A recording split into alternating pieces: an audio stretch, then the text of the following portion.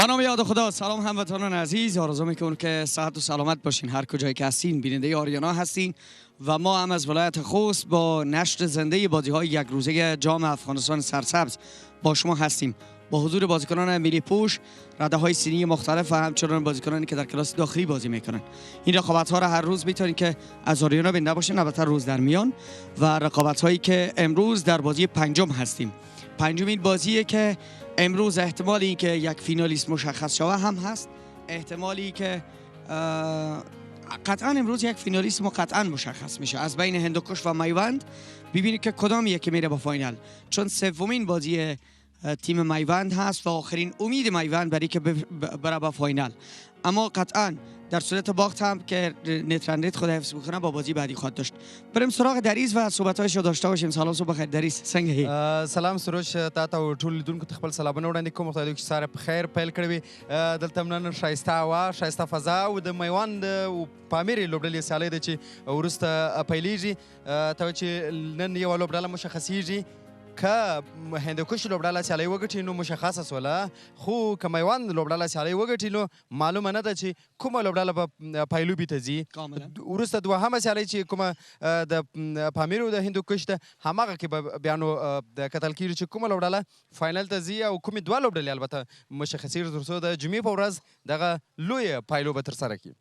کاملا دیدار جذاب و حساس خواهد بود که امروز بینندش باشین. قطعا پای تلویزیون ها بشینید و هموطنان عزیزی که در ولایت خوست هستن از هر نقطه با تیکت بسیار ارزان میتونید بیاین بازی رو ببینید. همچنان از طریق موبایل هایتون میتونید که از طریق فیسبوک آریانا اسپورت، ACB که دومستیک کرکت، و همچنان از طریق صفحات وبسایت ما و یا همچنان اپلیکیشن آریانا تیوی میتونید که دنبال کننده برنامه امروز ما و مسابقات جام افغانستان سرسبز باشین. بله همداسته وینو چې د دواړو لوبډلو لوبغاړي په خپلو تمریناتو بوختې دي. دې سایډ مخامخ د پامیر لیجنډز لوبډله ده چې په تمریناتو بوخته ده، د هغوی سره ډېر پیاوړي لوبغاړي دي. بالنګ کې یادونه کولی سو نو د نجات مسعود یادونه کولی سو، د ضیاء الرحمن اکبر غوني لوبغاړي یادونه کولی سو چې دوه ځلې یې د غوره لوبغاړي جایزه اخیستې ده. ورسره فرید ملک ملګرتیا کوي په توپوهنه کې. احسان الله جنت چې تېرې لوبه کې 126 منډې د خپل ټیم په ګټه باندې جوړه کړلې، سلیزه یې جوړه کړله. او دغه ډول شاهد کمال چې په دغه سیالیو کې تر ټولو مخکښ منډه جوړونکی دی تر دې مهاله پورې. او دې طرف بیا میوند دیفندرز میوند دیفندرز هم که در بازی اول خود بازی را برنده شد، در بازی دوم با اختلاف بسیار دشواری باخت. در بازی سوم هم که انتظارها به گونه‌ای بود که 308 دوش را به عنوان هدف خود 309 دوش را گذاشت، اما نتانست گور دفاع بکنه و در نهایت تیم پامیر که معمول گونه یادآور شدم و شرطم نفر باخت. من با اونجا اعلام کردم که تقریبا پامیر یک شیر زخمی است که میتونه با دنبال مرهم باشه و این نتیجه هم گرفت. تیم پامیر با درخشش ستاره های خود بازی باخته را برد و به نفع خود تمام کرد. حالا میوند برای اعاده حیثیت و برای که بتونه یک از پایه های فینال باشه، قطعا امروز تلاش خود خواهد کرد تا با بازی برنده شه و همچنان منتظر نترندیت بازی بعدی باشه که به نفعش میشه یا به ضررش. بله همداسته. د میوند ساتونکو لوبډله کې عظمت عمرزی او زبید اکبري د تیرې سیالۍ دوه تقریبا اتل لوبغاړي وه چې 133 منډو لویه ملګرتیا وکړله. عظمت د خپل ټیم په ګټه باندې 9 منډې جوړې کړلې او دا منډې ډېرې چټکې منډې جوړې کړلې. ورسره زبید اکبري 18 ناسوزدلې منډې جوړې کړلې. د هر لوبغاړي سره درویش سره ملګرتیا وکړه.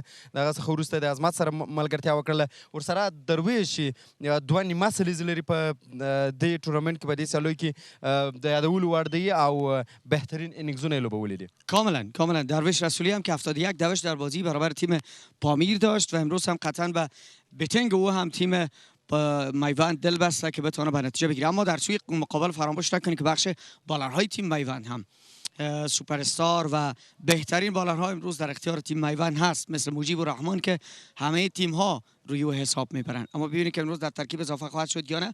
قطعا آمادگی تیم ها خوبی گرفته شد. باید دادمون وکړو چې د هندوکش لوبډلې بیټسمنان چې کومه هیات کړله او د پامیر وه، بلکې د هندوکش سره نجیب زدران غونې لوبغاړي دی. ما در مورد میوند صحبت میکردم. نه مخکې چې ما خبرې وکړلې، ما خپله چې کومې مخکې خبرې وکړلې. ورسره ابراهیم زدران دی چې د بهترین انینګزونه لوبولی دی.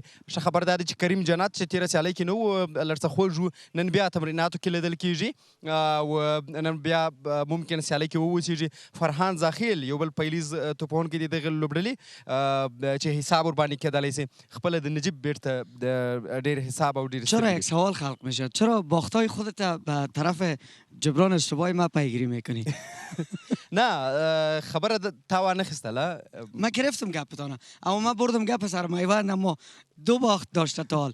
اگر تیمی باشه باخت ما فعلا پیروزی ما 2-0 است. درست است؟ امتیازهای من 4. خو نن که میوند که هندوکش تیم وبایلي البته لوبه وبایلي نو د میوند او د پامیر لوبډلې لپاره بیا هم چانس باز هم پیش بینی میگیری؟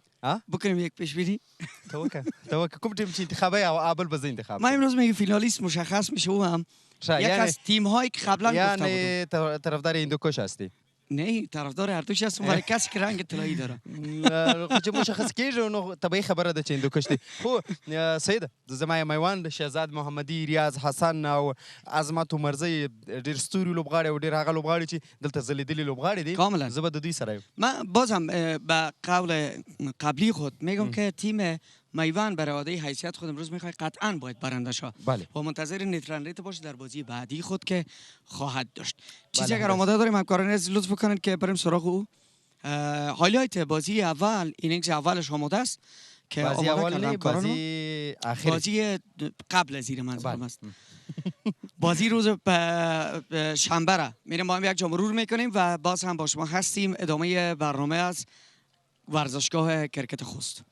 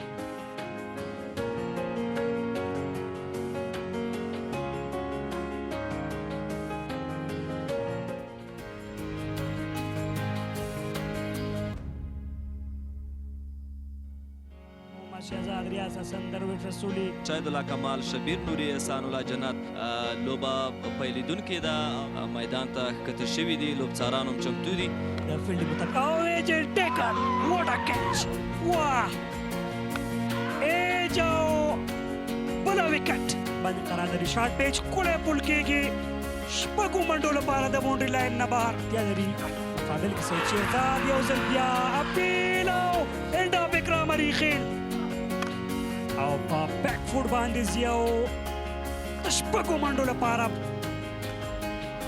Super shot by Darvish Rasool. He waited for the ball. A wicket at this stage of the game, and you can see he did it. For Pamir legend, look at that. It was a short delivery, kept low on the wicket, and Ariana pulled that straight into the. He's already 100 to his name. Excellent drive that is from Zubayd Akbari. That is what I was talking about. نن د زرغون افغانستان د جام څلورمه سری د لیګ سر ته بال لوبېږي پیل په ښه توګه باندې وشو د څلورو منډو لپاره ډیپ پاین لیګ کې چمتو ولاړ دي تر څو یو زوردار اپیل او دا هم د بسم الله جان شینواري لوري د اوټ 22 او څلورو منډو لوبې ته دوام ورکوي ډېر ښه شاټ و دا ځل د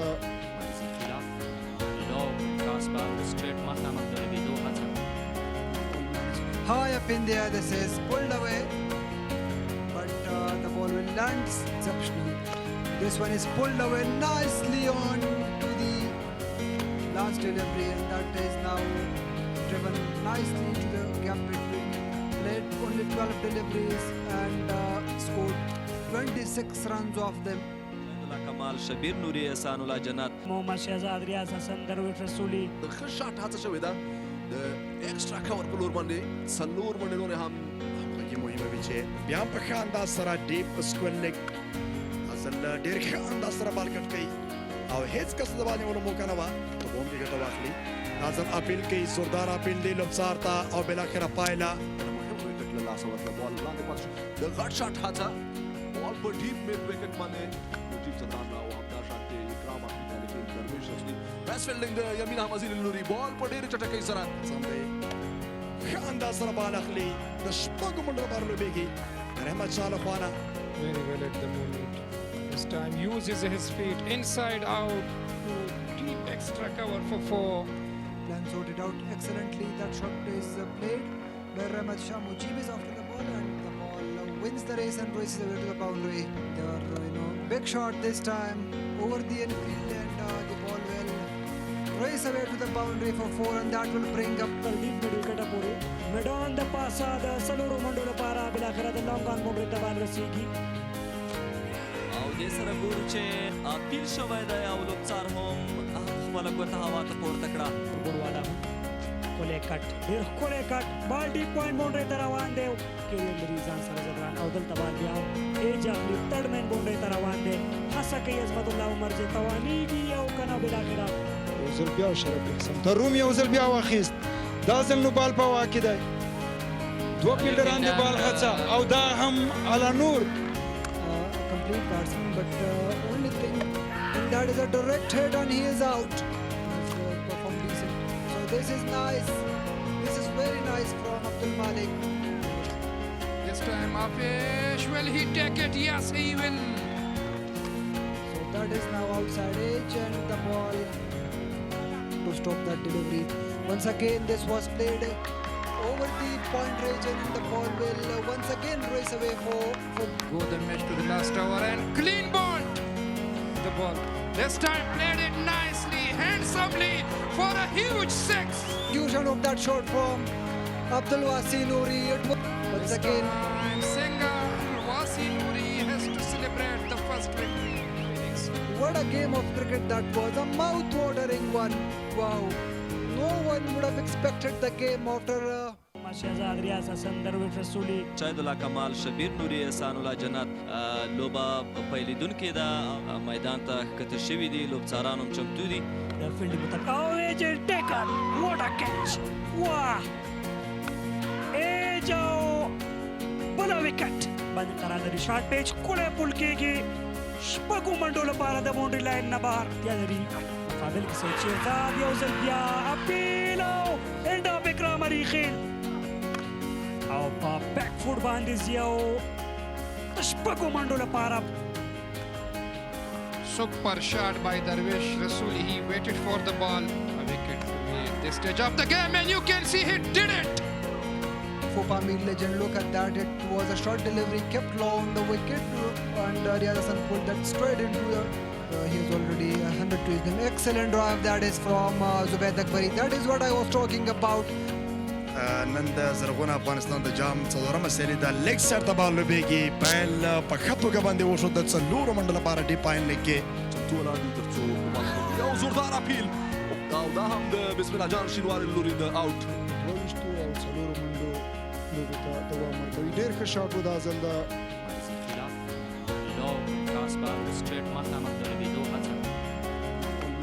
High up in the air, this is pulled away, but the ball will land exceptional. This one is pulled away nicely on to the last delivery, and that is now driven nicely to the gap between. Played only 12 deliveries and scored 26 runs off them. الله کمال شبیر نوري احسان الله جنت محمد شهزاد ریاض حسن درویش رسولي د ښه شاټ هڅه شوې ده د ایکسټرا کور په لور باندې څلور منډې نورې هم همغږي مهمه وي چې بیا په ښه انداز سره ډیپ اسکول لیګ اصل ډېر ښه انداز سره بال کټ کوي او هیڅ کس د باندې ونو موقع نه وه چې بوم کې ګټه واخلي دا ځل اپیل کوي زوردار اپیل دی لوبڅار ته او بالاخره پایله د غټ شاټ هڅه بال په ډیپ میډ وکټ باندې بس فیلډینګ د یمین احمدزي له لوري بال په ډېرې چټکۍ سره سم دی ښه انداز سره بال اخلي د شپږو منډو لپاره لوبېږي د رحمت شاه له خوا نه Very well at the moment. This time uses his feet inside out to deep extra cover for 4. Then sorted out excellently. That shot plays the play where Rahmat Shah Mujib is after the ball, and the ball wins the race and goes away to the boundary. They were, big shot this time over the infield, and the ball will race away to the boundary for 4, and that will bring up تر ډیپ میډ وکټه پورې میډان د پاسه د څلورو منډو لپاره بالاخره د لانګ آن بونډرۍ ته بال رسیږي او دې سره ګورو چې اپیل شوی دی او لوبڅار هم خپله ګوته هوا ته پورته کړه ګوډوالا هم ښکلی کټ ډېر ښکلی کټ بال ډیپ پوینټ بونډرۍ ته روان دی کینل ځان سره ځان او دلته بال بیا ایج اخلي ترډ مین بونډرۍ ته روان دی هڅه کوي عظمت الله عمر زی توانیږي او که نه بالاخره یو ځل بیا شرف احسان تروم یو ځل بیا واخیست دا ځل نو بال په واک کې دی دوه فیلډران د بال هڅه او دا هم علا نور complete batsman, but only thing, and that is a direct hit and he is out. He's performed decent. So this is nice. This is very nice from Abdul Malik. This time Afish, will he take it? Yes, he will. So that is now outside edge, and the ball to stop that delivery. Once again, this was played over the point region, and the ball will once again race away for Go the match to the last over and clean ball. The ball. This time played it nicely, handsomely for a huge six. execution of that shot from Abdul Wasi Noori. Once again, Time single. Wasi Noori has to celebrate the first victory in innings. what a game of cricket that was. A mouth-watering one. Wow. No one would have expected the game after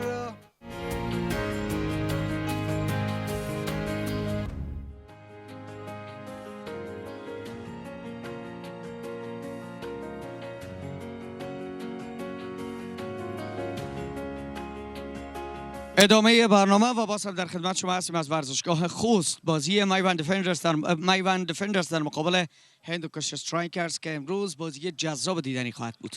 بله همداسې د ډېره په زړه پورې سیالۍ به په دې وي چې د میوند د لوبډلې له بري سره د پامیر لیجنډز د لوبډلې هیلې تړلې دي او دوی به هم نن دعاګانې کوي چې میوند لوبډله دغه سیالۍ وګټي تر څو بالاخره دوی ته پایلوبې ته د رسېدو لپاره یو چانس په لاس ورسي تر څو دوهمه سیالۍ چې کوم د دوی ده هغه یو ښه سیالۍ ترسره کړي او که یې ګټي همداسې وګټي چې نیټ رانیټ ته خبره بیا ولاړه سي او بیا دوی پایلوبې ته کښته سي. کاملا مثل در ایست که تیم دعا میکنه که بره به دور بعد و ما هم دیگه هستیم. خب فعلا با سرمربی تیم هندوکش استرایکر صحبت میکنیم. با توجه به وضعیت فعلی که در جدول داره این تیم و آمادگی که داره بیشتر صحبت خواهد کردیم که در مورد مسابقه نوروز منگل چی میگن. بله منګل صاحب ډېر ښه راغلاست. سهار مو په خیر. هندوکش لوبډله هېڅ کومه ماته نه لري مګر د نننۍ ماتې سره د دواړو لوبډلو هیلې تړلې دي. بسم الله الرحمن الرحیم. یقینا که تاسو وګورئ څنګه چې زموږ ټیم لوبې روانې کړي دي ډېر په زړه پورې دي. که څه هم کم هدف ورکوي خو دوی هغه مورال لاسه نه ورکوي او دوی چې کوم پلان سره ځي یقینا چې هغه پلان کې لاندې باندې دی راځي خو بیا هم دوی میچ نه پرېږدي نو د دې له کبله دوی تر اوسه پورې رزلټ ښه ورکوي. بازی قبلی شما برابر میوند داشتین، میوند بردین با اختلاف بسیار بلند. فکر میکنین که او بازی باز هم تکرار شود یا نه؟ هر بازی فرق میکنه. که تاسو وګورئ تقریبا دا پیچ باندې درېمه څلورمه لوبه ده، نو طبیعي خبره چې کنډیشن چې دی د پیچ هغه هم بدل وي او لوبغاړي هم د ګرون سره د میدان سره او د توپ ویشتنې ځای سره اشنا وي. زما په نظر چې لږ څه ډیفرنټ به وي، خو بیا هم هماغه شی دی چې چا پریشر هینډل که کنټرول یې که ورخطا نه شو هغه ټیم ګټي او ښه لوبه کوي. بله منګل صاحب د یو سینیر با تجربه لوبغاړی او روزونکي په توګه راته ووایاست نوي ځوانان هم در سره دي، د هغوی د استعداد په اړه باندې تاسو څه نظر لرئ، خصوصا هغه لوبغاړي چې ستاسو سره په لوبډله کې دي؟ یقینا دا یو ډېر ښه نظر دی او ښه پلیټفارم دی د نوي لوبغاړي دپاره چې هغوی دغسې لوبغاړو سره لوبې کوي په میدان کې او هغوی سره ډریسنګ روم شیر کوي. نو طبیعي خبره چې کوشش به هم دا وي چې موږ ځوانانو ته پکې موقع هم ورکړو تر څو هغه خپل استعداد وښیي او هغه خپل پریشر چې دی په میدان کې دوی ولوبېږي نو دوی دې نه ډېر څه زده کوي.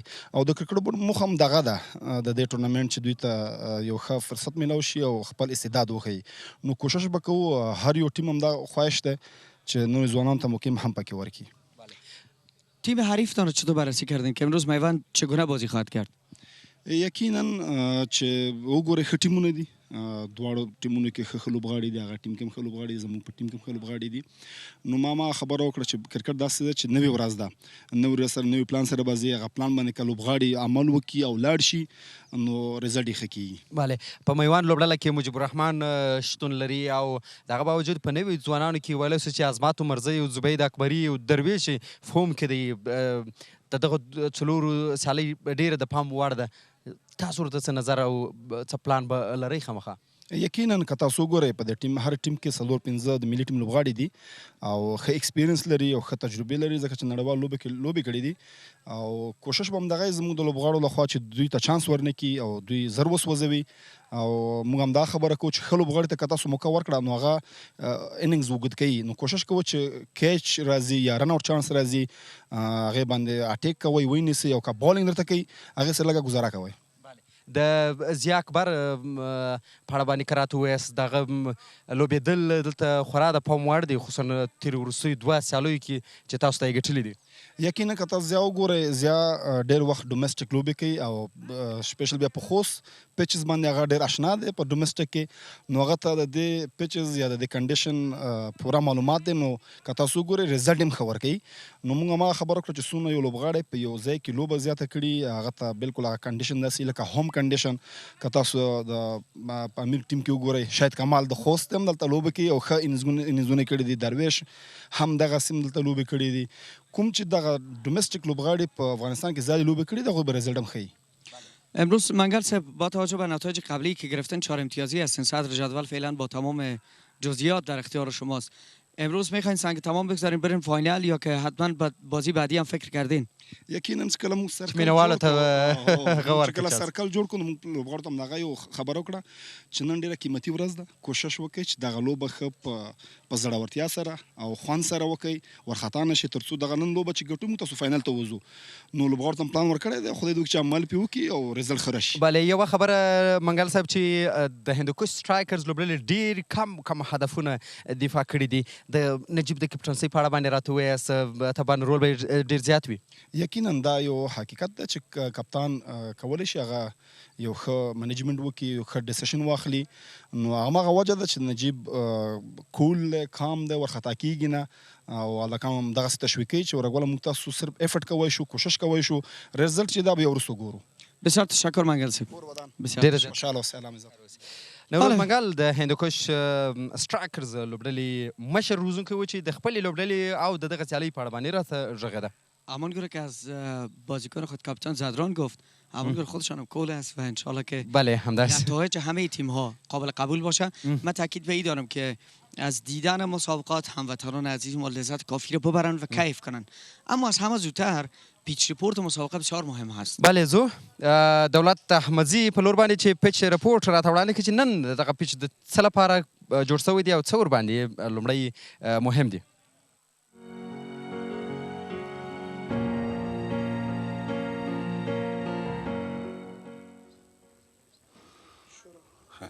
بسم الله الرحمن الرحیم.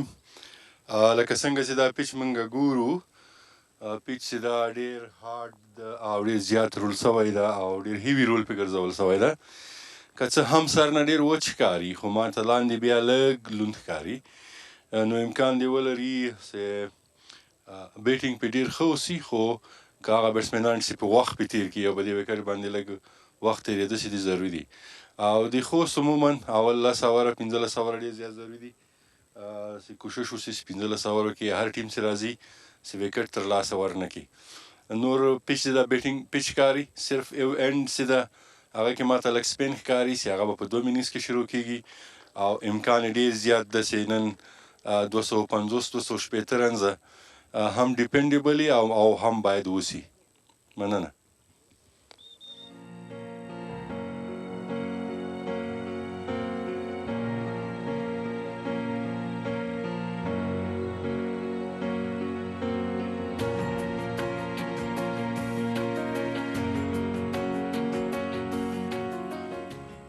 بیا هم ښه راغلاست تاسو د اریانا ټلویزیون څخه دغه شیبه د زرغون افغانستان جام د 5مې سیالۍ لیدونکي یاست مایوند ډیفینډرز د هندوکش سټرایکرز پر وړاندې دولت خان احمدزي رپورټ وړاندې کړ او وګورو چې اوس البته لوبډل مشران څه پرېکړه کوي شرف الدین اشرف او بل طرف ته نجیب زدران بله حالا موضوع مهمتر از اینکه نظر به انتخاب پیچ که پیچ چگونه هست و آمادگی خود گرفتن هر دو تیم قبل از قبل تقریبا تصمیم خود گرفتنی که چگونه خواهد بود اما در مورد جام باید بگویم جام افغانستان سرسبز فعلا در خوست در حال برگزاری هست تقریبا روز چهارشنبه و روز چهارشنبه و روز جمعه بازی داریم که بازی ها را قطعا بینندگان ما تماشا خواهد کردن و بازی فاینال یا گرند فینال مسابقات جام افغانستان سرسبز روز جمعه برگزار خواهد شد که امروز یک پایه فینال کاملا مشخص خواهد شد و در صورتی که اگر امروز میوند ببره تقریبا فینالیست میمانه و روز بعدی که باید مشخص شد در روز بعدی مسابقات اما در صورتی که امروز میوند ببره هر دو فینالیست هندوکش من منظورم چیست که اگر میوند امروز بازی رو ببره هر دو پایه فینال روز چهارشنبه مشخص شد هر دو تیم فینالیست و امروز هم فینالیست مشخص نخواهد شد ولی قطعا منتظر هستیم امروز میوند برای اعاده حیثیت آمده اما تیم هندوکش برای ادامه روند خوب و پرتلاش خوب خود و فعلا فکر میکنم فرصت داریم هنوز بله زمان رسیده برای تاس انداختن و احمدزی فعلا آماده هست همکار ما که با کاپیتان های دو تیم تاس انداخته شد ببینید که تاس کی میبره و چی انتخاب میکنن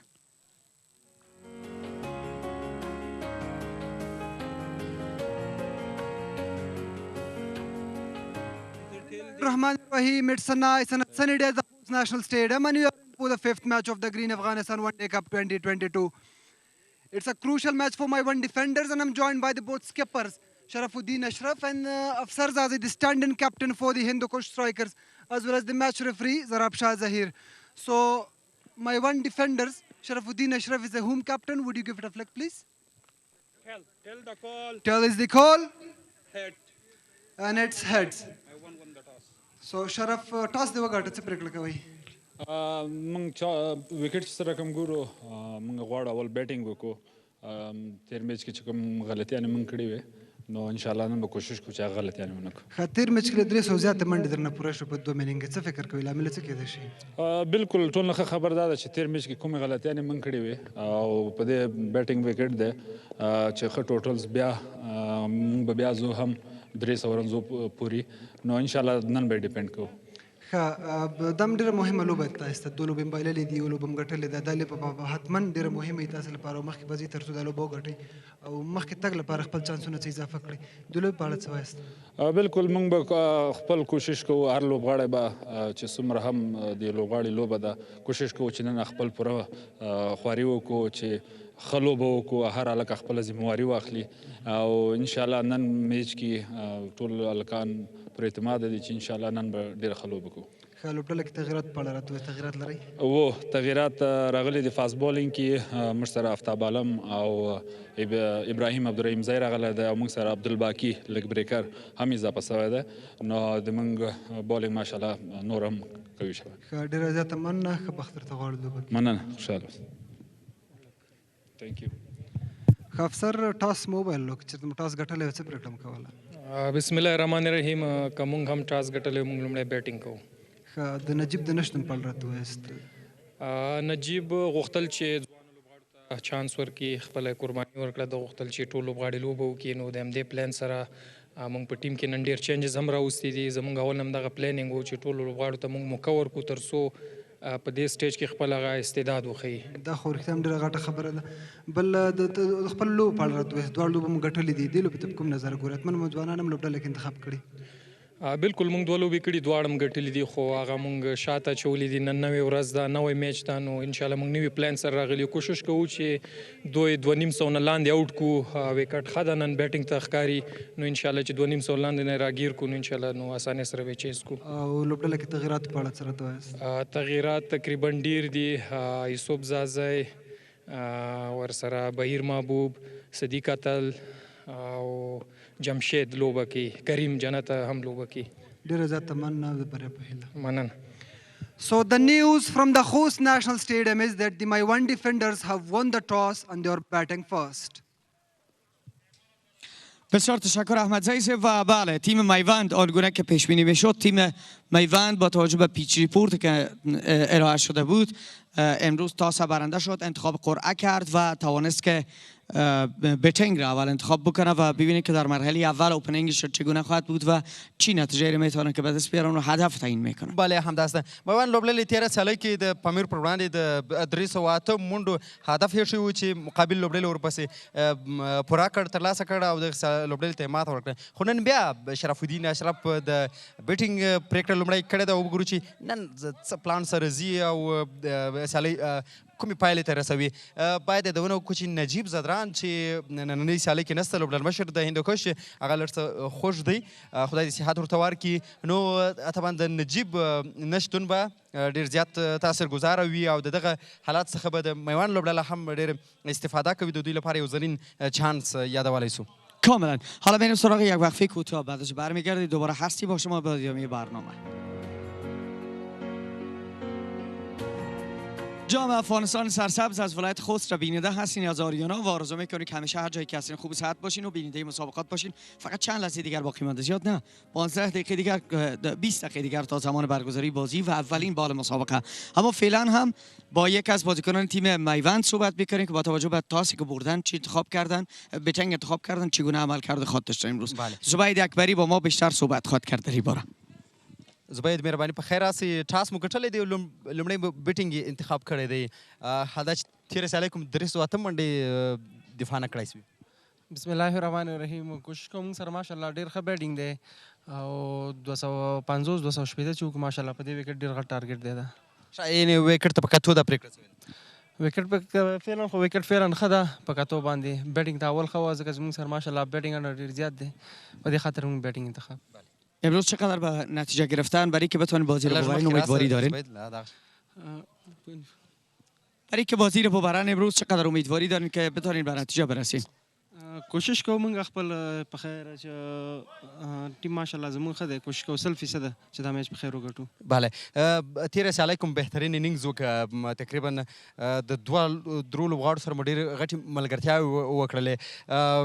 رول به مو څه وي نن بیا په لوبډله کې خصوصا په میډل اورډر کې چې بیټینګ ته راکښته کېږئ؟ انشاءالله زه خو نن ټاپ اډر کې یم، ون ډاون پوزیشن باندې وزم. کوشش کوم چې د نورو میچونو کې هم سره کم بیټینګ کړی، انشاءالله همداسې بیټینګ وکړم دې میچ کې. بله د ریاض حسن هغه نه چلېدل تاثیر به لري ځکه د درو سیالیو کې سم نه دی ځلېدلی. کوشش کوي یو بیټسمین خپل چې ښه وځلیږي او انشاءالله نن به ریاض به هم انشاءالله ښه بیټینګ کوي. د شهزاد په اړه باندې څه نظر لرئ؟ هغه اوپنینګ کې تاسو لپاره ښه پیل درکوي.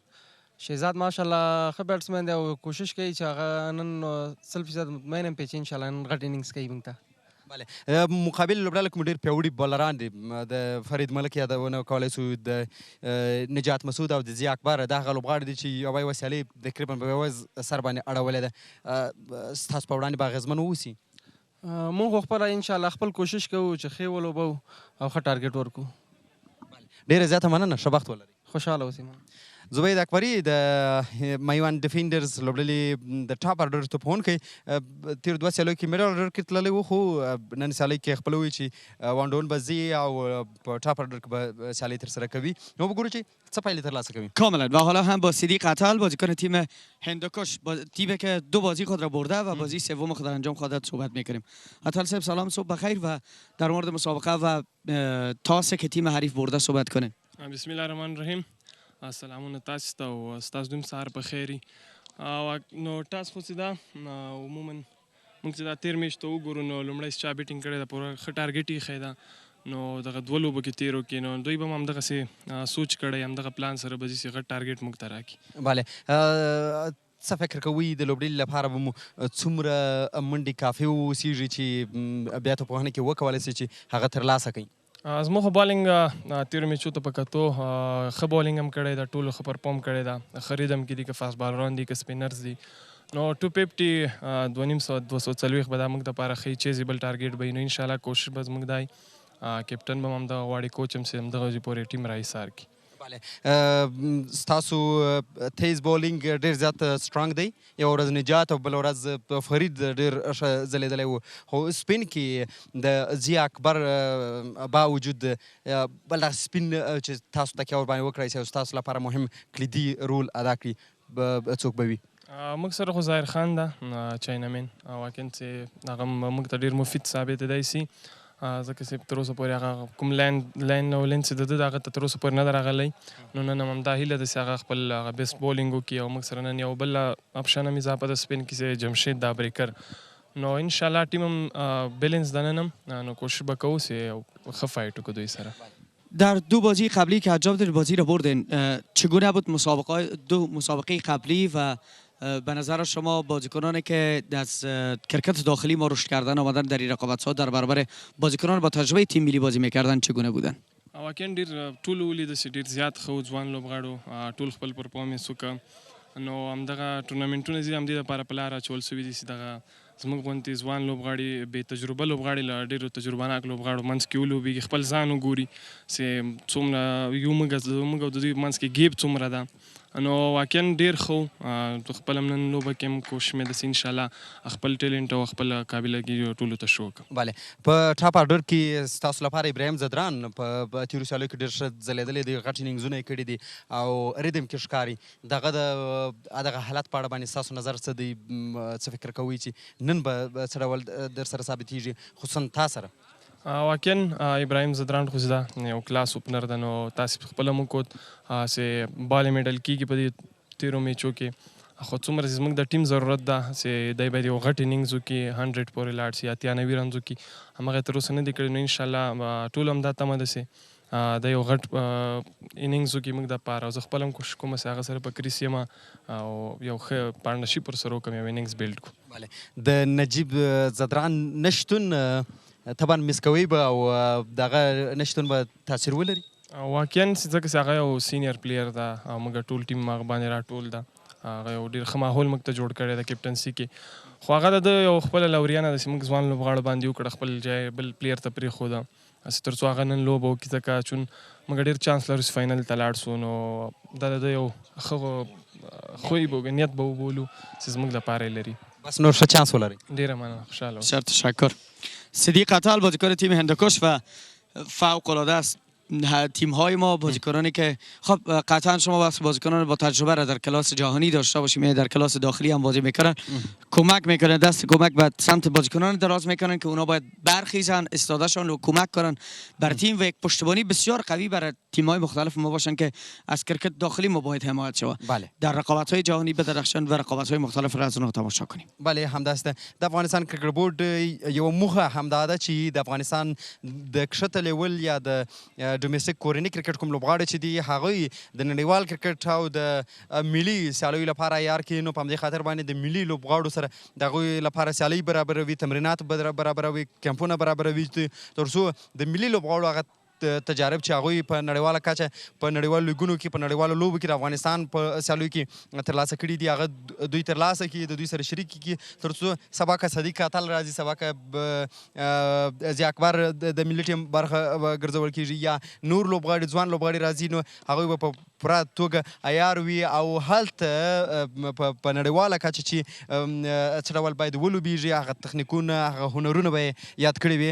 دلته په ډریسنګ روم کې یا د ناستې په ډګ آوټ په ځای کې د دوی د ملي لوبغاړو سره کښېنستل، پاڅېدل او د هغوی پلانونه اورېدل او هغه عملي کول یقینا دا ډېر ګټور دي او دوی د آینده لپاره په ډېر ښه ډول سره چمتو کولی شي. و جالبی است که با توجه به همین صحبت‌هایی که شما کردین تیم ها همگی آماده شده و بازیکنان داخلی ما بسیار خوب درخشیدن. بله هم دست بسیار خوب ظاهر شدن. سیاه اکبر بازیکن است که در ترکیب تیم ملی بازی نکرده اما امروز نشان داده که توانایی بازی کردن را داره و میتونه یک پشتیبانی قوی باشه و یک از ستاره‌های باشه قابل اعتماد باشه برای تیم ها. بله نه یوازې زی اکبر د نجات مسعود یادونه کولی شو چې د افغانستان د کورني کرکټ یو ستوري لوبغاړی دی خو په خپل لومړۍ سیالۍ کې وکولی شوله چې هندوکش ته یوه داسې سیالۍ راوګرځوي چې هغوی تقریبا 90% د لاس ورکړې سیالۍ وه یعنې ډېر کم هدف یې 70 هدف دوی وکولی شو چې دفاع کړي او مقابل لوبډلې ته ماته ورکړي. نو دا په دې دلالت کوي چې زموږ ځوان لوبغاړي چې دلته کوم دي هغوی کولی شي وړتیا لري استعداد لري چې نړیوال کرکټ ته راشي خو دلته باید د ملي ټیم له لوبغاړو څخه تجربې واخلي او د هغوی سره لا ولوبېږي او لا نور خپل کومې وړتیاوې چې لري کوم هنر چې د دوی سره دي په هغه باندې کار وکړي هغه لا هم پیاوړی کړي. بله کاملا ما در آخرین صحبت‌های خود هستیم و تصاویر دیدنی از ولایت خوست زیبایی که امروز میزبان این دیدار هست را آماده کرده همکاران ما که تصویرها رو ببینین. فکر کنم تایم میرسانه ما از حضور همکاران ما و از همه بیننده‌های عزیز مرخص شویم تا میان دو اینینگز که تا اون لحظه هم مسابقه را تماشاگر باشن. بریم سراغ تصاویر و خیلی تشکر از همه. آماده مسابقه باشین که تا لحظه دیگر آغاز خواهد شد. بسم الله الرحمن الرحیم. سلام افغانستان، سلام خوست، گهیز مو په خیر. نن ډیره زیاته بهترینه سیالۍ ده د هندوکش سټرایکرز او د میوند ډیفینډر ترمنځ. زه فضل رحیم رحیمی او څنګ کې مې ګران همکار صفغت عاطف هم شته. عاطف صاحب ته هم په خیر راغلی، ستا هم سهار په خیر. ډېره زیاته مننه رحیمي صاحب، تاسو د هم سهار په خیر او ټولو قدرمنو لیدونکو او د کرکټ علاقمندانو مینوالو ته دې سهار په خیر او ورځ په خیر وي. خدای دې وکړي چې یوه ښه ورځ پیل کړې وي. لکه چې تاسو وی نن ورځ بیا د زرغون افغانستان 500 وریزو لوبو په لړ کې د یوې بلې ډېرې ښایسته لوبې شاهدان یو چې میوند ساتونکي او هندوکش سټرایکرز دوه غښتلې لوبډلې د یو بل پر وړاندې د سیالۍ ډګر ته ښکته شوي دي. بالکل دا چې په نن سیالۍ کې څوک لوبېږي دا به هم ظاهره شي خو احمد شاه پکتین او ورسره څنګ کې عزت الله صافي د فیلډ امپایران دي. بالکل احمد شاه پکتین ولیدل شو. ورسره څنګ کې زراب شاه ظهیر بیا د میچ یا د لوبې ریفري دی. پنځمه سیالۍ د ډافاني زرغون افغانستان جام سیالۍ په لړ کې دوه هندوکش سټرایکرز ګټلي دي، دوه میوند ډیفینډر بایللي دي، دوه پامیر لیجنډز بایللي دي، یوه بریا لري. ډېره زیاته جالبه ده. محمد شهزاد په سکرین لیدل کیږي، هغه لوبغاړی چې د افغانستان کرکټ ملي لوبډلې لپاره بهترینې سیالۍ ترسره کړي دي او په دغو لوبو کې هم ښه لګیا دی د خپلې لوبډلې لپاره. نن ورځ هم د ده لپاره یوه نوې ورځ ده چې وکولی شي د بیټینګ په برخه کې خپله وړتیا وښیي. او محمد شهزاد سره ورسره څنګ کې ریاض حسن، درویش رسولی، زبید اکبری، اکرام علی خیل، عظمت الله عمرزی، شرف الدین اشرف، مجیب الرحمن، امداراز محمد ابراهیم عبدالرحیم زی او د ترڅنګ عبدالباقي ته هم نن په لوبډله کې موقع ورکړل شوې ده. لیګ بریک توپ اچوونکی او همداراز فاست بولر آفتاب عالم. دا د میوند ډیفینډر لوبډلې نوم لړ دی. بالکل فرید ملک هم لیدل کیږي چې د لوبې آغاز یا پیل به کې د بالینګ په برخه کې لومړی توپ اچوونکی د لوبډل مشر نن سیالۍ کې افسر زاځی دی، د ده له لوري انتخاب شوی دی او سټرایک هم له ریاض حسن سره دی. فرید احمد هم په دغو سیالیو کې ښه توپ اچونه د خپلې لوبډلې لپاره کړې ده او نن ورځ هم چمتو دی تر څو د خپلې لوبډلې لپاره د لوبې ښه پیل وکړي. فرید ملک لومړي بال لپاره او دغه بال یې په اسانۍ سره ډیفاین لیګ ته ولوبو. یوه منډه جوړه شوه، ښکلی سټارټ، بهترینه سټارټ. عاطف که په دې باندې نظر واچو چې په دغه سیالیو کې چې 4 ترسره شوي، لومړي ځل کې د افتاب ورځ وه، بیا ورپسې په بل میچ کې د نجات ورځ وه، له هغې وروسته بیا د فرید ملک ورځ وه. خو 13 سیالۍ کې د سید شیرزاد ورځ وه چې په سر کې 3 وکټې واخیستې. نو دغه 4 توپ اچوونکي چې موږ یې نومونه یاده وکړه، په 4 سیالیو کې ځلیدلي دي په توپ اچونه کې. بالکل د هندوکش سټرایکرز لوبډلې له ننني نوملړ څخه به هم یادونه وکړو. نن ورځ ابراهیم زدران، عثمان غني، افسر زازی چې لوبډل مشروم دی، کریم جنات او فرید احمد، ضیاء الرحمن، ظاهر خان، جمشید خان، یوسف زازی او بهیر شاه، همدارنګه صدیق اتل چې چپلاسی پیلیز او بریدګر لوبغاړی دی، هغه په نن سیالۍ کې د هندوکش سټرایکرز لوبډلې په نوملړ کې شامل لوبغاړي دي. بالکل دلته محمد ابراهیم راغلی دی، عبدالباقي هم لوبډلې برخه ده نن د ډیفینډر لپاره. هلته په مقابل لوبډله کې بیا صدیق اتل هم ځای په ځای شوی دی، ورسره څنګ کې نور لوبغاړو ته هم موقع ورکړل شوې ده. نو مختلف ښکاري سکواډونه هم دواړه لوبډلو ته سیالۍ ډېره زیاته ضروري ده. که چېرته ډیفینډر ګټي، بله ورځ لیجنډز ګټي، نو بیا به 2 پوینټس کېږي د 3 ټیمونو. که چېرته سټرایکرز لوبه ګټي نو بیا به 3 پوینټونو سره دوی مخکې ځي. ډېر ښکلی بال که فیلډینګ باندې غږېږو، عاطف په سر کې په لومړي اوور کې وکټ کیپر افسر زاجي سره څنګ کې لومړی سلیپ، سیکنډ سلیپ، همداراز تھرډ مین بهر دی او ورسره څنګ کې ډیفاین لیګ بهر دی. د ترڅنګ پوینټ کې په کور کې ډګر ساتونکي، په میډ آن او میډ آف او همداراز شارټ میډ وکټ کې ضیا اکبر ولاړ دی. نو ښه ډګر ساتنه سینګار کړي په لومړي اوور کې فرید ملک. بالکل نن ورځ د پیچ په ریپورټ کې روزونکي دولت احمدزي هم وویل چې د پیل 10 اورونه ډېر مهم دي. هر لوبډله چې په پیل 10 اورونو کې د لوبې ښه سټارټ واخلي، هدف دا چې دوی وکټې له لاسه ورنکړي، ولې چې په پیلیزو اورونو کې سپورټ وي د بالرانو لپاره، نو هغه لوبډله کولی شي چې یو ښه ځای ته ځان ورسوي.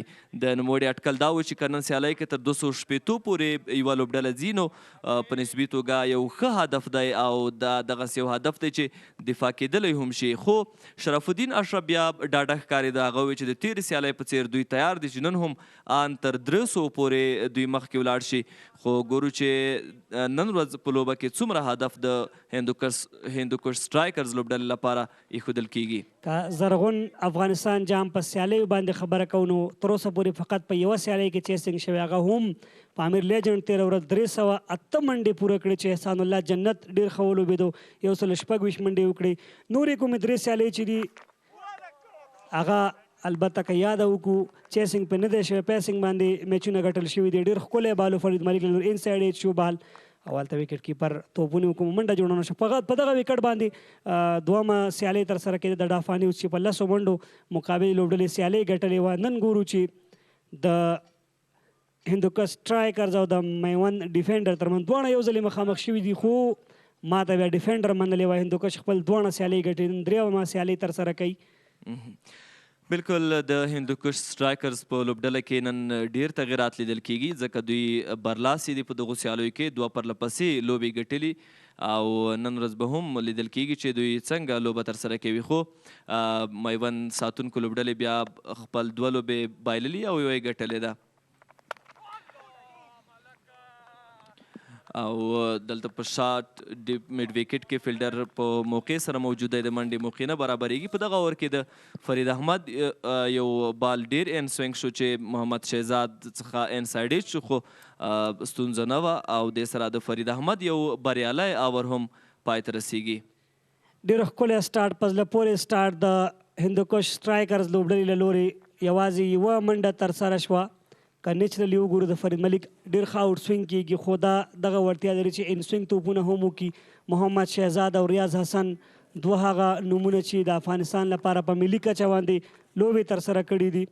او دلته یو بل تغییر په لوبډله کې چې ښکاري د هندوکش سټرایکر لپاره یوسف زازی انتخاب شوی په نن سیالۍ کې، دته هم موقع ورکړل شوی ده. دی هم د اماراتو کوم تمریناتي کمپ چې د روژې مبارکه میاشت کې په اماراتو کې ترسره شو د هغې برخه وه.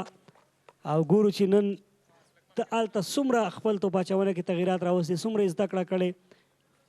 د عمرګل یونس خان او د کورني یعنی داخلي د افغانستان کوم روزونکي چې د هغه رئیس احمد ضیاء نور روزونکي چې ورسره څومره زده کړه کړې څومره مثبت تغیرات لري خپله توپ اچونه کې دا به وړاندې ظاهره شي.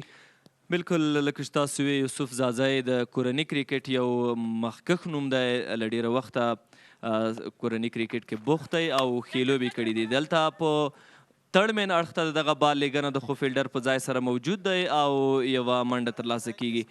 دغه بال څو هوا ته پورته شوی و خو ستونزه نه وه او یوه منډه واخیستل شوه. بالکل یوسف زازی باندې که هم خبرې کوو د کرکټ چې موږ څومره کتلی څومره هم تعقیب کړی ډېر ښه آوټ سوینګ کوي دی هم نن ګورو چې څنګه مخکې ځي ریاض حسن یوې منډې سره سټرایک شهزاد محمدي ته وسپارو. شهزاد هم د لومړۍ سیالۍ وروسته بیا خاص نه دی ځلېدلی هغه رقم چې د مینوالو د لوبډلې ترې تمه ده. په لومړۍ سیالۍ کې د 80 منډې کړې وي په دویمه سیالۍ کې خاص ونه ځلېدو په درېیمه سیالۍ کې هم همدا شان. نن ګورو چې څومره مخکې ختلی شي او ډېر ښکلی ډېر زبردست انداز سره دغه بال راواست خو هلته مخامخ ډګر ساتونکي په میډ آف کې ولاړ د منډې کومه موقع نه وه. بالکل رحیمي صاحب که چیرې د دغه لوبو د زرغون افغانستان 500 وریزه جام لاغه ډیرو منډو جوړونکو بیټسمنانو څخه یادوري وشي تر څو زموږ لیدونکي هم پوه شي چې په دغو سیالیو کې تر اوسه مخکښ بیټسمنان او بالران څوک دي. بالکل دغه بال وروسته به ورته اعلان کو چې چا ډېرې ښې منډې کړي ټاپ 15 بیټسمنان څوک دي او دلته ګوډ لین کې بال فرنٹ فوټ باندې ډیفینس کور کړ اگر ساتونکي شته دی او کومه منډه جوړه نه شوه. د هم نوې لوبغاړی اخیستل شوی په دغه لوبډله کې آب بریک جمشید خان آب بریک آل راونډر لوبغاړی دی یو ښه لوبغاړی دی هم ځوان لوبغاړی دی. احسان الله جنت په 3 اننګزونو کې 186 منډې کړي 2 ایوریج سره لوبیږي چې په سیالۍ کې 4 ښه کیچونه هم ترلاسه کړي دي. د په اول نمبر باندې دی همداراز په دوم نمبر باندې بیا شاهد الله کمال په 3 اننګزونو کې 109 منډې یو ځل ناټ آوټ پاتې شوی. نهات یو اوسط دی د بیټینګ د ترڅنګ دریم نمبر باندې چې بیا د درویش رسولي په 3 اننګزونو کې 120 منډې 50 اوسط سره د منډې ترسره کړي. عظمت الله عمرجي بیا 2 اننګزونه کړي 96 منډې 48 اوسط لري او همداراز رحمت شاه د لیجنډز لوبډل مشر 3 سیالیو کې یا 3 اننګزونو کې نهات یا منډې لري 9 اوسط سره لوبیږي او د ترڅنګ په دغه سیالۍ کې په ټوله کې خبرې وکړو 80 وکټې اخیستل شوي 142 څلوریزې لګېدلې دي 13 شپږیزې لګېدلې دي 9 پنځوسي ترسره شوي دي او 3 ځلې د 100 منډو ملګرتیا هم شوې ده د توپوهونکو ترمنځ او د ترڅنګ یوه سلیزه لګېدلې هغه هم د احسان الله جنت له لوري. بالکل دلته یوسف زازی هم کتل کیږي چې لاین او لین سره وکټ ټو وکټ توپ اچونه کوي ډېر ښه ځای کې لګیا دی. نو محمد شهزاد په تیر بال سره چې بال د پیډونو اړخ ته خو په سختۍ سره د یوې منډې لپاره ولوبول شو. عاطف که توپ اچونکو باندې هم رڼا واچوي چې کوم 15 توپ اچونکي په ټاپ دي په ټیبل کې. بالکل د دغو سیالیو هغه ویکټ اخیستونکي هغه بالران چې ډېرې ویکټې ترلاسه کړي دي هغوی یادوري به هم کوو سره د دې چې تیزو بالرانو هم خپل ښه پرفارمنس کړی دی سلو بالرانو هم خو دلته په سر کې سلو بالر ضیاء الرحمن اکبر دی چې په دغو سیالیو کې په 2 اننګزو کې د 8 ویکټو په اخیستو بریالی شوی دی. اکانومي حالت هم ډېر ښه دی یوازې 3 اکانومي سره یې دغه توپ اچونه کړې ده. سید احمد شیرزاد بیا په 3 اننګزونو کې 6 ویکټې ترلاسه کړي دي. د سره به یادوري وکړو چې د لوبې دوهم اور هم پای ته رسیږي 3 مجموعي منډې ترلاسه شوي دي د 2 اورونو په بشپړېدو سره. لومړي اور کې یوه او دوهم اور کې بیا 2 منډې ترلاسه شوې. نو شیبه په شیبه به د هغو بالرانو یادوري کوو چې هغوی ډېرې ویکټې اخیستې دي. وړاندې د ضیاء الرحمن او سید احمد شیرزاد یادوري وشوه. ډېر ښکلی کټ شاټ خو بهترینه ځواب د ډګر ساتونکي له لوري مکمله څلوریزه یې وژغورله په کور پوینټ کې صدیق کتل و چې د څلوریزې مخه یې ونیوله. ډېر زبردست او ښکلی فیلډینګ د اتل له لوري واقعا ډېر ښه فیلډینګ ننداره وه دلته د صدیق اتل له لوري او هغه لپاره نن سیالۍ کې چانس هم پیدا شوی دی هغه به د بیټینګ په برخه کې لوبیږي.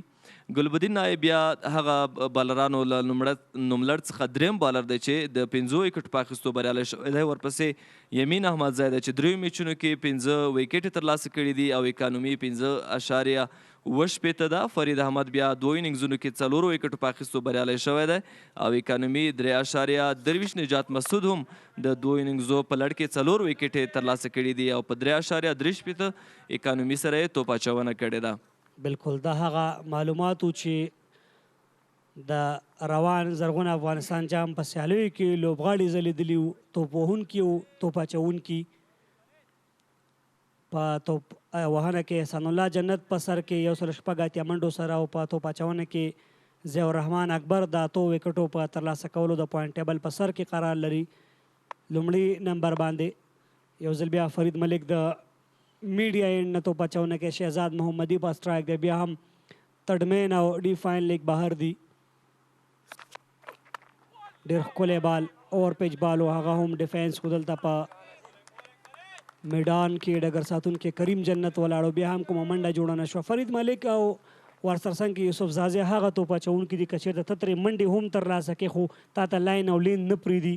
دا د یو ښه توپ اچوونکي استعداد او وړتیا ده. دواړه ایکسپیرینس لوبغاړي دي چې په ملي کچې د افغانستان نمایندګي کړې ده. بالکل ریاض حسن او محمد شهزاد په وکټ باندې دي او دې نه پس هم اوږد بیټینګ لاین دی له میوند ساتونکو سره درویش رسولي، زبید اکبري، اکرام علي خیل، عظمت الله عمرزی، شرف الدین اشرف. هغه له دې پس راتلونکي بیټسمنان دي چې له هر یو څخه د ډیرو منډو جوړېدو هیله کیږي. نو وبګورو نن سیالۍ کې دوی څنګه مخکې تللی شي. محمد شهزاد ازل هم بال لیګ ساړه اړخ ته تاو کو، غوښتلې منډه ترلاسه کړي خو فیلډر په ځای موجود دی، د منډې فرصت نه برابرېږي.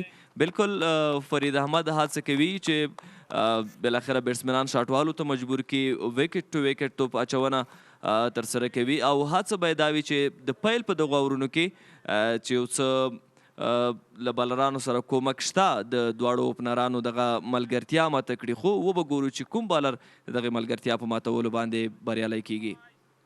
بالکل ون ډے کرکټ باندې که خبرې وکړو، ون ډے کرکټ کې دا ضروري دی چې تا څومره باده لوبولي دي او په څومره بالونو دې څومره منډې کړي دي. دا ډېر ضروري. اکثره بیټسمنان خپلو منډو ته ګوري چې ما څومره منډې کړي، مثلا 10 مې کړي، 15 مې کړي، خو زما په اند باندې که دی چېرته ده ته وګوري چې څومره بالونه مې پیس کړي، که چېرته یو توپ وهونکی ډېر په وکټ پاتې کېږي، فرضاً 50 باله وهي، نو که چېرته دی بالونه وهي خو دلته نو بال اشاره هم کېږي د پکتین له لورې، احمدشاه پکتین د فری هټ اشاره هم کوي.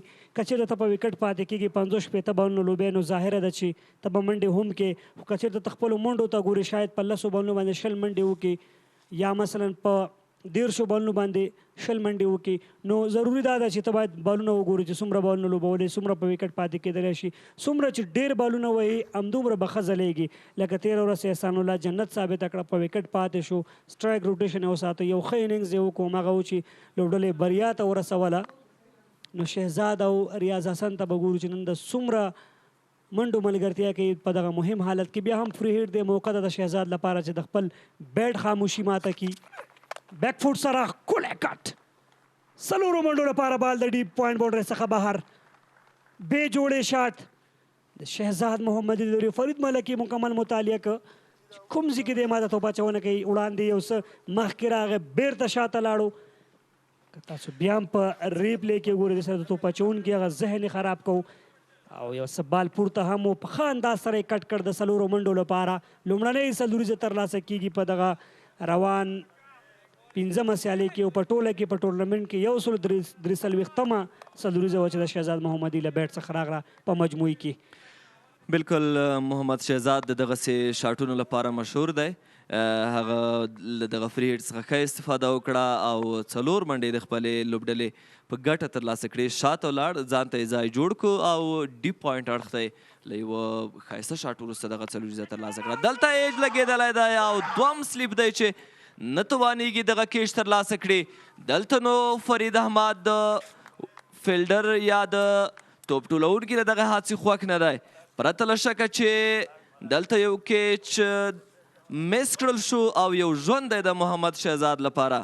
هڅه وشوه، ډېره ښکلې هڅه وشوه، اما ابراهیم زدران په وروستیو کې ونه توانېدو چې بال په خپلو لاسونو کې راولي. که چېرته یې دغه بال نیولی وی نو یوه غټه وکټه ترلاسه کېدله. هڅه یې په زړه پورې وه، خپل ایفټ یې وکړ، اما بریالی نه و چې دغه کیچ ترلاسه کړي. یو بل ژوند د شهزاد لپاره که چېرته داسې چانسونه ورکړې ستونزې به ګورې ځان ته، ځکه شهزاد داسې لوبغاړی دی چې په وکټ پاتې د بیټ ډېر خاموشه نشي پاتې کېدلی، دی په غټو شاټونو باندې ډېر زیات تمرکز کوي. نن ګورو چې په کوم پلان سره راغلی، خو که څه هم په تېره اوور کې څلوري ځای هم ترلاسه کړی. یوسف زازی یو ځل بیا د یونیورسټي انډ نه ډېر ښکلی ټایمینګ انداز سره بهترینه د کور په طرف ډیپ ایکسټرا کور ته بال ځي او دې سره 4 منډې د ریاض حسن له بیټ څخه.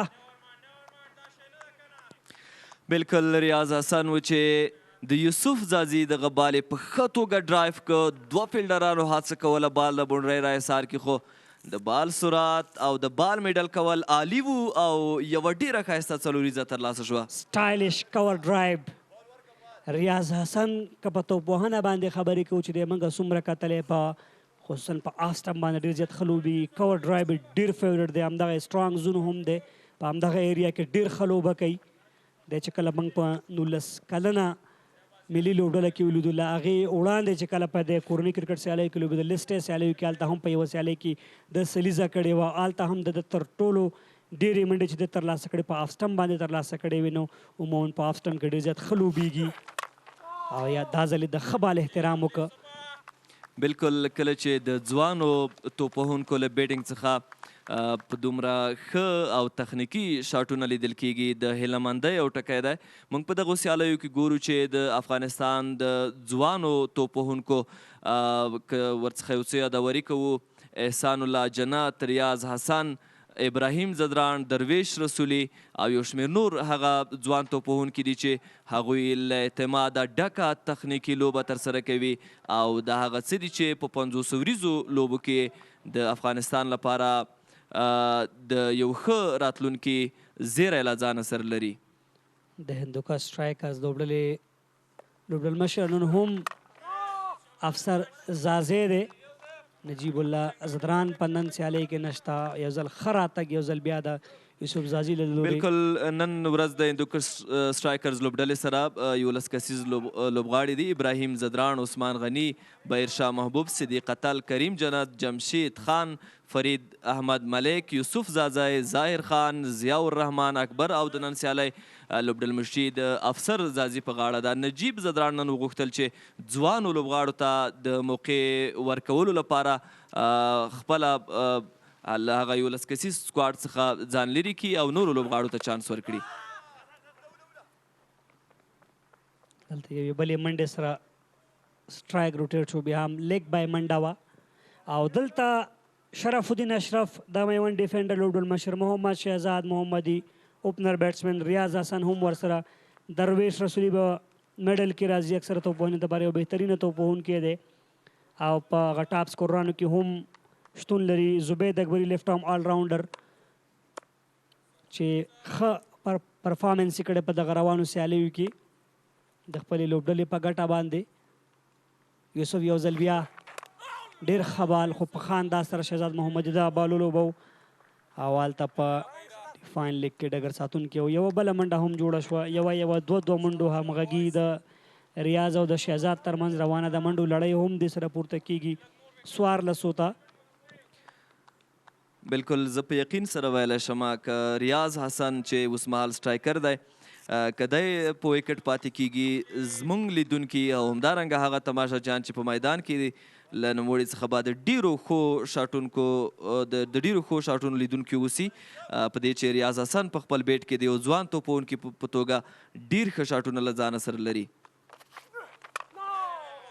دفاع وشوه، مخامخ د توپ لوبونه ده، خو هلته فیلډر شته، د منډې موقع نه برابریږي.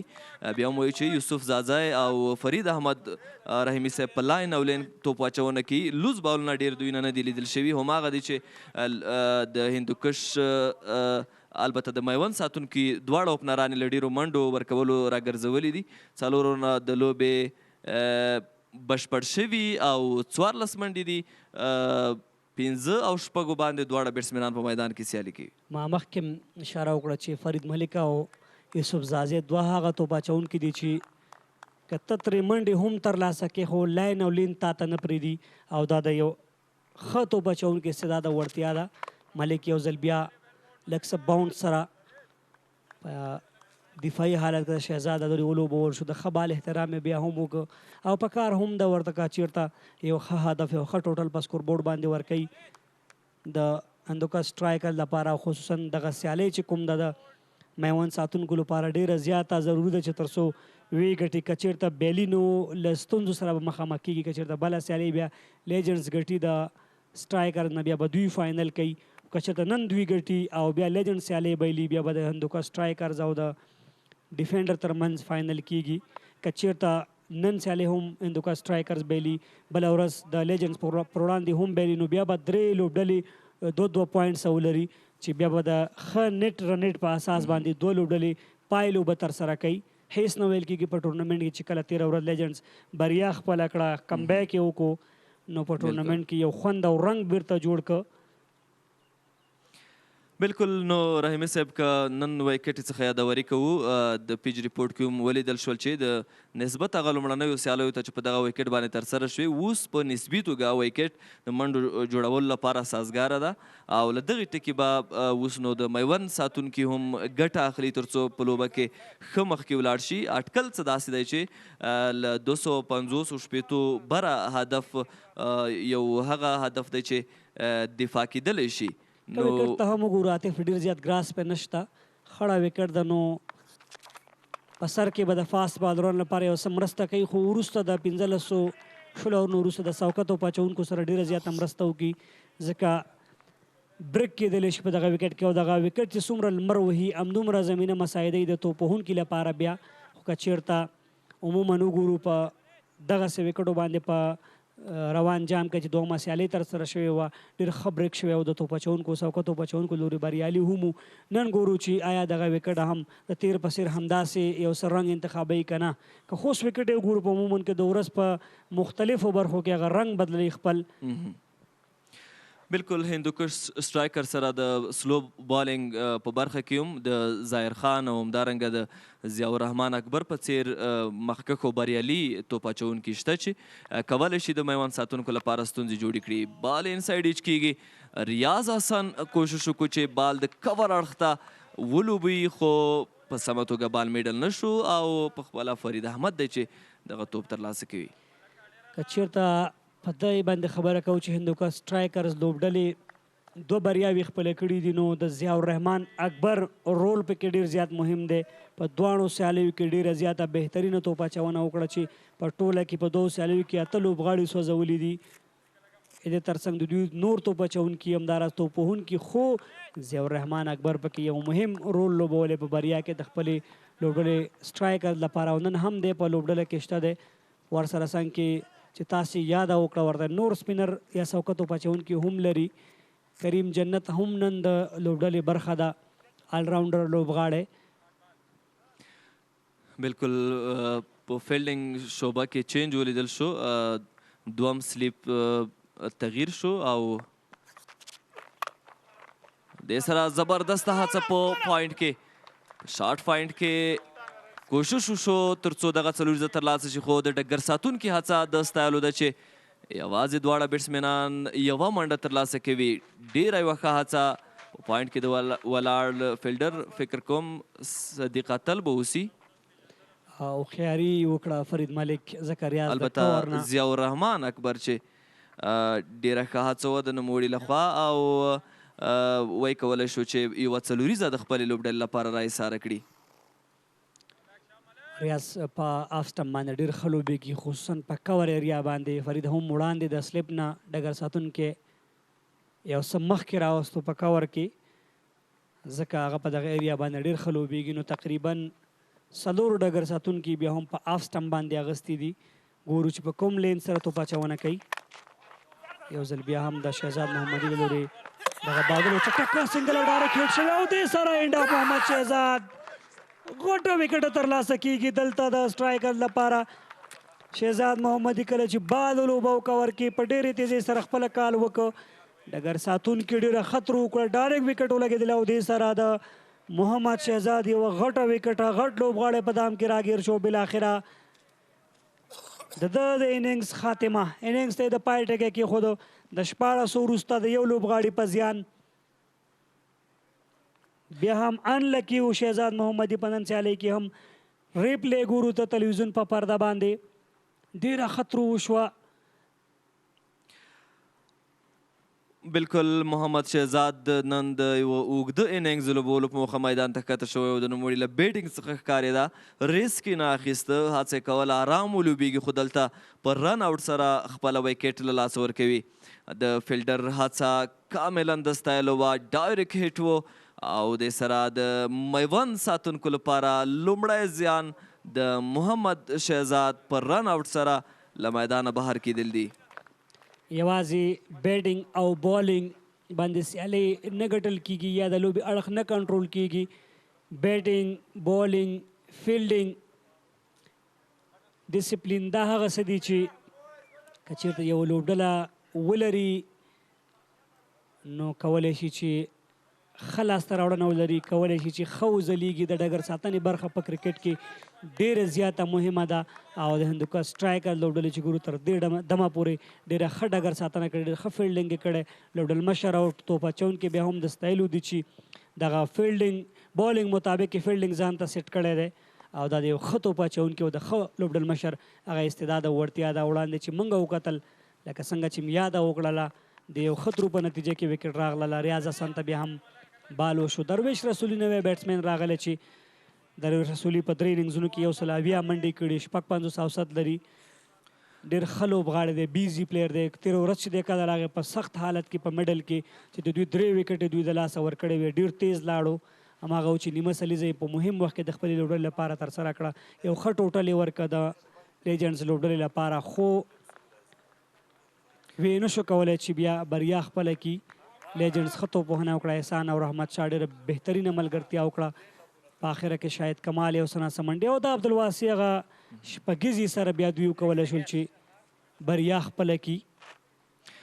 بالکل بهیر شاه محبوب و چې په یو ښایسته ترو سره په یو ښایسته فیلډینګ سره یې د محمد شهزاد ویکټ ترلاسه کړه، یو ښه رن آوټ یې ترسره کړ. دا هم د نوموړي د چټک فیلډینګ ښکارندویي کوي، واقعا چې یو ډېر ښه فیلډینګ و. یو اپیل دی دلته او لوبڅار دی چې ګوته هوا ته پورته کړي. دلته نو یو بل ستر لوبغاړی او هغه لوبغاړی چې په دغو سیالیو کې ښې منډې ترلاسه کړي دي درویش رسولي دی چې په ایل بی ډبلیو سره خپله ویکټ له لاسه ورکوي. ډېر ښه بال یې ورته وکړو، ډېر زبردسته بال یې وکړو رسولي ته او هغه سره د دغې بال هیڅ ځواب نه و او لوبڅار هم د لږ سوچ وروسته خپله ګوته پورته کړه او دې سره د درویش رسولي اننګز هم پای ته رسیږي. نن په دې په 0 باندې وسوځېدو. ریپلی که بیا هم ګورو د یوسف زازي له لوري دغه بال یو څه مخکې تر او بالکل ډېره ښه فیصله د لوبڅار له لوري، ډېره زبردسته فیصله د آوټ او د سره درویش رسولي د ډریسنګ روم په طرف باندې نوی توپوونکی چې هر څوک راځي دا به کوشش کوي چې په وکټ باندې پاتې شي، یو ښه ملګرتیا وکړي د خپلې لوبډلې لپاره، ځکه اړتیا هم د هلته ریاض ولاړ دی او دلته هغه توپوونکی هغه ځوان توپوونکی چې تېره ورځ ډېر زیات ښه وځلېد، 70 منډې وکړې. د کورنۍ کرکټ یو ښه نوم زبید اکبري د توپوهنې لپاره راځي. بالکل درویش رسولي نو هم د ډیرو منډو جوړولو هیله وه، خو دلته د یوسف زازي د بال ښکار ګرځي. یوسف زازي په ډیر ښه ځای کې دغه توپ ترسره کړ، وړاندې له دې چې محمد شهزاد هم په میدان کې و. د نوموړي لپاره هم عین شان یو څو بالونه د یوسف زازي له لوري چې ان سوینګ ترسره شول، خو محمد شهزاد هغه بالونه ولوبول او په هغو بالو ویکټ رانغله. خو دلته نو درویش رسولي و چې بیا د دغه بال ښکار ګرځي. نو نوی توپوونکی لکه چې تاسو یادونه وکړه د میدان ته د منډو جوړولو لپاره راغلی او له ریاض حسن سره به د خپلو منډو لړۍ روانه ساتي.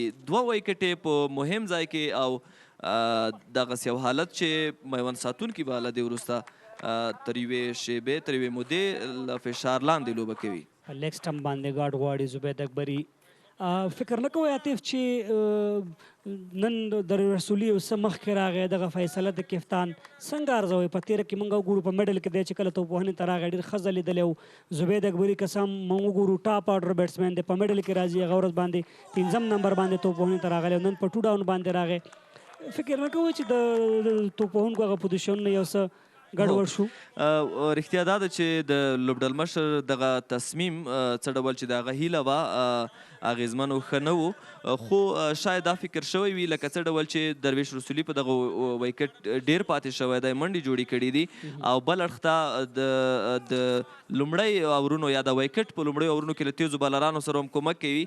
شاید هیله دا وي چې درویش رسولي د پیل دغه اورونو څخه هغه ایکسپیرینس ته په پام چې په دغه ویکټ باندې ترلاسه کړی دی د پیل اورونو څخه ځان وباسي او د نورو راتلونکو بیټسمنانو لپاره هم یوه لاره خلاصه کړي، خو درویش رسولي کامیابه نه شو. او بله وکټ د زبید اکبري د یوسف زاځي له لورې ایج او وکټ کیپر کیچ ترلاسه کوي.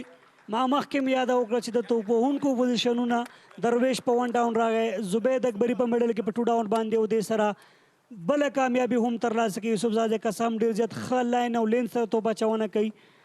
دغه بالکه هم وګورو یو څه بهر ووته، سنیک یې واخیستو معمولي لوبسار. عزت الله صافي هم بې له ځنډه خپله ګوته پورته کړه او د سختو مشکلاتو سره د ډیفینډر لوبډله بهترینه سټارټ ښکلی سټارټ د هندوکا سټرایکر لوبډلې له لورې په دغه اوور کې د یوسف زاځي له لورې په روان اوور کې البته په ټوله کې 2مه وکټ راځي په اوور کې چې یوه رن آوټ وکټ وه، یو دلته کیچ ترلاسه کېږي. بهیرشاه وړاندې ډېره ښه ترو وکړه. بهیرشاه هم د کورني کرکټ هغه لوبغاړی دی چې ټریپل سلیزه لري، 300 پورته یې منډې کړي دي او همداراز په فرست کلاس سیالیو کې ځانګړي ریکارډونه هم له ځان سره لري. بالکل یوسف زاځی دی چې په دغه موقع د خپلې لوبډلې لپاره 2 مهمې ویکټې ترلاسه کوي او 2 هغه بیټسمینان چې په دغو سیالیو کې ښه ثابت شوي وو او ښه توپوهنه یې کړې وه، نن ورځ د یوسف زاځي د بال ښکار ګرځي. وړاندې درویش رسولي و چې په ایل بي ډبلو سره خپله ویکټ له لاسه ورکړه او دا ځل زبید اکبري چې دی هم له اعتمادي توپوهونکو څخه دی یوسف زاځي ته خپله ویکټ له لاسه ورکوي. اکرام علي خیل به راځي او وړاندې که ووایو اکرام علي خیل په مخکې پوزیشن باندې ښه نه و ثابت شوی. شاید یو د لوبډل مشر هیله هم دا وي چې که اکرام علي خیل ته څه وروسته موقع ورکړي نو شاید د هغه له بیټ څخه منډې راشي، نو خو هغه تصمیم تر دې شیبې ښه نه دی تمام شوی. کمبینیشن ډېر زیات مهم دی په کرکټ کې، ډېر زیات، خو د توپوهونکو پوزیشنونو بدلول د ډیفینډر لپاره ښه ثابت نه شو. یو ځل بیا یوسف زاځی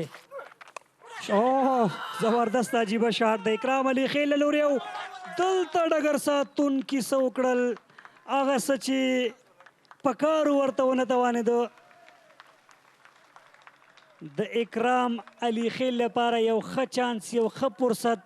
یوسف زاځي بیا هم ډېر صحیح ځي بالینګ کړی، خصوصا یوسف زاځي چپلاسو ته چې موږ کتل ډېر زیات ښه توپ اچونه کوي. چپلاسو ته د ان سوینګ کېږي. تاسې وګورئ چې دغه بال اکرام علي خیل د بیټ په سنډه باندې لګېږي، والته تړمین کې بهیر شاه محبوب یو ځلې بال ونیو خو وروسته ترې غورځېږي. دې سره ژوند د علي خیل لپاره آوټ سایډ ایچ و. اکرام چې سره رقم غوښتل، اکرام غوښتل چې اپر کټ ولوبوي اما هغه رقم ونه شو لوبولی ده او دې سره یو بل ژوند د علي خیل لپاره په کرکټ کې. هو ریاض حسن به له دې وروسته غواړي چې په اطمینان سره آرامه لوبه ترسره کړي، خطر وانخلي، ولې چې لوبډله یې په ستونزو کې ده. نو رحیمي صاحب که د لوبې حالت ته وګورو پرلپسې 2 ویکټې په ډېر مهم ځای کې هغو خپلې ویکټې لاسې ورکړې. درویش رسولي او زبید اکبري په دغه موقع مسؤلیت وانخیست، خو هغه خبره چې د پیچ په ریپورټ کې عمر څخه یادوري وشوه، لومړني 10 اورونه به ستونزهیي او له تیزو بالرانو سره به کومک په ویکټ کې هماغسې ده او پرته له شکه چې د هندوکش سټرایکرز بالران تر اوسه ښه ثابت شوي. که وګورو ډېره ښه استفاده وکړه د هندوکا سټرایکرز فاسټ بالرانو د وکټ نه. یوسف زاځي او فرید ملک د سوینګ سره توپ اچونه وکړه، کامیابه هم بریالي هم. 3 وکټې ترلاسه شوي چې 1 رن آوټ هم پکې شامل دی د سیالۍ.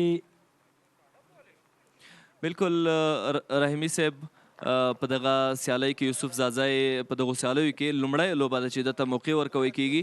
یو څه چې ورباندې خبرې کیدی شي هغه د یوسف زازی لاین او لین ته هغه هیڅ دغسې لوز بال د په اورونو کې ونه لیدل شو چې بیټسمنان لپاره د لوبول اسانه یا د بیټسمنان له هغو څخه ښې منډې په لاس راوړي. ډېر په ښه ځای کې توپ اچونه وکړه.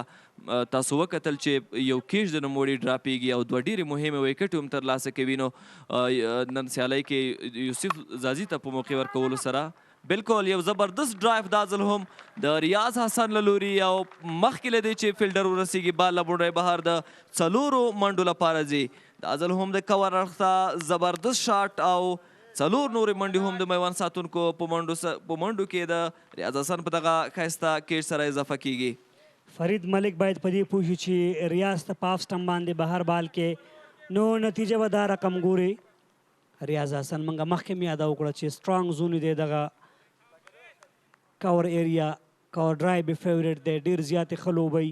کافي مهارت او تجربه پکې لري. خو لومړي بال باندې څلوریزه ترلاسه کړه د فرید ملک په بال باندې او بیا هم د فرید ملک له لوري ښه راتګ خو یوه منډه په نتیجه کې راغله. ریاض چې کومه سې غوښتل دغه بال لوبوي هغه رقم بریالی نه و خو په نتیجه کې بیا هم منډه راغله. یو څه مورال سره ښکاري ریاض حسن نن هم په سیالۍ کې او غواړي چې یو غټ اننګز وکړي د اکرام علي خیل سره. دواړه لوبغاړي د دې وړتیا لري چې یو ښه اننګز وکړي. اکرام که ورګورو یو بیزي پلیر دی 1-2 باندې ډېر فوکس کوي په سر کې او د ښه استعداد وړتیا هم لري چې په وروستیو کې بونډریانې هم ووهي خو دی به دم ګړی همدغه کوشش کوي. په کار هم ورته ده چې تر څو مخکې لاړ شي 15-20 اورونو پورې ملګرتیا وکړي. په وکټ چې کله توپوهونکی پاتې کېږي سیټ کېږي نو ظاهره ده چې بال به ښه نظر لاندې راځي. بال به ښه میډل کېږي او کله چې یو بیټسمین سیټ شي نو طبیعي ده چې منډې هم جوړوي. په ونډه کرکټ کې ما مخکې مې یاده وکړه. ته مه ګوره چې ما څومره منډې کړي په سکور بورډ باندې. دا وګوره چې ما څومره بالونه لوبولي. که ته چېرته ډېر بالونه لوبوې ظاهره ده چې منډې به هم ترسره کوې. چې بال لوبې نو منډې به هم کې. یو ځل بیا په فرنٹ فوټ باندې د فرید ملک دغه بال احترام وشو ریسپیکټ یې ورته وکړو کومه منډه جوړه نه شوه. بالکل د زرغون افغانستان یوه ورځنیو سیالیو د یوې بلې ښې لوبې ننداره ده. د هندوکش سټرایکرز او میوند ساتونکو 2 لوبډلې د یو بل په وړاندې سیالي ترسره کوي. ډېر ښه موسم دی د کرکټ لپاره. تماشاچیان هم میدان ته راغلي دي او لا دغه شمیر د زیاتېدو په حال کې دی او خوست کرکټ ملي لوبغالی به نن هم د سلګونو تماشاچیانو شاهد وي.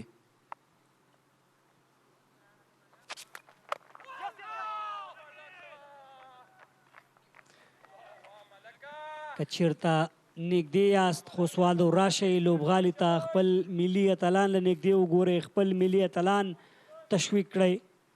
که په فیلډینګ باندې بیا هم خبرې کوو نو د لوبډل مشر افسر زازي او د فرید ترمنځ یوه بهترینه همغږي موجوده ده چې د اکرام لپاره ډېر ښه ډګر ساتنه سینګار کړې. په دې لپاره په میډ آف کې ډګر ساتونکي اخیستی په کور کې اخیستی دی او همداراز د پوینټ او ګلي ترمنځ ډګر ساتونکی شته. لومړی سلیپ او سیکنډ سلیپ یو څه پراخه ولاړ دی خو بیا هم سلیپ اخیستل شوی دی ورته. تړمین او ډي فاین لیګ بهر دي. نور که وګورو په لیګ سټمپ باندې شارټ میډ وکټ کې ډګر ساتونکي او همداراز په میدان کې ډګر ساتونکي ورته اخیستل شوی. ګیپ شته هغلته د لیګ سټمپ بونډرۍ په طرف خو دغلته اسانۍ سره دغه بال اکرام له ځانه لرې کړ. د یوازې یوې منډې لپاره د ډیفاین لیګ ډګر ساتونکی راغی بال یې ونیو منډه جوړه شوه. دغسې یوه 2 منډې دوی ته پکار دي تر څو یو ښه پارټنرشپ وکړي یو ښه ملګرتیا وکړي. که ریاض حسن بیا هم وګورو بال یې میډل کېږي یو ښه مورال سره ښکاري. که چېرته په وکټ پاتې شي ورختایي ونه کړي نو ښکاره ده چې د لوبډلې لپاره به یو ښه اننګز لوبوي او ضروري هم پکار هم ورته ده. بالکل دغه سیالۍ د دې ترڅنګ چې د خلکو لپاره یوه ډېره ښه تفریح برابره شوې ده. کرکټ بورډ هم خپل خاص اهداف له دغو سیالیو لري چې د لوبغاړو ارزونه ده د راتلونکو سیالیو لپاره د هغو انتخاب دی. د دې ترڅنګ په هغو روزنیزو کمپونو کې چې لوبغاړو کومه روزنه ترلاسه کړې ده دلته د عمل په ساحه کې خو ډګر ساتونکی د ستایلو دی ډېره ښکلې ډګر ساتنه خو د ریاض حسن بیلنس چې ګورو د سټانس چې کوم ګورو شارټ سلیکشن چې ګورو پرفیکټ ډیر زبردسته ښکلی پنچ و ډیر ښه میډل کړی و خو ډګر ساتونکي هغه هڅه وه چې مکمله سدوریزه یې وژغورله او بیا هم د ریاض حسن هغه د شاټونو ستاینه کوو چې د لوبې واقعا یو خوند ترې نه اخلي کله چې د شاټ وهي مینوال او دی په خپله یقینا وړاندې موږ وویل چې که ریاض حسن په ویکټ پاتې کیږي لیدونکي به د نوموړي له بیټ څخه د ډیرو ښایسته شاټونو لیدونکي اوسي او هماغه ده چې اوس هم نوموړی ښه لګیا دی سره د دې چې 12 منډې جوړې کړي دي خو دغه څلوریزې چې د ده له بیټ څخه لیدل شوي پرته له خطره او ډیر له اعتماده ډک شاټونه وو چې زه ډاډه یم لیدونکو ورڅخه خاص خوند اخیستی وي هو بالکل د دې سره ټول شپږ اورونه بشپړ شوي دي 7 اورونه البته 40 منډې دي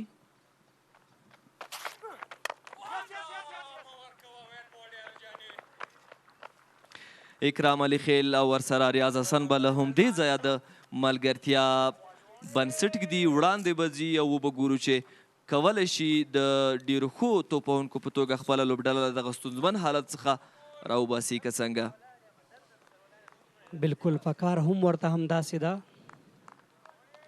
ریاض او اکرام به هم کوشش کوي چې یوه دو منډو باندې تکیه وکړي تر څو یو ښه پارټنرشپ وکړي ریاض دپاره په هاف سټمپ کې بیا هم که وګورو څلورو ډګر ساتونکي اخیستل شوي دي خو په هلته ډیپ کې بیا څوک نه ښکاري کله چې په ګیپ کې بال لوبیږي خصوصا د ریاض حسن له لورې په وکټو کې دننه دغه بال ساتلی دی فول لینث بال و اور پیچ بال و ښه توپ اچونه په شارټ مډ وکټ کې ډګر ساتونکي ضیا اکبر ولاړو منډه یې ورنه کړله افسر زاجي دې سره ورغی یوسف زاجي ته چې باید څنګه مخکې لاړ شي څنګه توپ اچونه وکړي د ریاض حسن او اکرام علي خیل پر وړاندې سټارټ په زړه پورې د سټرایکر لوبډلې گفتگو روانه ده د اکرام او د ریاض ترمنځ هم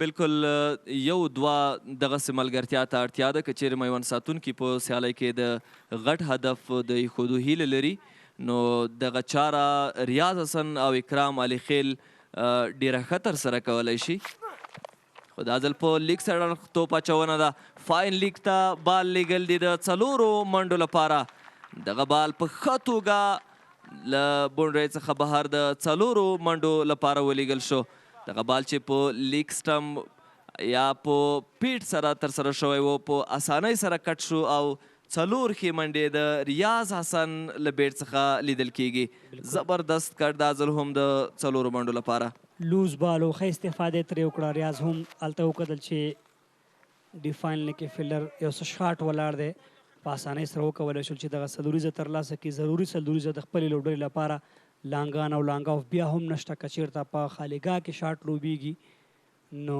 ښه نتیجه به ورکوي د ډیفینډر لپاره او دا ځل فول لینث کې بیا هم یو ښه بال ترسره شو ریاض هم په دفاعي اندازو لوبه منډه جوړه نه شوه بالکل رحیمي صاحب په څو برخو چې ډیر کار ته اړتیا وه فکر کوم اوس د ډیرو مثبتو تغیراتو لیدونکي یو چې د فټنس برخه ده که موږ دغه ځوان لوبغاړي وګورو ډیر فټ ښکاري او د فیلډینګ شعبه چې وخت نه وخت په دغه برخه باندې هم انتقادونه وو موږ په دغو سیالیو کې د ډیرو ښو کیچونو او د فیلډینګ د ډیرو ښو هڅو لیدونکي یو چې څنګه زموږ ځوان او د ملي لوبډلې لوبغاړي ښه فیلډینګ ترسره کوي همدارنګه د ملګرتیا ده په بیټینګ کې یا په اوډیای میچونو کې هغسې ملګرتیا ته چې د 2 منډو ملوي موږ په دغو سیالیو کې لوبغاړي ګورو چې د هغوی ملګرتیا 2 منډو اخیستلو سره وړاندې ځي او ډېرې ښې ملګرتیاوې هم په دغو سیالیو کې ترسره شوې نو دغه هغه مثبت ټکي دي چې دلته لیدل کیږي او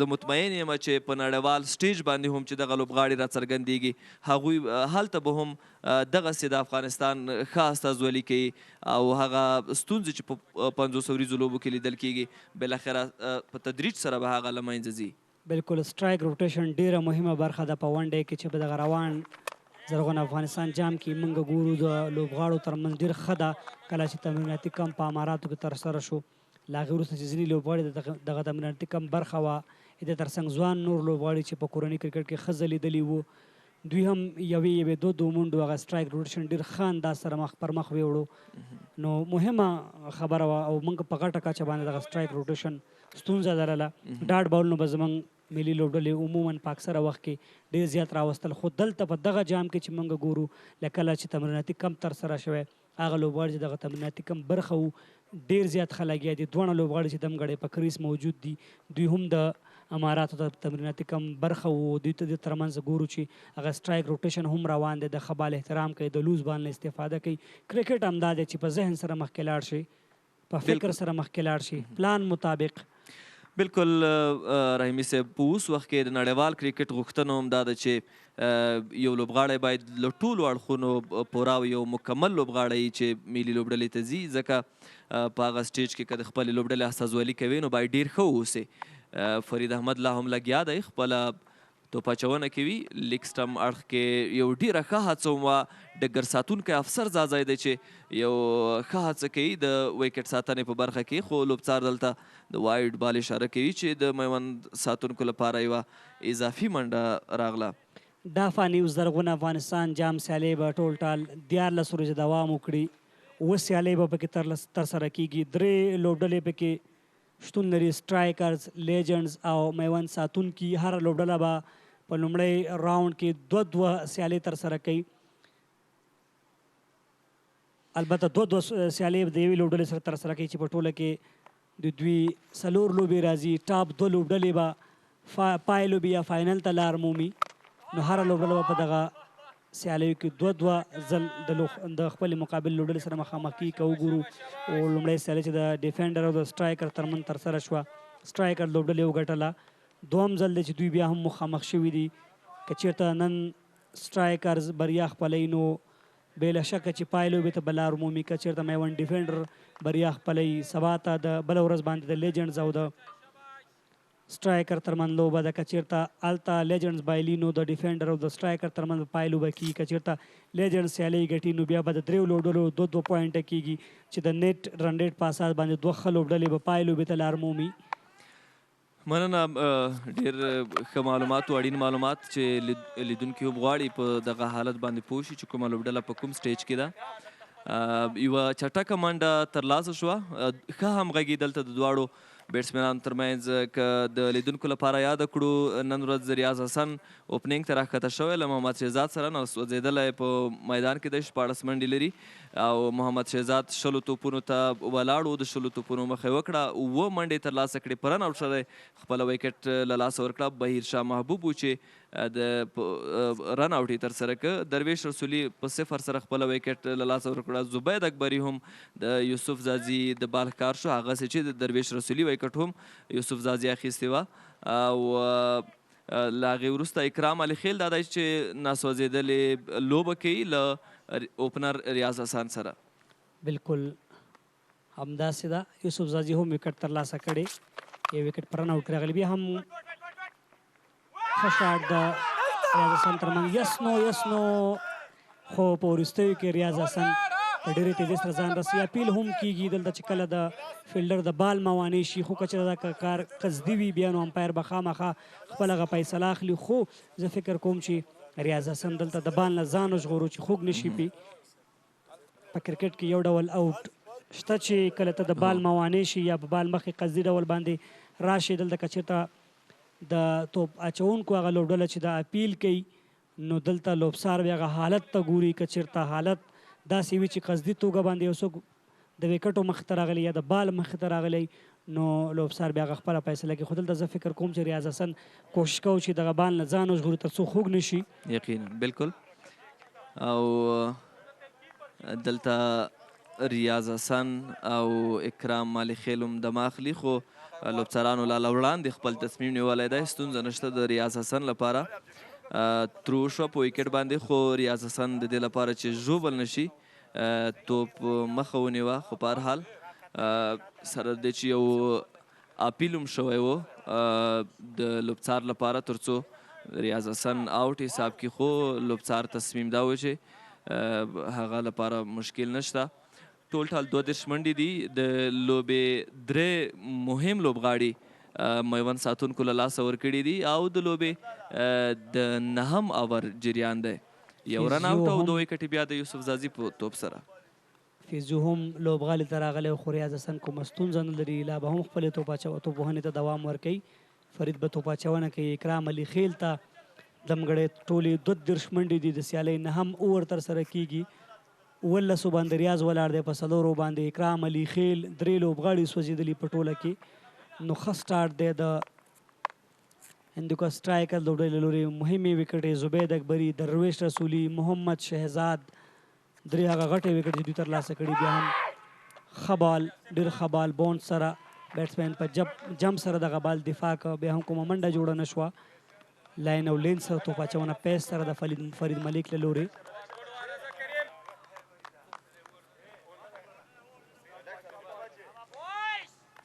فاست بالران کو عموما وګورو په دغه تیرو 4 ترسره شوو سیالیو کې په لومړي سرکل کې ډېر زیات ښه ځلې دي. نجات مسعود، فرید ملک، سید شیرزاد، آفتاب او یمین هم په پاور پلی کې ډېره بهترینه توپ اچونه کړې وه. خو نن یوسف زازي او فرید ملک یوه وکټ ترلاسه کړې، یوه وکټ د رن اوټ په شکل ترلاسه شوې ده. خو بیا هم فاست بالران بریالي دي چې ښه توپ اچونه یې کړې. بالکل له دې وروسته عظمت الله عمرزی او شرف الدین اشرف هغه 2 لوبغاړي دي چې د الراونډرانو په توګه د لوبډلې برخه دي او له دې وروسته به د توپوهنې لپاره میدان ته ښکته کیږي. عظمت الله عمرزی هم له هغو بیټسمینانو څخه دی یا په هغه نوم لړ کېدی چې په دغو سیالیو کې ښې منډې جوړې کړي دي. سلو شاټ پیچو اکرام علي خیل هم د وکټ کیپر لاسونو ته پرېښودو. پوهېږي چې دا ډول بولونه که کله ته وهي هلته سلیپ هم شته، 2 سلیپونه موجود دي وکټ کیپر سره څنګ کې، نو مشکلات جوړوي. دغسې حالت کې فرید ملک هم کوشش کوي چې د آف سټمپ نه بهر بالونه وکړي تر څو بیټسمین که چېرته د کټ یا د لوبولو کوشش کوي د ایج ډېره زیاته خطره وي. خو اکرام په ټوله کې هوښیار دی. بیا هم که ډګر ساتنې باندې خبره کوو نو 2 ډګر ساتونکي چې د سرکل نه بهر دی، ډي فاین لیک او همداراز تھرډ مین 2 سلیپ سره فرید توپ اچونه کوي. یا هم ښه بال په باډي باندې اکرام په ښه اندازو لوبو. دلته په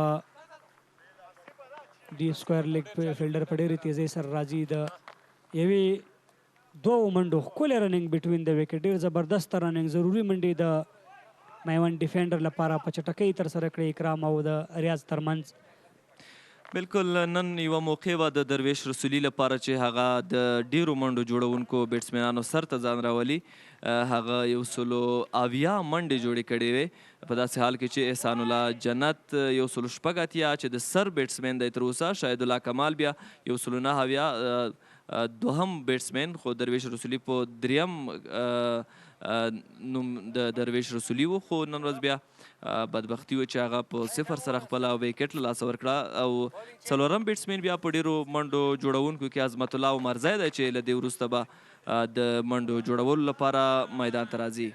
بالکل په ویکټ ټیکرانو کې بیا ضیا اکبر په لومړي سر کې 2 لوبو کې 8 لوبغاړي سوځولي دي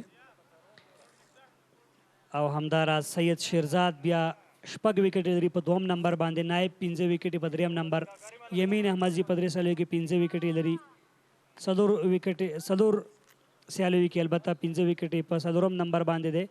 په 5م نمبر باندې فرید احمد ملک چې 4 لوبغاړي سوځولي. په توپ اچونه کې هم تغییرات د یونیورسټي اینډ نه کریم جنت توپ اچونې ته معرفي کیږي، راوند د وکټ نه بولینګ کوي او دلته ډېر ښکلی دغه بال ولوبو. خامہ په کور کې جمشید ولاړو او کومه منډه ورنه کړه تر څو ریاض حسن منډه ترلاسه. کریم جنت هم که وګوري یو ښه آل راونډر لوبغاړی دی، خصوصا د T20 کرکټ سپیشلیسټ دی، ډېر زبردست دی چې کله په شپږیزه کې موږ کتلی یا په ملي لوبډل سره په شلاوزه سیالیو کې موږ کتلی. د 20 کرکټ یو بهترینه بالر دی. ون ډے کې ګورو چې نن څنګه مخکې چې قسم ډېر ښه بیک ګراونډ لري له ځان سره، بیا هم آوټ سایډ آف سټمپ بال هماغه رقم بال باندې جمشید لاسونو ته بیا هم بال ورغی. کریم قسم ډېر فیس نه لري خو کټرې ترسره کوي، مختلفو طریقو سره کوشش کوي چې توپ اچونه وکړي. نن سبا کرکټ ډېر زیات تیز شوی، یوازې پیس مهم نه دی، ښه بالر هغه څوک دی چې صحیح ځای کې بولینګ وکړي، ټارګټ ایریا کې سوینګ سره بولینګ وکړي، مختلف ورایټیانې ولري. د کریم جنت که بیا هم خبره کوو که هڅه هم ډېر پیس ورسره نشته خو سوینګ سره بولینګ کوي، کټرې ترسره کوي، لیګ کټر، آف کټر، همداراز مختلف نور طریقو سره یو غټه تجربه لري ځکه بېلابېلو لیګونو کې دی هم پاتې شوی دی. دلته ډاکا لیګ کې هم ولوبېده ډېر ښکلی یو ځل بیا د ریاض حسن له ښکلی کور ډرایو خو هلته په ډیپ کې ډګر ساتونکی موجود یوه بله منډه جوړه شوه. بالکل ریاض حسن او اکرام علي خیل لپاره مسؤلیت ورته غاړې دی چې په دغه حالت کې چې لوبډله په ستونزو کې دا 3 مهمې ویکټې له لاسه ورکړي دي. ښه ملګرتیا وکړي او خپله لوبډله یو ښه هدف ته ورسوي. اکرام علي خیل او ریاض حسن هغه 2 اعتمادي بیټسمنان دي چې د ملي لوبډلې په تشکیل کې هم په دوی باندې حساب کیږي او نن ورځ هم ورڅخه ډیره توقع ده چې میوند ساتونکو لپاره به ښه توپوهنه وکړي. کریم جنت دا ځل هم په پیټ ساحه کې بال ترسره کوي خو اکرام علي خیل دی چې د منډې په اخیستو نه بریالی کیږي. کریم جنت هم د افغانستان کرکټ ملي لوبډلې له آلراونډرانو څخه دی او لکه وړاندې چې رحیمي صاحب تاسو وې په شلوریز کرکټ کې کریم جنت له ډېرو خاصو او ښو ځانګړنو څخه برخمن دی ترڅنګ چې هغه ښه توپ اچونه کوي د بیډینګ په برخه کې هم له هغه څخه ډېر ښه شاټونه لیدل کیږي. نو دلته بیا هم په ښه ځای کې توپ اچونه چې د منډې موقع نه برابریږي. بالکل خپل توپ اچونه یې وکټ ټو وکټ کې کوشش کوي چې په وکټ کې دننه بال وساتي. ریاض ته لومړي 2 بالونه بهر وکړه خو اکرام علي خیل ته خپل 2 توپونه دننه په وکټ کې او دی هم کوشش کوي چې منډې ورنکړي او لوبډل مشر افسر زازی هم په دغه لټه کې چې دغه مهمه ملګرتیا د اکرام او د ریاض څنګه ماته کړي په دغه تلاش کې دی چې کوم توپ اچونکی وکولی شي دغه ملګرتیا ماته کړي. بیا هم ډېر ښه راتګ خو هلته د نان سټرایک توپوونکي غوښتل منډه جوړه کړي خو اکرام ورته وویل چې دغلته د منډې جوړولو ضرورت نشته او زما په اند باندې ښه فیصله یې وکړه. دې سره د سیالۍ 10 اورونه پای ته رسیږي. 15 منډې د شپږو باندې اکرام علي خیل 18 باندې ریاض حسن 3 لوبغاړي سوځېدلي درویش رسولي زبید اکبري او ورسره څنګ کې محمد شهزاد. 10 اورونو پاور پلی پای ته رسیږي. 4 فیلډران به د سرکل نه بهر وي. په لومړي پاور پلی کې 2 فیلډران د سرکل نه بهر وي. په دویم کې 4 فیلډران بهر کیږي. د دریم پاور پلی چې له 40 نه وروسته تر 50 اورونو پورې وي هلته بیا 15 فیلډران د سرکل نه بهر کیږي. په یو ورځنی کرکټ کې توپ اچونه کې هم تغییرات ګورو. یو بل ځوان لوبغاړی جمشید خان توپ اچونه ته انتخابیږي چې آف بریک توپ اچونکی دی. په کورنۍ کرکټ فرست کلاس سیالیو کې یو ښه ریکارډ ځان سره لري، یو ښه کیریر، یو ښه باکګراوند له ځان سره لري. نن ګورو چې دته موقع ورکړل شو. په لومړۍ سیالۍ کې هم دی اخیستل شوی خو د چې کله انجري شو له هغې وروسته دته بیا موقع پیدا نه شوه. د ګوته یو څه خوږه شوه په کوم ګوته باندې چې دی توپ اچونه کوي آف بریکر نو هماغه ګوته یې خوږه شوې وه. نن دته موقع ورکړل شوې ده. ګورو چې څنګه ځلیږي. په ټوله کې یو ښه لوبغاړی دی، یو بهترینه لوبغاړی دی، یو ښه آف بریک توپ اچونکی دی. بالکل د پاور پلی له پای ته رسېدو سره د تیز بالینګ برخه هم تغییر شوه. سلو بالر انتخاب شوی دی او دی به له دې وروسته د لوبډلې لپاره توپ اچونه کوي او د کمنټري باکس په برخه کې تغییر دی. د نه وروسته به زموږ نور همکاران راځي، هغوی به تاسو سره مله وي او د دغو لوبو ژوندی حال به تاسو سره شریکوي. 15 منډې د لوبې د 10 اورونو په بشپړېدو سره ریاض حسن خپلې منډې تر 18 رسولي دي. ورسره اکرام علي خیل چې تازه ملګرتیا پیل کړې ده 6 منډې لري. 3 ویکټې چې یو رن آوټ او درویش رسولي له هغې وروسته زبید اکبري و چې په پرله پسې توګه د ځوان بالر یوسف زازي د بال ښکار وګرځېدل او احمدزی صاحب او همکار صاحب به دې نه وروسته زموږ د کمنټرۍ د برخې ملګري اوسي او هغوی به تاسو ته د لوبې حال شریکوي.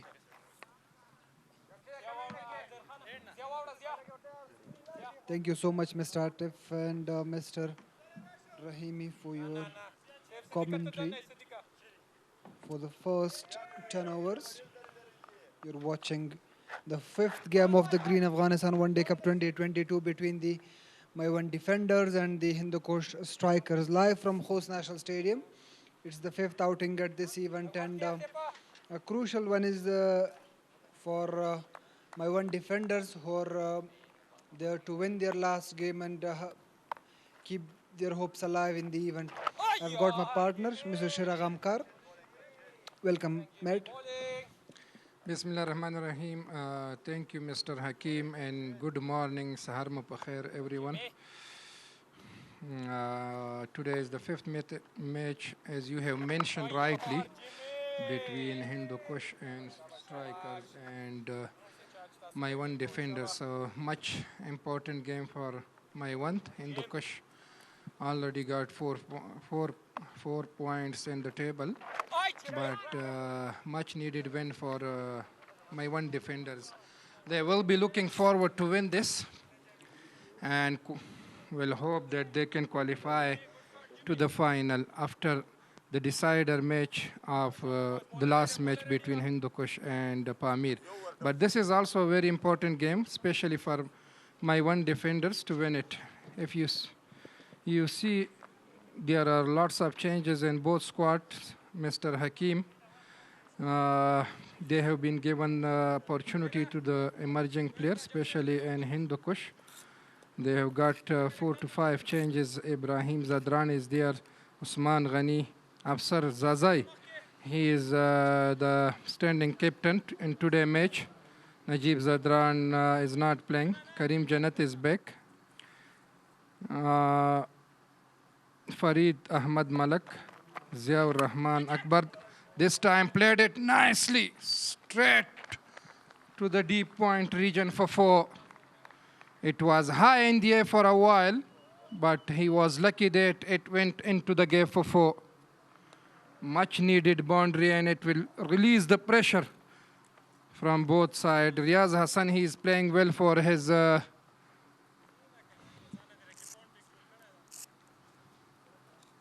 23 runs, still not out. He played well in the last game as well. Jamshed Khan, he is being given the opportunity in playing in today's match. Yusuf Zazai, what a bowling from display from him in today's match. Bahir Shah, he is being also got the opportunity. And Siddiq Atal, new emerging and talented tall left-hand batsman. He will play for Hindokush today. All the best guys.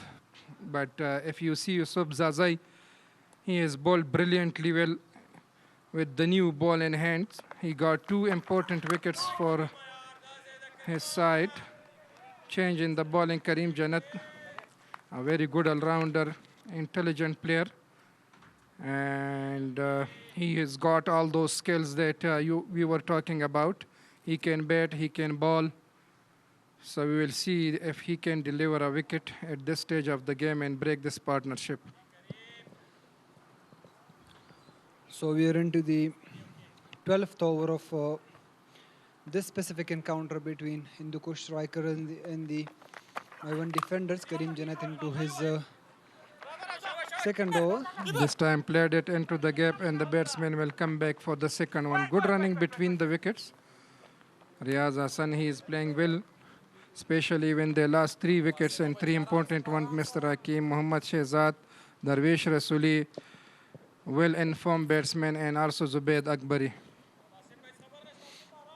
Yes, it was a nice fast bowling display early on in the first inning where Farid Ahmed produced plenty of opportunities. The one where he took an edge off the blade of Mohammad Shahzad, but that opportunity was spoiled in the second slip. Once again, good area, good in delivery. But Yusuf Zazai Daratam Quick, who is playing his first game in the event, has bowled very well. Took 2 wickets in his first 4 overs and only conceded 14 runs. So a good outing for him as a youngster and as a good contender for to be a good option for the national team in the coming years.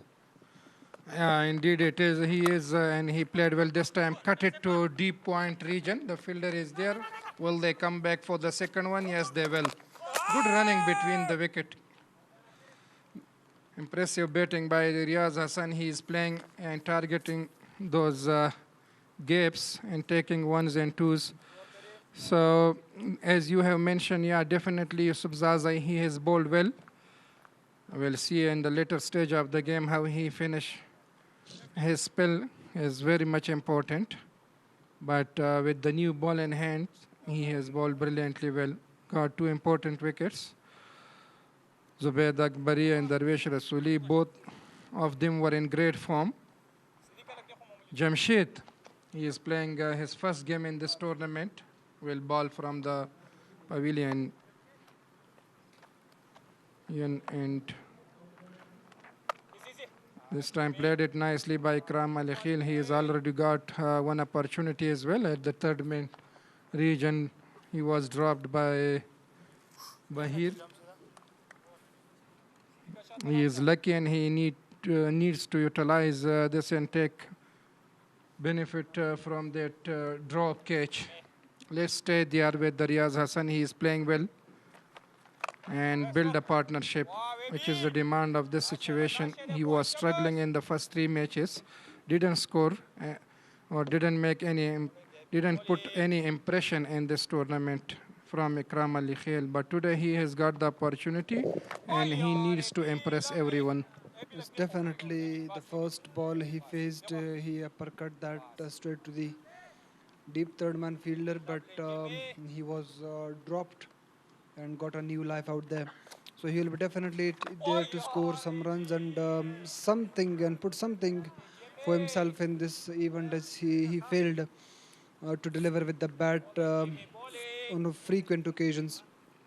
So that will be a bit testing for him. They've already lost 3 wickets inside the first 10 overs. Nicely guided this through the third man region, and the ball will race away to the boundary for 4. Excellent work from Riyaz Hassan. It was a bit outside the off stump. He played it nicely, timed it very well, waited for it, and just guided to the third man. You can see the replay. He had a bit time to play it where he wanted, and he is playing very well. He is there on 31, not out. Jamshed Khan, he is off-break bowler and he can bat as well in the middle. So he has also got some potential as an all-rounder. We will see later on how he is batting, but at the moment he is bowling well. Only considered 1 boundary in this over. Yes, he is a good prospect. He is a good player. He was judged as the player of the tournament in the first-class competitions last year for scoring 230 runs, and also he has picked 13 wickets, I remember. He was judged as the best player of that event for that marvelous all-round show. So, and that is exactly the reason why he has been given the opportunity in this specific event, and now he's playing his first game in this mega event. So, something to take off this opportunity for the youngster, as he is developed both after representing Afghanistan and the Under-19 Cricket World Cup in 2020 in South Africa. He has developed well, and it's nice to see the youngster growing. Definitely, it is 49 for the last of 3 wickets, and they have lost the top order batters. 13 overs gone. Ikram Ali Khail, he has already got 1 opportunity. He was dropped at third man region. He is playing on 7. Riyaz Hassan is on 31. Karim Jannat will continue his bowling. Good bowling. He will bowl with the tight line and length. Doesn't give any room to the batsman. So be attacking. That's what his strategy will be at the moment. He would definitely want to break this partnership, and he has the skills and ability to do that as a bowler. Will continue from the university, this time outside the leg stump, and the umpire says signal is wide. Surely he is back into the 11, as he had missed the second game due to a bit illness, but now he is well fit and is back for the third game. He's playing a second in this event, and now he's in for his second game in the event. He has batted well in the first inning, and that's wide down the leg side once again. So back-to-back wide deliveries by Karim Janat. He seems to be a bit struggling bowling around the wicket for the left-handed batter. Yeah, I think he needs to find that line and length. Don't ball those wide deliveries. Be ball with the tight line and length. Karim Janat, he was not feeling it and was dropped in the last match, as you have mentioned, but today is back, and we'll see how he's bowling. He's a very good all-rounder as well. He can bat, he can bowl, and he has got the ability to bat on any position. So that's what he makes a different player from others.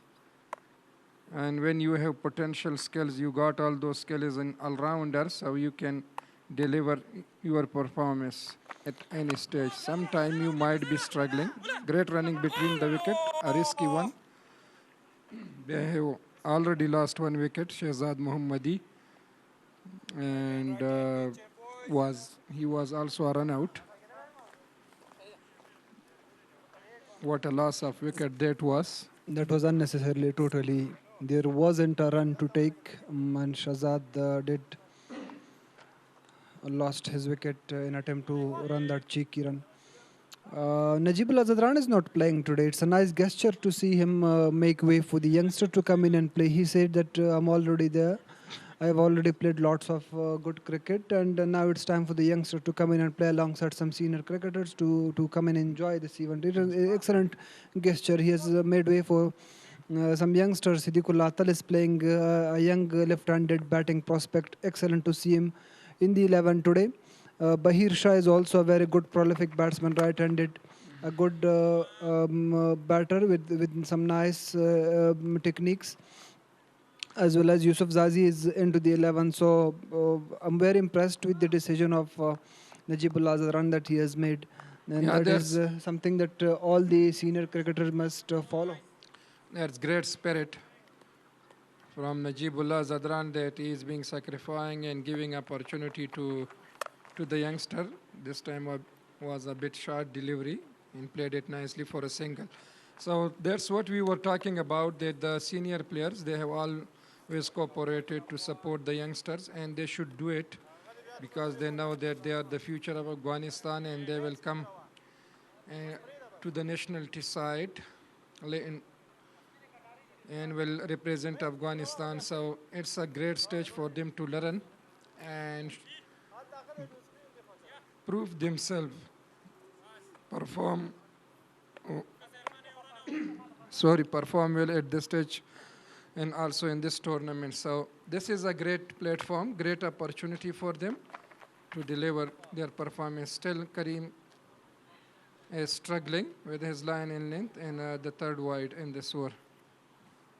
Yes, Afsar Zaza is the stand-in captain for the Hindokush strikers. It's a good opportunity for him as well personally to lead the side in absence of Najibullah Zadran. To see him develop his leadership and captaincy skills as well. So good opportunities all around for the youngster to grow with. That is nicely worked away to the deep square leg boundary for a single. And now it's the end of 14 overs, and we are 55 for the loss of 3 wickets, the Maiwand defenders. And we will have a short drinks break.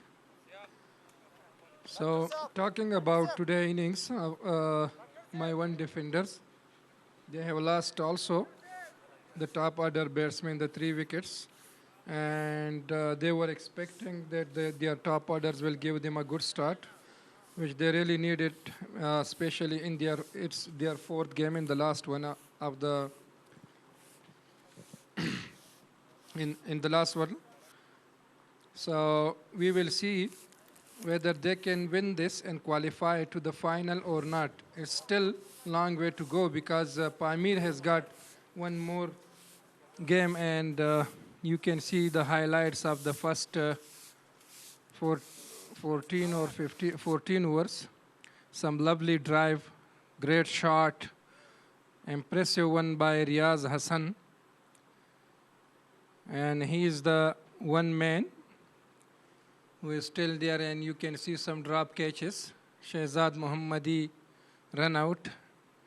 What a throw that was. Direct hit, and he has lost his wicket. So he was a bit unlucky. And great bowling display by Yusuf Zazai. You Yes, can excellent bowling. That was full, straight, and quick. And look at that delivery from Yusuf Zazai once again as he took the edge of Zubaid Akbari. He wanted to slash that through the offside for boundary, but that took an edge and through the keeper, and that's why they took the second wicket. Now it was worked nicely towards the fine leg for 4. Karim Jannat, that was a bit up-ish from Riyaz Hassan, but that ball, he had enough on that to race away to the boundary. Ikram Al-Akhil, he has got one opportunity at third man, and you can see the late cut shot to third man by Riyaz Hassan. So he is playing very well against spin and also fast bowler. Fast bowler, he has played well, and you can see outside the ground there is also an interesting match of tennis ball, and we will see who is winning that one. But at the moment you are looking at a young kid, he was bowling very well. Nice take by drone outside the ground, and some great and lovely takes around and in the surrounding of horse. You can see that lake, and here we go. We are having a tennis match. Yes, That's pulled it very nicely, Yes, and I that think it was 6. Yes, yes, I was there when he hit that shot. That was down at the Ismail Khail district. Was it 6? Yes, it was deposited all over the deep mid-wicket boundary for huge 6. And look at those traditional cloths. And these are some metal works that are, being cleaned. And some dry fruits, if you want to enjoy, we can have everything for you, almond and Afghanistan is peanut. pretty famous with its dry fruits in all over the world. It is definitely, and we are lucky that we are having the world best dry fruit available. And I heard that your media team went on visit yesterday to a very beautiful I missed that trip. You are missing unfortunately. every trip, man. You are a busy man. Yes, I wasn't feeling well yesterday. That's why I missed the trip. Look at those young kids in Pohanzai area here near to the host city. So great camera work. Thank you, everyone, for that nice video clip. Yes, a good compilation of some great shots from the media team. So as the man of the moment, the man who was won 2 back-to-back Player of the Match awards, Ziaur Rahman Akbar is into the attack. We can call him the man of the tournament at the moment. He is a leading wicket taker. He got 8 wickets in his first 2 games and got back-to-back man of the matches. What a tournament he is having. He's a spinner, and also he can contribute in the batting, had contributed in the batting as well. So he has got the potential. He is back in domestic cricket. He went to United Kingdom where he has played club level cricket, but coming from there, he has improved a lot as a bowler and also as a batsman. So we will see. He can be a red alarm for the opposition. They have to be very careful with him because he is the bowler. He knows and read the condition very well. Yes, you're very much right, Mr. Amkar. The way he has bowled so far is absolutely fantastic. He is using and utilizing the wicket as per his strength, and no any spinner has used this wicket better than him. He is bowling in the right areas. He is bowling sometimes quicks. He's bowling sometimes loopy deliveries, some flighted deliveries out there. Slow deliveries. He is letting the batsman to come in and check those deliveries, and then he offers some bounce and some sharp turn as well. So that's why he is the leading wicket taker so far. Definitely, he is he's very smart bowler for his side. He has taken 3 wickets, 32 runs in the first match, and also in his second game, he got 5 wickets. And what a game that was! Small total game, but they have won it after a magnificent bowling by a spell by Ziaur Rahman Akbar. Got 5 wickets. And what a tournament he is having. He must be happy from his performance, especially when you get an opportunity among senior bowlers that they have already placed and stumped the place in the national side. So you have to try and deliver and do regular performance. That's what you need to do as a player. Yes, definitely. I was lucky to chat him on both occasions that he got the Man of the Match awards. He was very happy and seemed to be very thankful to the Almighty as well, because he is playing amongst some great spin bowlers in this event. Hamza Hotak, Sharafuddin Ashraf, Zair Khan, and some other young names as well. But still, he has, produced maximum wickets out there, and as is currently the leading wicket taker in this tournament with 8 caps and an incredible average of only 6.57. Yeah, he had a great average and also got good economy in this tournament as well. Bowled very well his first over, conceded only 2 runs. So end of 15 overs. Maiwand defenders, 56 for the last of 3 wickets. Ikram Ali Khail and Riaz Hassan is well set there. Their side will hope that they can build a good partnership for them. They don't have any chance to lose another wicket at this stage of the game, because they are already struggling. Their top order have lost the wickets in regular interval, and they will be definitely looking to stay on the wicket and build some partnership. From other end, Ziaur Rahman Akbar and Jamshed, his first game in this tournament, will try to get their wickets and break this partnership. So good change by Afsar Khan Zazai, the standing captain in today's match. Najib Zadran is not playing today. So Afsar Zazai, he is also good experience. He is captain in the domestic tournaments regularly. This time appeal, but the umpire says no, it's not out. So a change of end for the right-arm off spinner Jamshed Khan.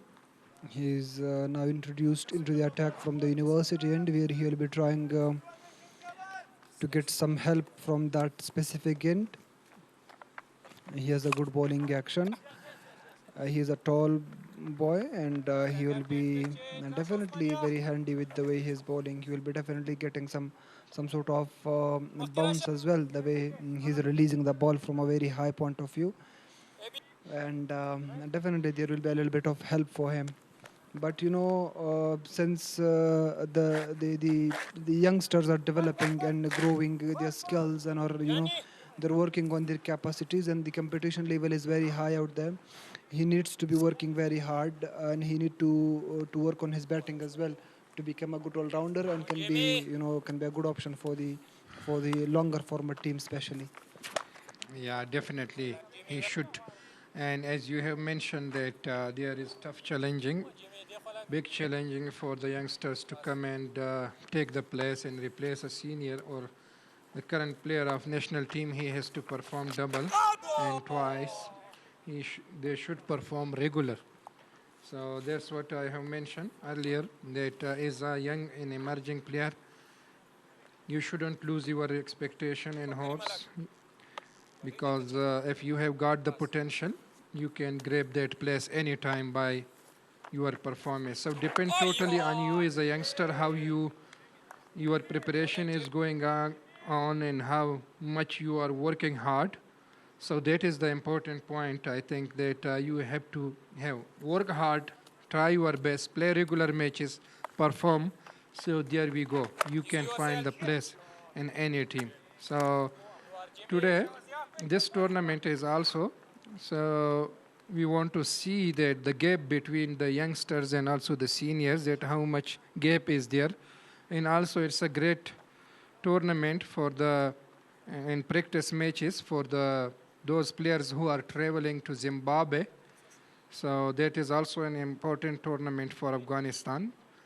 So Super League matches, 3 one-day and 5 T20s, I think. So an important tournament for us. So it will give them great practice, game practice especially, Yes. one day. Just to remind that the number of T20 international games are reduced to 3, and both sides will now play 3 T20 Okay. international games instead of 5. Pushed it nicely to long off region for a single. Riaz Hassan, he is looking very comfortable, very calm, cool and patient. He has played also very well in the last game. Didn't reach to that half century. But he is playing very well. He has took responsibility as an opener batsman. Yes, definitely he has got the start today, and he will be hoping on to manage to convert and turn that start into a big one.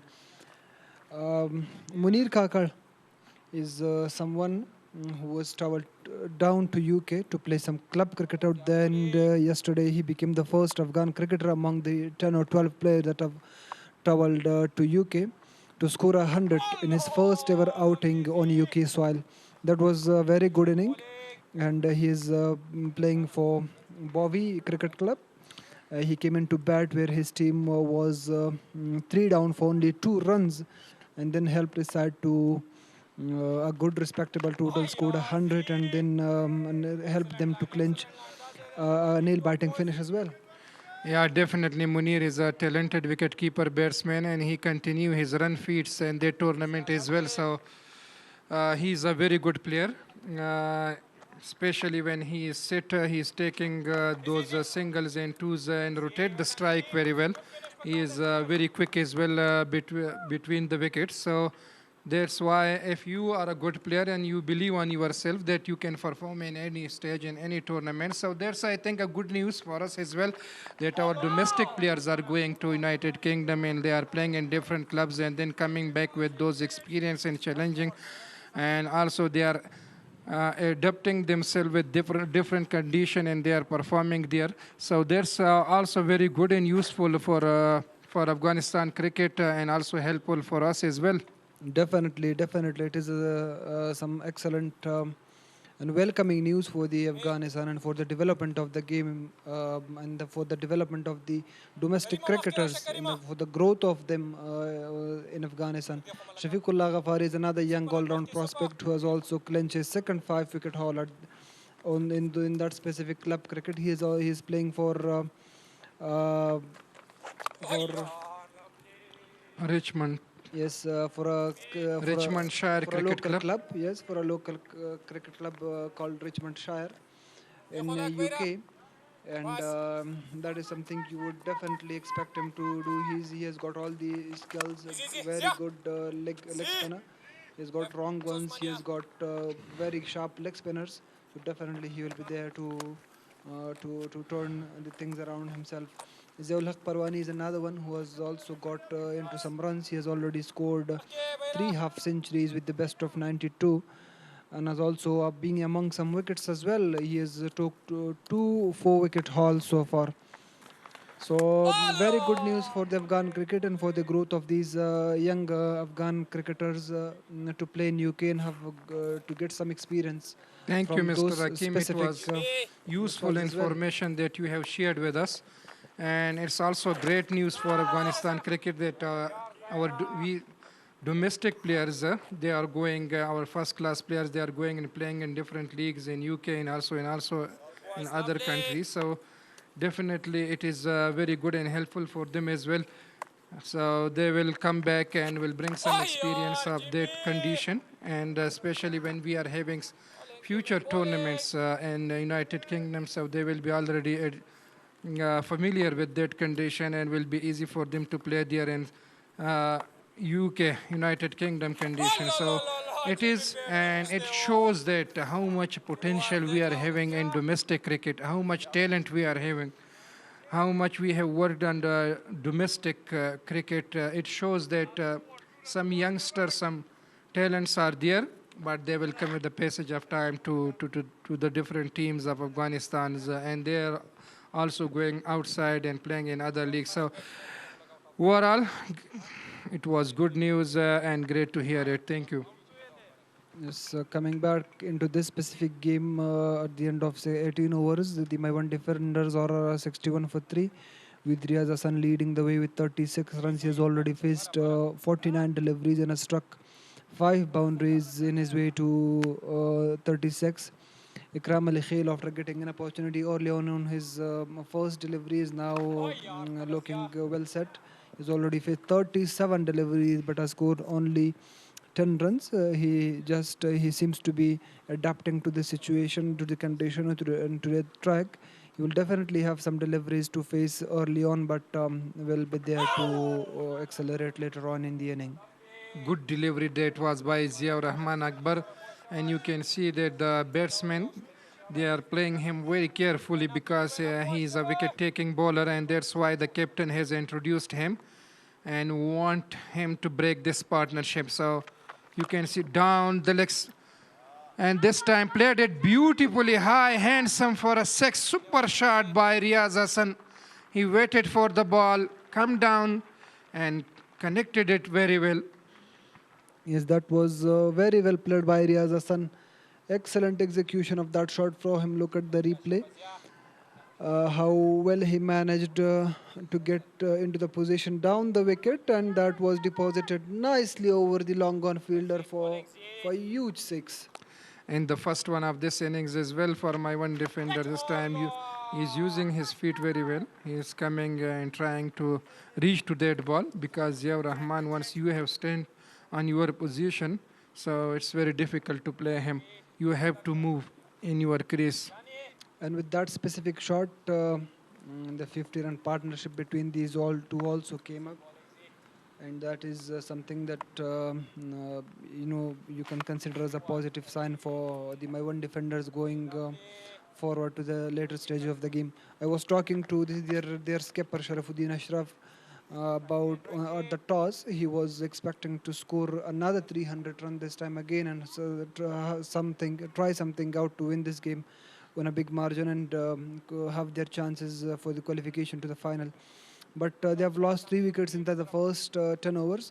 But this pair is now batting well, and this will be very key in terms of their achieving their objectives that they have set in the pre-match. Once again down the ground, and it's another big one. Another mighty hit, and that's into the VIP pavilion here. It's out of the park. What a batting he's... and what an innings he is playing for his side. Riaz Hassan, back-to-back sixes, and you can see he wants to release that pressure. He says, no, if you are a good bowler, I am also sit there. And you can see he's down the wicket, connected it well, and it was the repeat of that shot, but it was a little big one from the previous one, out of the park, and we will wait for the ball to come back and continue the game. But what a back-to-back sixes by him. Great display of batting. Definitely brave stuff. Very brave stuff from Riaz Hassan. He has danced down the track on both occasions against the one who is bowling very well, Ziaur Rahman Akbar, the slow left-arm spinner. These are the first 3 wickets that we have witnessed early on in the inning. That was a run-out. Mohammad Shahzad courtesy of an excellent direct hit from the fielder at short square leg. And you can see Yusuf Zazai hit him on the pad, and the umpire has given it. And you can see this one.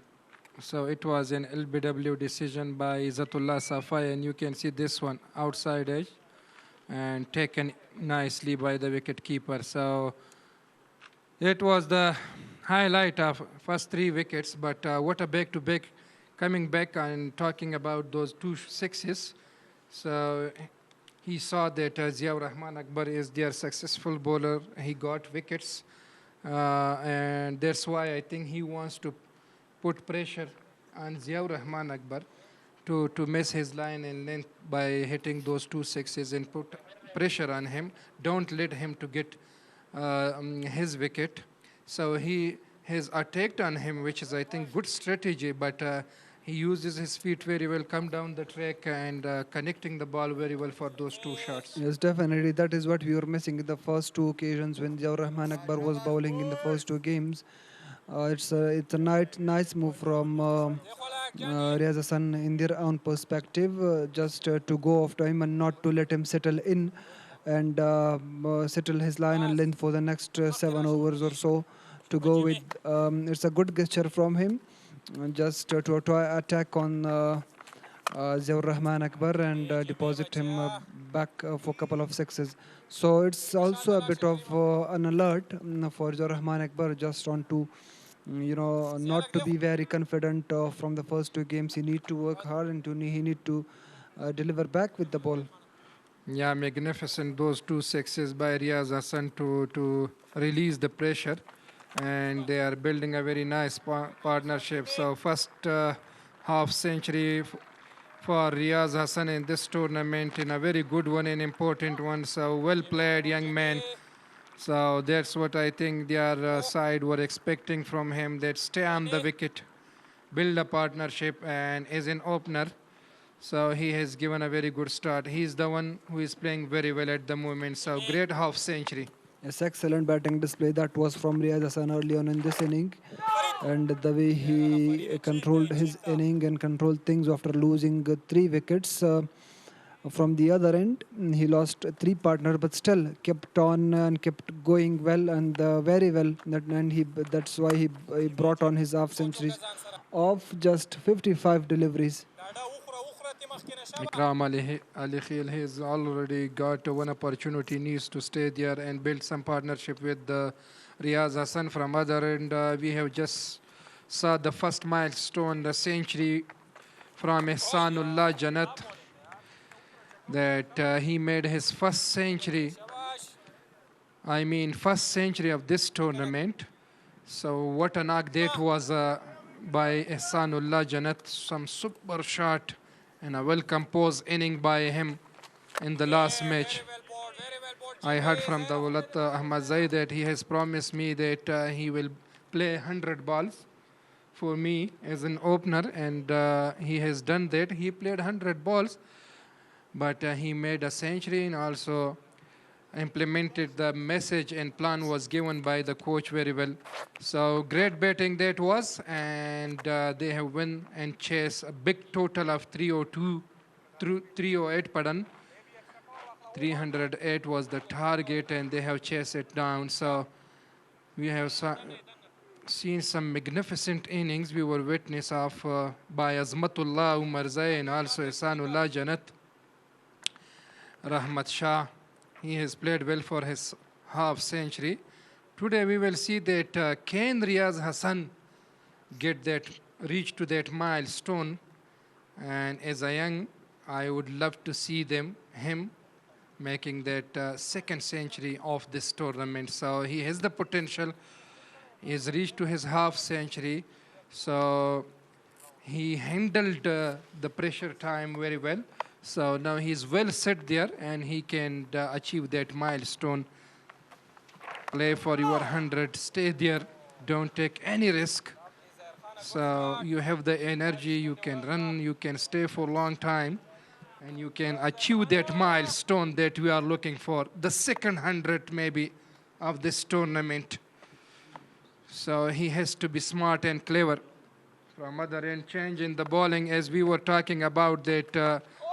This time swept it to fine leg region. Run out chance. We will see that Izzatullah Safai. He says now the batsman returned to the crease and he is safe. Ikram Ali Khil, he is struggling a bit in this tournament. Didn't put any impression yet.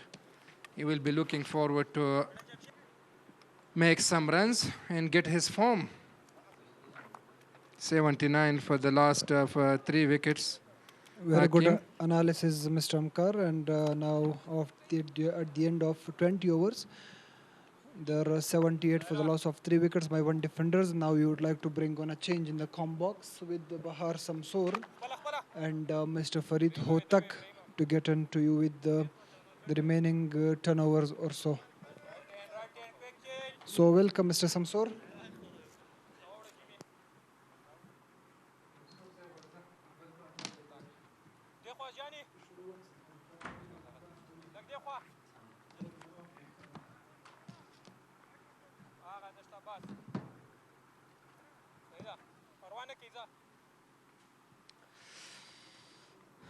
سلام درنو شایقینو، ډیره زیاته مننه همکار صاحب او امازی صاحب.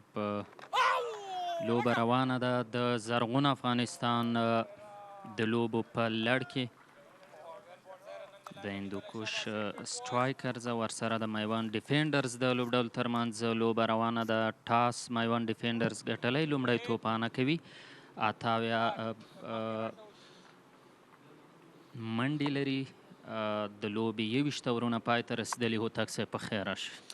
بسم الله الرحمن الرحیم. سمسور صاحب تاسو ته هم ښه راغلاست وایو، مننه. په ښکلي خوست کرکټ لوبغالي کې د کرکټ اتلانو ترمنځ د زرغون افغانستان کپ سیالۍ روانې دي. واقعا چې لوبې ورځ تر بلې جالبه کېږي او هر لوبغاړی هره لوبډله کوشش کوي چې د بریا په لور باندې لاړ شي. د سیالیو په جریان کې چې موږ کتلي دي، هر لوبغاړي هڅه کړې ده چې ښه نتیجه ولري، ښه پایله ولري، تر څو د افغانستان له کرکټ بورډ د غوراوي کمیټې پام ځان ته راوګرځي. دا هم یو ښکلی شاټ و، په بیک فوټ باندې بیټسمین ووهه د 4 منډو لپاره. بالکل هوتک صاحب ډېر ښه ټکي ته مو اشاره وکړه. د دغو لوبو یوه ډېره زیاته هغه ښېګڼه دا هم ده چې د ملي لوبډلو د لوبغاړو سره په څنګ کې ځوان لوبغاړي هم لوبیږي. ډېر ښه شاټ وړاندې د اکرام علي خیل له لوري د ظهیر خان خلاف آف سټمپ کې بهر ته توپ او دغه توپ نوموړي ایکسټرا کور ته په څلوریزه باندې بدل کړ چې په دې توګه 21 اوور هم په څلوریزې سره پای ته ورسېده. ریاض حسن په نننۍ لوبه کې نیمه سلیزه جوړه کړې ده. ډېر ښه لګیا دی دغه لوبغاړی هم، خو اکرام علي خیل هم ډېره ښه ملګرتیا ورسره کوي.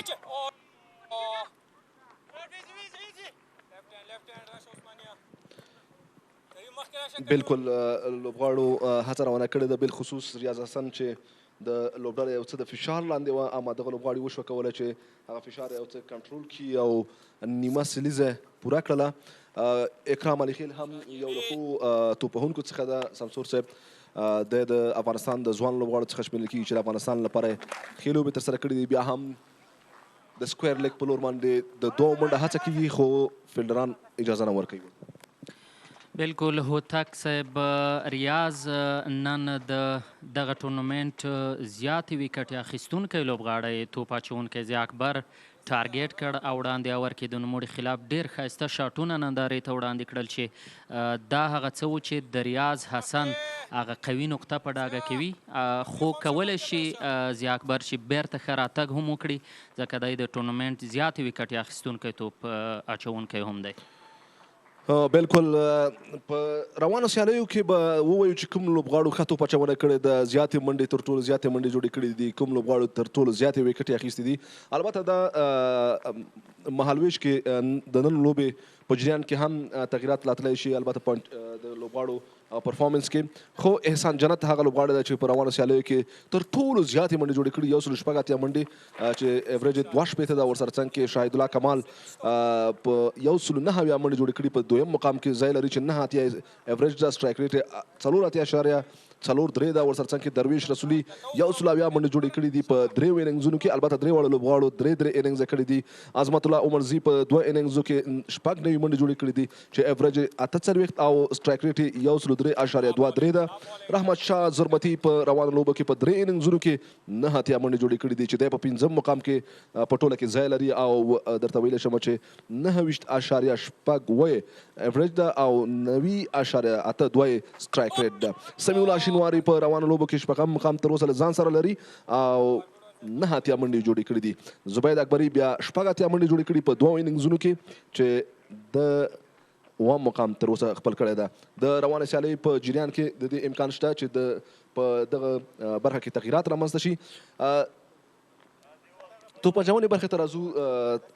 سمسور صاحب په توپ اچونه برخه کې ضیا اکبر په 2 اننګزونو کې تر ټولو زیاتې ویکټې اخیستې چې لومړی مقام له ځان سره لري 3 ویکټې 8 ویکټې اخیستې دي او اکانومي 3 ده.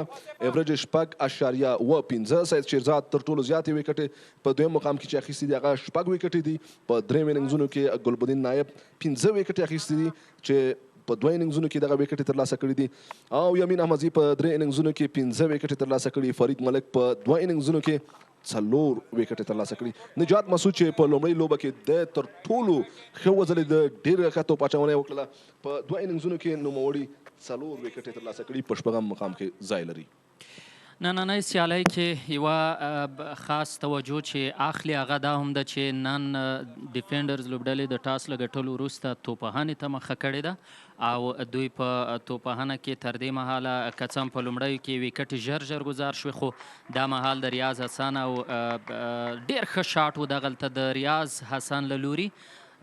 سکویر لیګ کې بهترین شاټ و چې نندارې ته وړاندې شو، 4 ترلاسه کړه. دغه لوبغاړي پوره سیټ دی او دا مهال په 50 منډو باندې لوبه کوي. 3 ته د دوی د لوبډلې مجموعي منډې ورسېدې. څه ډول چې ما وړاندې یادونه وکړه وطاق صاحب د دغې لوبډلې د ټاس له ګټلو وروسته لومړی توپانه اختیار کړه، که څه هم لومړیو کې د دوی وکټ ژر ګزار شوې، خو د ریاض او ورسره د اکرام علي خیل ترمنځ ملګرتیا ځانګړې ده او ډېره ښه ملګرتیا یې جاري ساتلې. دا په روانه سیالۍ کې د ظهیر خان لپاره دویمه ور ده.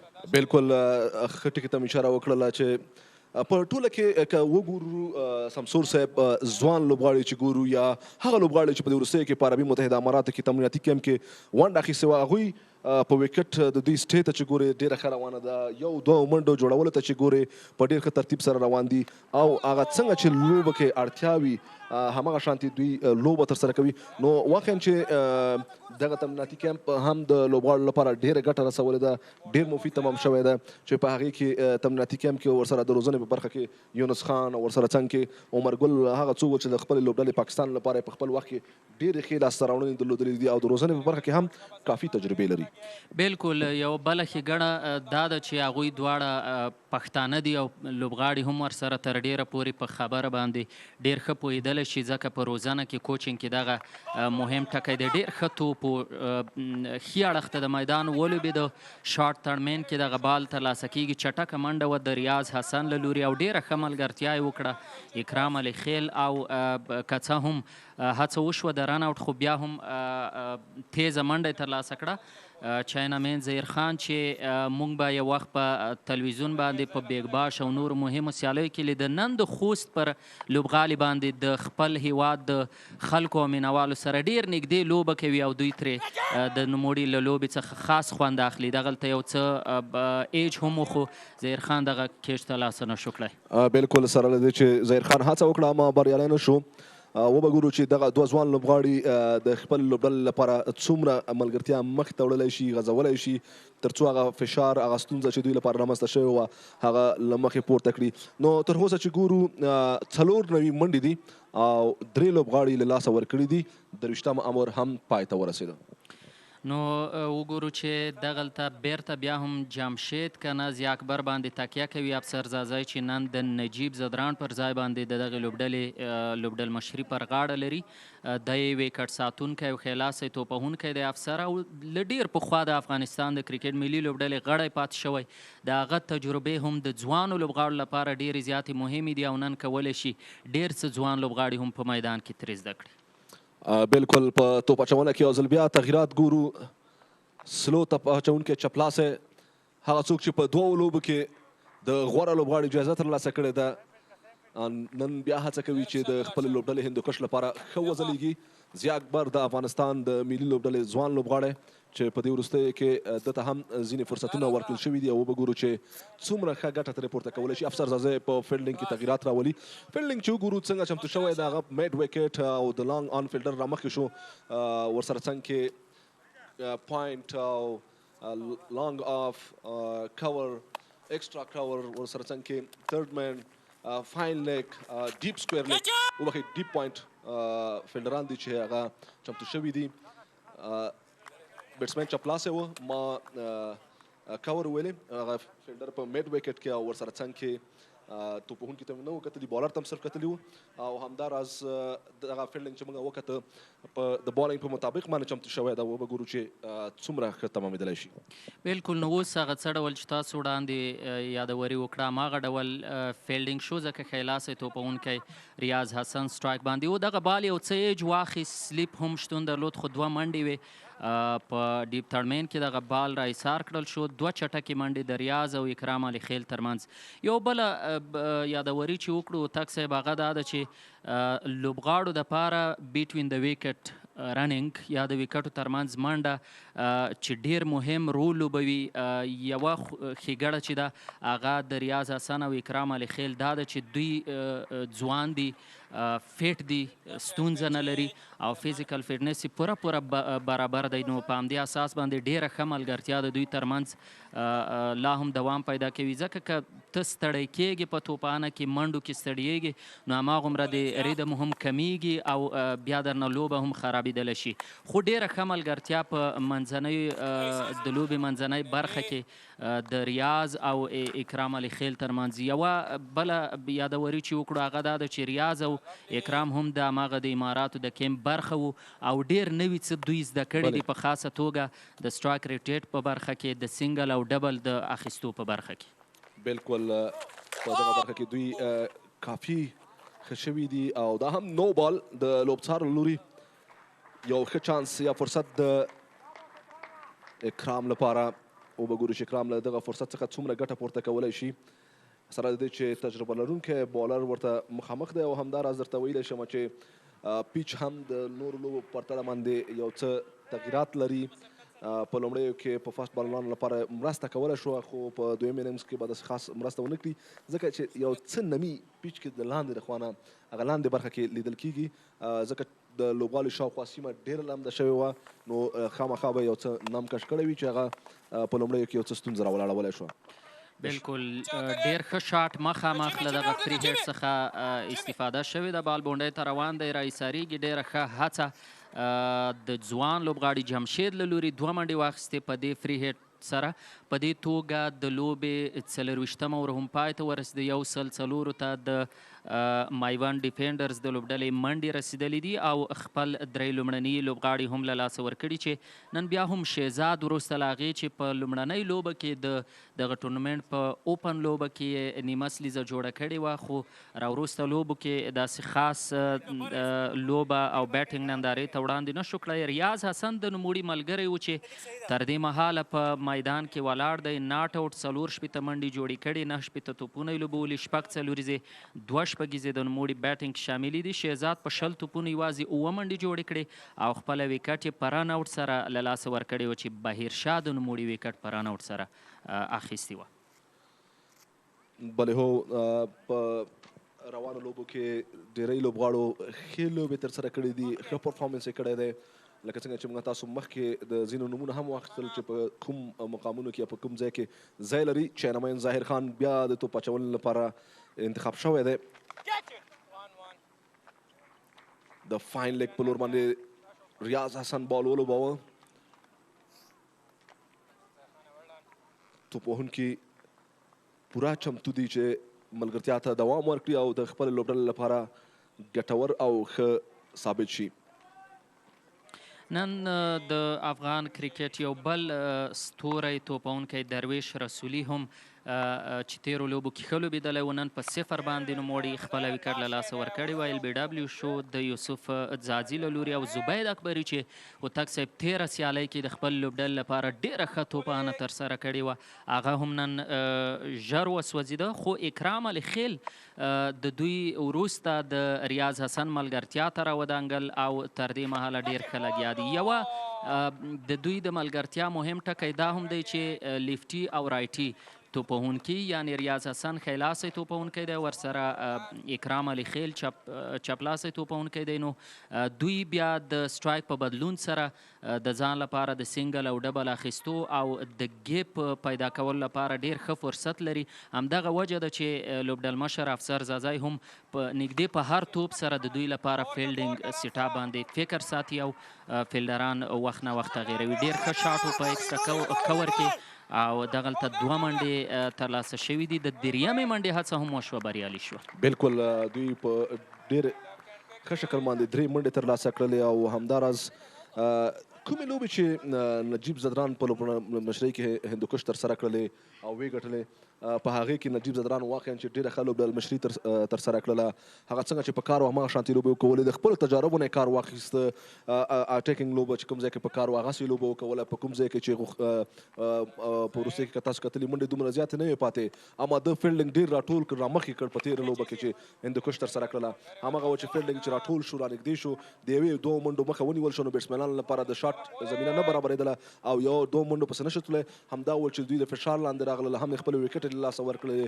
او هم د منډو لړۍ راکمه شوه بالاخره بریا یې ترلاسه کړله نن به وګورو چې افسر زازی کولی شي او که نه چې د بریا په لور لاړ شي د سیال لوبډلې پر وړاندې د سیال لوبډلې لوبډل مشر هم نن هڅه کوي چې بریا ترلاسه کړي او خپله لوبډله مخکې پړاو ته ورسوي بالکل شپږ اور هم 15 اور هم پای ته رسیدلی دی شپږ شپېتو منډو باندې لوبه کوي ریاض او شپږ منډو باندې لوبه کوي اکرام علي خیل د اوبو لنډ غوندې بریک دی په لوبه کې ډېر وړاندې تاسو یادوري د نجیب زدران د لوبډل مشرۍ وکړه مدیریت او لوبډل مشري په لوبه کې ډېره زیاته مهمه وي که ته هر څومره ښه توپ اچوونکي او ښه توپ نیونکي په میدان کې له ځان سره ولري خو بیا هم که چېرته داسې وي چې ته ښه لوبډل مشري ونه کړې نو بیا لوبه ستا له واکه وځي دغلته د هغو وړاندې کوم توپونه چې لوبول شوي ښه ډول باندې د هغې هایلایټ ګورو دوه ښه شاټونه و د شهزاد له لوري دغلته ډېر بهترینه ډرایف و د ریاض حسن له لوري چې واقعیت دی چې شایقینو به ترې خوند اخیستی وي دا هماغه میس کیچ و وړاندې چې او دلته ډېر ښه رن آوټ د شهزاد محمدي چې دوباره بالکل شهزاد محمدي خپله مهمه وکټ له لاسه ورکړله او د ده هڅه همدا وه چې بریالی شي یوسف زازي نن ډېره ښه توپ اچونه ترسره کړله واقعا چې مخامخ لوبډله د فشار لاندې راوستله او هغه څه و چې نن د لوبډلې لپاره ډېر ښه تمام شوی دی یوسف زازی ځوان لوبغاړی ده کولی شي چې ښه پرمختګ وکړي ښې نتیجې ولري د خپلې لوبډلې لپاره د افغانستان لپاره ښه راتلونکي هم لري نو خوښۍ ځای دا ده چې موږ تاسو په هره برخه کې اوس ګورو فاسټ بالرانو برخه کې د توپ وهونکو په برخه کې د سپینرانو په برخه کې کافي ښه لوبغاړي لرو تجربه لرونکي لوبغاړي لرو ځوانان لرو ښه فیوچر لري یعنې دا په ټوله کې د افغانستان د کرکټ ښه راتلونکی شته بالکل هوتک صاحب د دې ترڅنګ لوبه بیا هم پیلېدونکې ده ضیا اکبر د توپ اچونې لپاره انتخاب شو لومړی بالې د لوبېدو هڅه وشوه سویپ ته راغی ریاض او دغه بالې لوبولی دی وګورو چې څلور منډې ترلاسه کړې ډېر ښه شاټ و یو ځل بیا د ځان لپاره ځای پیدا کړ ګیپ یې ولوبو او په همدې اساس باندې دغه باله بونډۍ څخه بهر د څلور منډو لپاره ورګزار شو خوښ نه و په خپله توپ اچوونکی ضیا اکبر له خپل دغه توپ څخه چې ښه ایریا کې یا په ښه ځای کې دغه بال پیچ نه شو بالکل د دوی د لوبډلې البته د هندوکش د لوبډلې هغه آفیشل کسان چې ورسره دي هغوی په باره کې به هم هیوادوال دا هم زوردار اپیل د لوبڅار له لوري د نټ آوټ اشاره وشوه د هندوکش د لوبډلې سره نوروز منګل د افغانستان د ملي لوبډلې پخوانی تکړه لوبغاړی د روزونکي په توګه دنده ترسره کوي په دې سفر کې او همدا شانتې له دوی سره مجاهد زدران چې دی هم د افغانستان د کرکټ ملي لوبډلې پخوانی لوبغاړی پاتې شوی دی د فیلډینګ په برخه کې ورسره روزنه ترسره کوي دې سره څنګ کې خالقداد نوري دی هم د افغانستان د کرکټ ملي لوبډلې تکړه لوبغاړی پاتې شوی دی دی هم د روزنې په برخه کې ورسره ده نو درې هغه روزونکي ورسره دي چې واقعا د حساب کسان دي د روزنې په برخه کې ښه مخینه لري د افغانستان د ملي لوبډلې لوبغاړي پاتې شوي دي نو واقعا چې د دوی رول هم د لوبډلې په بریا کې ګټور دی بالکل په ټوله کې د افغانستان د کرکټ لپاره که وګورو هوتک صاحب له ډېر ټیټ لیول څخه زموږ کرکټ راپورته شوی دی او اوس وخت د دې دی چې زموږ لوبڅاران په نړیوالو میدانونو باندې د لوبڅارنې دنده ترسره کوي د دې ترڅنګ کوچنګ برخه کې هم زموږ خپل کورني کوچران یا روزونکي دي چې دوی هم د خپل نوي نسل سره ډیر کار کړی دی او کار به هم کوي یعنی دا هغه څه دي چې د افغانستان کرکټ اوس په هغه درجه یا هغه پوړونو کې دی چې آی سی سی ته هم ځانګړی نوم لري او آی سی سی لا هم د افغانستان د کرکټ سره په همکارۍ کې باید پاتې شي او ځانګړی پام ورباندې وساتي بالکل انشاءالله چې کرکټ یو ښه لوري ته روان دی او هیوادوال هم ورته ډېرې تمې لري. مخکې موږ تاسو په ځینو برخو باندې اشاره وکړله دغه لوبې چې د زرغون افغانستان کپ سیالۍ په خوست کې پیل شوي دي دا لوبې له څو اړخونو ډېره ګټه لري چې د افغانستان لپاره ښه تمامېدلی شي د افغانستان د کرکټ د ودې پرمختګ لپاره د ځوانانو لپاره د ملي لوبغاړو لپاره د هیوادوالو لپاره د تفریح یو ښه فرصت یو ښه زمینه دی. د خوستوالو نه مننه کوو چې ډېر ښه هرکلی یې کړی تر اوسه د افغانستان د کرکټ له اتلانو څخه او دا هم زوردار اپیل وبګورو چې نه د لوبڅارو له لوري د نټ آوټ اشاره ده او یو ښه فیصله راته ښکاري. بالکل بال یو څه لیګ سایډ باندې پیچ شوی و تک صاحب په همدې اساس باندې ښه پرېکړه وه د لوبڅار له لوري. د هندوکوش لوبډلې له لوري فرید احمد 15 اورونو کې 18 منډې ورکړې ویکټ یې نه ده ترلاسه کړې. یو اور میډن لري یوسف زازي 4 اورونو کې 14 منډې ورکړې او 2 مهمې ویکټ یې ترلاسه کړې.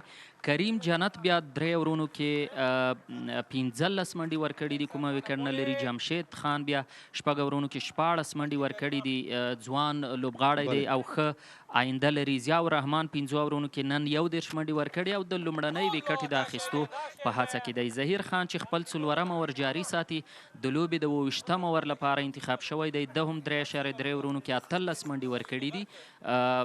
که څه هم د نوموړي خلاف د سویپ شاټونو هڅه شوې ځکه چین امین تر ډیره پورې که په پیډلین کې توپ ګزاروي نو باید همدغه ډول باندې ولوبېږي. په خاصه توګه ریاض ترې ښه ګټه هم پورته کړې. یو بل ډېر ښه بال و یو څه ریاض یې وارخطا غوندې کړ په وروستۍ کې دغه توپ ولوبو. په دې توګه 28م اور د لوبې پای ته ورسېده. 1 منډو باندې ریاض 22 منډو باندې اکرام علي خیل لوبه کې 114 مجموعي منډې لري. اور لا هم دوام لري. لاند غوندې بحث خبرې وې د ظهیر خان او لوبډل مشر ترمنځ نو بیا هم لیګ سټم باندې بال و او بال فاین لیګ ته لوبول شوی. بالکل به څلوریزه ترلاسه کیږي. بالکل د فاین لیګ په لور باندې یو ښکلې فیصله وه د 4 منډو لپاره. ریاض حسن ډېر له غور او دقت څخه کار اخلي تر څو خپله مهمه ویکټ د لوبډلې لپاره لاسه ورنه کړي او خپله توپوهنه هم مخته یوسي. یو ځل بیا د آریانا ټلویزیون څخه مننه کوو چې خپلو هیوادوالو ته دغه لوبې په ژوندۍ بڼه خپروي او له لوبو څخه زموږ هیوادوال خوند اخلي.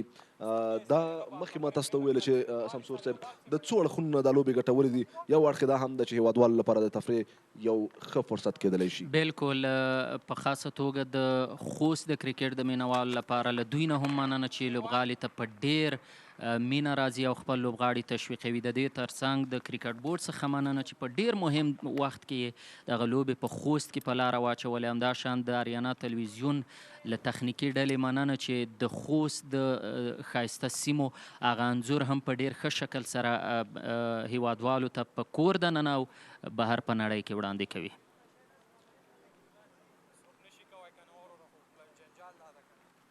اوس نو 28م اور پای ته رسېدلی. 119 منډې دي. وګورو چې لوبډل مشر افسر ځاځی بیا هم ضیا اکبر توپ اچونې ته انتخابوي. دی لا هم د لومړنۍ ویکټ د اخیستو په تکل دی.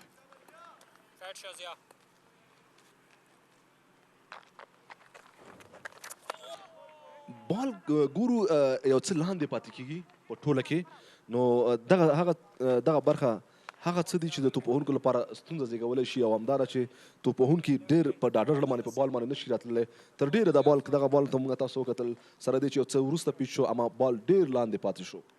بالکل لکه څه ډول چې وړاندې یادوري وشوه د ویکټ شاوخوا چې وه هغې ته اوبه زیاتې ورکړل شوې. په همدې اساس باندې تر ډېره پورې مدد کولی شي له توپ اچوونکو سره. خو که توپ اچوونکي لږ هم له خپل دماغ څخه کار واخلي د قدمونو استعمال دی او میډ ویکټ ته یو بهترین شاټ وګورو چې بال له بونډۍ څخه بهر د 4 منډو لپاره ورګزار کړ اکرام علي خیل. ډېر ښه د قدمونو استعمال وشو. دغلته وتک صاحب د اکرام علي خیل له لوري او یو څه ګیپ هم موجود و. په همدې اساس باندې دغه بال له بونډۍ څخه بهر د 4 منډو لپاره ورګزار کړ. بالکل واقعا چې یو ښه فیصله وه. په بال باندې ډېر ډاډه راغی او سیده بال پسې ورغی د قدمونو په استعمال سره. د 4 منډو لپاره یې بال ولوباوه. هغه څوک چې د دوو لوبو غوره لوبغاړی راغلی دی دغه پر وړاندې دومره په ډاډه زړه مخې ته ورتګ او شاټ وهل دا څه آسان کار نه دی. خو اکرام علیخیل ته چې هم ګورو دی هم په کم عمر کې ډېر تجربه لرونکی دی. د افغانستان لپاره په نړیواله کچه لوبېدلی ده، نه تنها چې په ملي لوبډله کې د افغانستان په 19 کلن لوبډله کې هم د افغانستان لپاره لوبېدلی او د ده لاسته راوړنې او لوبې د پام وړ وې. په 19 کلن نړیوال جام کې په 2013 کال کې په نیوزیلند کې چې د کومې لوبې ترسره کړې وې هلته واقعا چې د افغانستان لپاره دی ډېر ښه ځلېدلی و. نو دی یو ښه تجربه لرونکی لوبغاړی دی چې د وکټ ساتنې په برخه کې هم نتیجه یې ښه ده او د توپوهنې په برخه کې هم نتیجه ډېره ښه ده. ضیا اکبر چې ګورو د موږ سره هغه وخت چې ما خپله لوبه کوله د افغان ځوانانو په لوبډله کې په 2009 کال کې هندوستان ته سفر کړی و. له همغه وخته د په سره د دې چې عمر یې کم و د ښه راتلونکي لیدل کېدله، ښه کرکټر و. نو هغه اوس تاسو ګورئ چې په دغه لوبو کې او په نړیوالو لوبو کې د افغانستان لپاره ښه نتیجه لري. بالکل د اکرام علي خیل د 2019 کال نړیوال جام د ویسټ انډیز خلاف لوبه هم چې په ملي لوبډله کې ترسره کړه هغه هم د خاص پاملرنې وړ وه او ډېر ښه ځان یې ثابت کړ چې دی کولی شي د افغانستان د ملي لوبډلې لپاره هم یو ډېر ښه لوبغاړی او توپونکی پاتې شي. اپیل د ال بي ډبلیو لپاره خو بیا هم لوبڅار خاموشه پاتې کیږي او اوږد اپیل و د افسر ځاځي او په خپله د توپ اچوونکي ضیا اکبر له لوري خو لوبڅار خاموشه پاتې شو. بلې هو افسر ځاځی هم نن هڅه کوي چې د هندوکش لوبډله تر بریا ورسوي. په همدې هوډ راغلی ده او اخوا ته چې ګورو د میوند ډیفینډرز لوبډلې ته میوند ډیفینډرز لوبډلمشر شرف الدین اشرف هم په همدې هوډ نن راغلی ده چې د بریا په لور باندې ورسیږي. وبګورو چې کومه لوبډله خپل هدف ته رسېدلی شي او بریا ترلاسه کولی شي. د دوی د منډو لړۍ ته چې ګورو د منډو لړۍ هم سمسور صاحب ډېره ښه روانه ده، ډېره په ډه پورې روانه ده.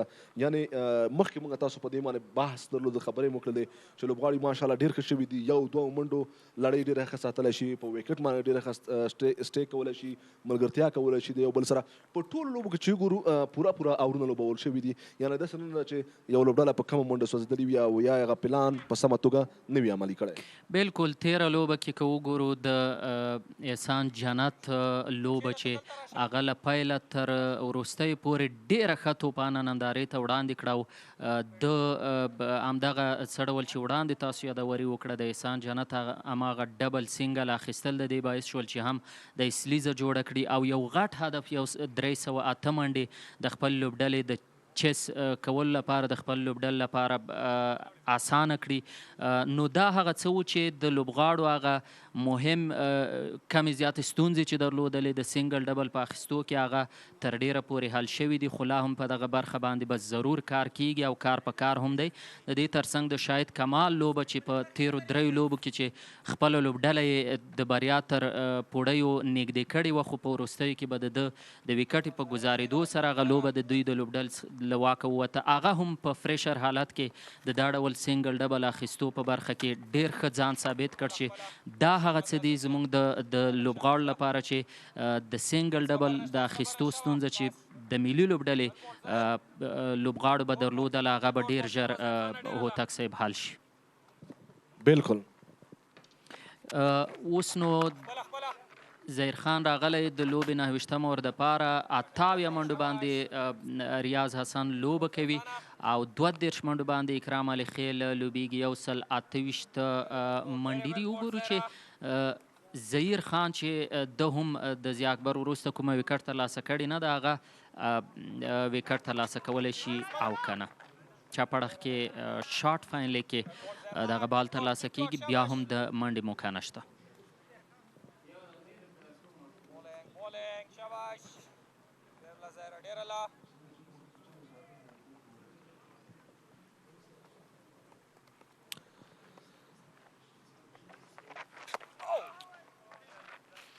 وایډ بال د لوبڅار اشاره. ظهیر خان چې د بهرنۍ لیګونو تجربه هم له ځان سره لري هڅه کوي چې د دغه دوو تکړه لوبغاړو ملګرتیا ته د پای ټکه کېږدي. اما دغه دوه تکړه لوبغاړي غواړي چې خپله لړۍ ښه مخې ته بوځي. فرید ملک غواړي چې خپله تجربه له ظاهر خان سره شریکه کړي. د فیلډینګ له یوې لرې سیمې نه راغی او ظاهر خان ته مشوره ورکړه. بیا هم د کور او اکسترا کور په مسیر باندې بال له بونډۍ څخه بهر د 4 منډو لپاره ورګزار شو. بیا هم هماغه څه ډول چې وړاندې هوتک صاحب خبرې ورباندې وکړي، د ځان لپاره د سپیس پیدا کول، د ګیپ پیدا کول یو ډیر مهم ټکی دی د توپونکو لپاره، او په خاصه توګه په اوږد فارمټ یوه ورځنیو لوبو کې په ټیسټ کرکټ کې همدغه ځانګړنه د افغانستان د کرکټ ملي لوبډلې اکثریت لوبغاړي له ځانه سره لري. په خاصه توګه په دې وروستیو کې د ریاض حسن لوبه د خاص پاملرنې وړ ده. وګورئ دغه توپ سره یې ډېر ښه د ځان لپاره ځای پیدا کړ، خو دغلته ایل بي ډبلیو د څلوریزې وروسته ظاهر خان د نوموړي ویکټ ترلاسه کوي او ډېر ښه بال په ډېر ښه ځای کې پیچ کړ نوموړي، سره د دې چې د دفاعي لوبې هڅه یې وکړه، غوښتل یې دغه بال په دفاعي انداز سره ولوبوي، خو بیا هم نوموړی فیټ ته ولګېده او ډېره ښه پرېکړه د لوبڅار له لوري. بالکل مهمه او غټه ویکټه وه چې ظاهر خان ترلاسه کړله. په 82 منډو ریاض حسن خپله ویکټ له لاسه ورکړله. ظاهر خان و چې دی پرې نه خو خپله سیلیزه پوره کړي او د لوبډلې لپاره ګټور تمام شي. واقعا چې ډېره ښه توپ اچونه وه او د خپلو تجربو څخه په استفادې سره دغه مهمه ویکټ ترلاسه کړله. عظمت عمرزی د توپوهنې لپاره راځي، هغه څوک چې په تېره لوبه کې د خپلې لوبډلې لپاره 9 یا زیاتې منډې جوړې کړې دي. وګورو چې نن د څومره ښه ثابتېدلی شي او د خپلې لوبډلې لپاره ښه توپوهنه کولی شي. بیټسمین بال سم نه ده وانه شو اخیستلی او یو څه ان هم شو بال د بیټسمین لپاره په سیده په ویکټو باندې ورته، نو همغه وجه وه چې لوبڅار ته هم فیصله ډېره اسانه وه او بالاخره دغه مهمه ویکټ ظاهر خان ترلاسه کړه. بالکل، نو عظمت الله هم ډېر ښه توپونکی توپ اچونکی دی.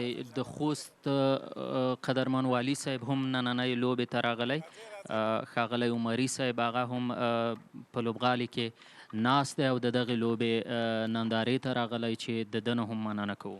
بالکل ملنګ صاحب زموږ همکار او سره څنګ کې د خوست د کرکټ نماینده والي صاحب، دوی هم د والي صاحب راتګ ته هرکلی وایي او ورسره یو ځای دي د لوبو په باره کې ورسره تازه معلومات شریکوي.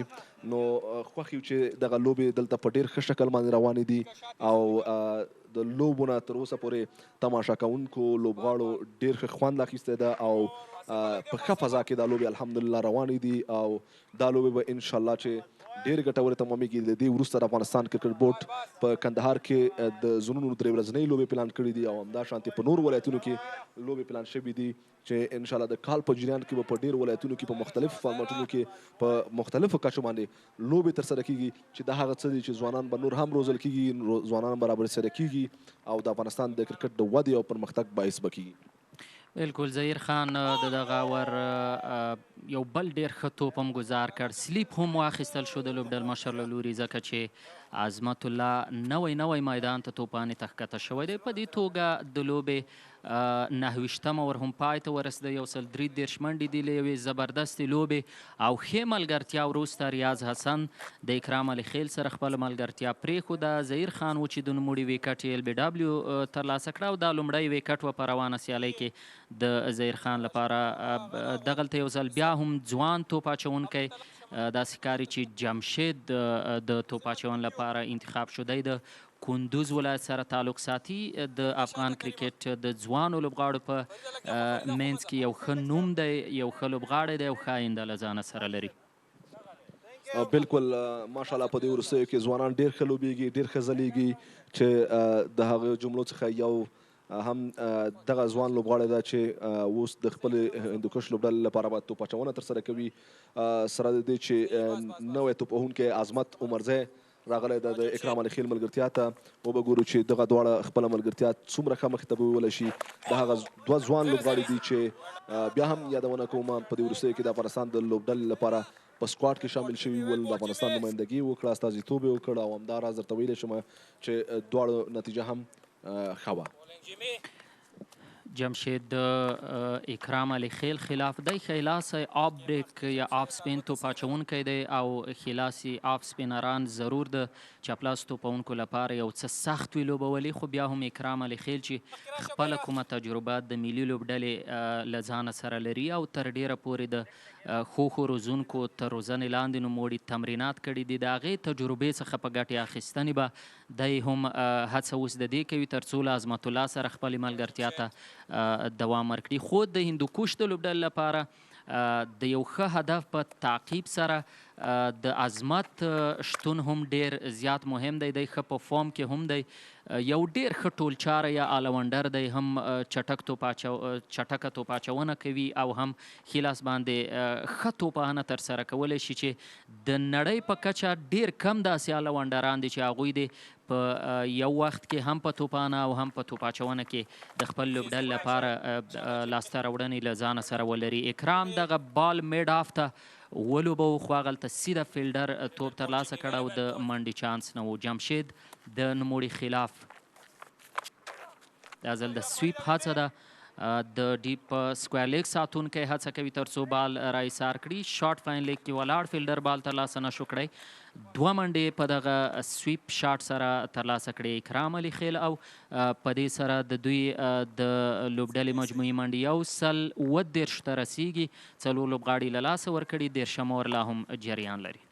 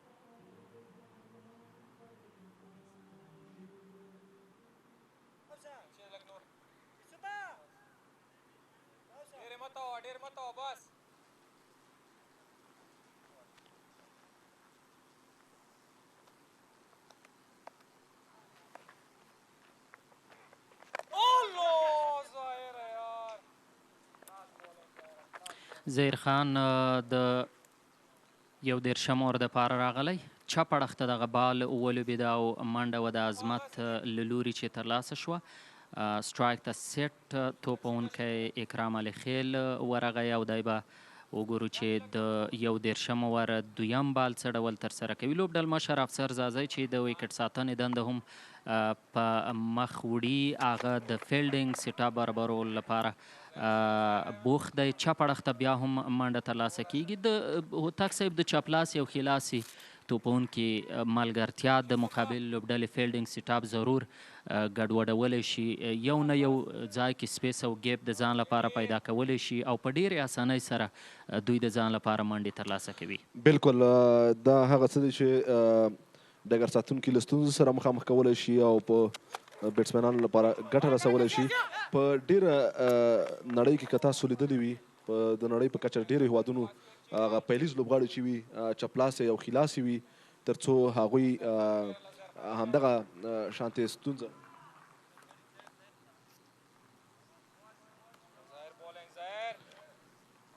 نو دا هغه څه دي چې د توپ وهونکو لپاره ښه تمامېدلی شي. بالکل بیا هم د لانګ آن په مسیر باندې د یوې منډې پر هدف دغه بال ولوبېده، هغلته فیلډر ضرور شته. د زهیر خان خلاف به اوس یو څه سلوزي له یوه اړخه عظمت الله ځکه نوی میدان ته ښکته شوی او ضرورت د ملګرتیا دی، له بل لوري ورسره سیټ بیټسمین اکرام علي خیل چې د دوی ترمنځ ملګرتیا له صفره پیل شوې ده، ضرور به په احتیاط سره ځکه لوبوي چې دی ډېر ښه توپ اچونکی هم دی. د افغانستان د کرکټ یوه ښېګڼه دا ده چې موږ اوس په هره برخه کې ښه لوبغاړي له ځانه سره لرو، په خاصه توګه په دغه سپین شوبه کې هم د چاینا مین توپ اچونکو شتون همدغه زهیر خان، نور احمد او ورسره نور توپ اچونکي دي چې هغوی هم ډېر ښه لوبیږي.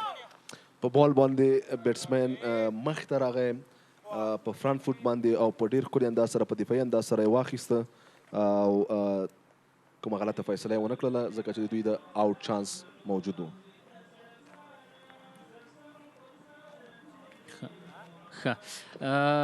کمنټري باکس کې هم بدلون راولو. عیسی خان تسل صاحب ورسره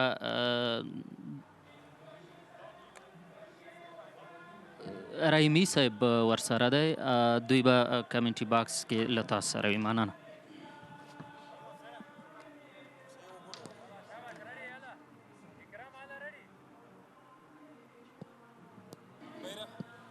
بسم الله الرحمن الرحیم. ډیره زیاته مننه. د سیالۍ 11 اوره پای ته رسېدلي دي. 142 منډې 4 لوبغاړي سوځېدلي. 10 باندې اکرام علي خیل په 4 منډو باندې عظمت الله عمرزی په کمنټري باکس کې را سره عیسی خان تسل صاحب هم شته. تسل صاحب ستړی مه شئ. مننه مهرباني رحیمي صاحب. تاسو ټول لیدونکو ته احترامات سلامونه. په دې هیله چې صحتمند وي او تر دې وخته به پاتې شي را سره. مهمه وکټه و په تېر اوور کې ظاهر خان ترلاسه کړه. د ریاض حسن که څه هم ډېر زیات سیټ و خو ډېر ریلیکس شو په دغه بال باندې چې د وکټ ورکړه. فرنټ فوټ باندې ورغوښتل چې ډیفینس وکړي.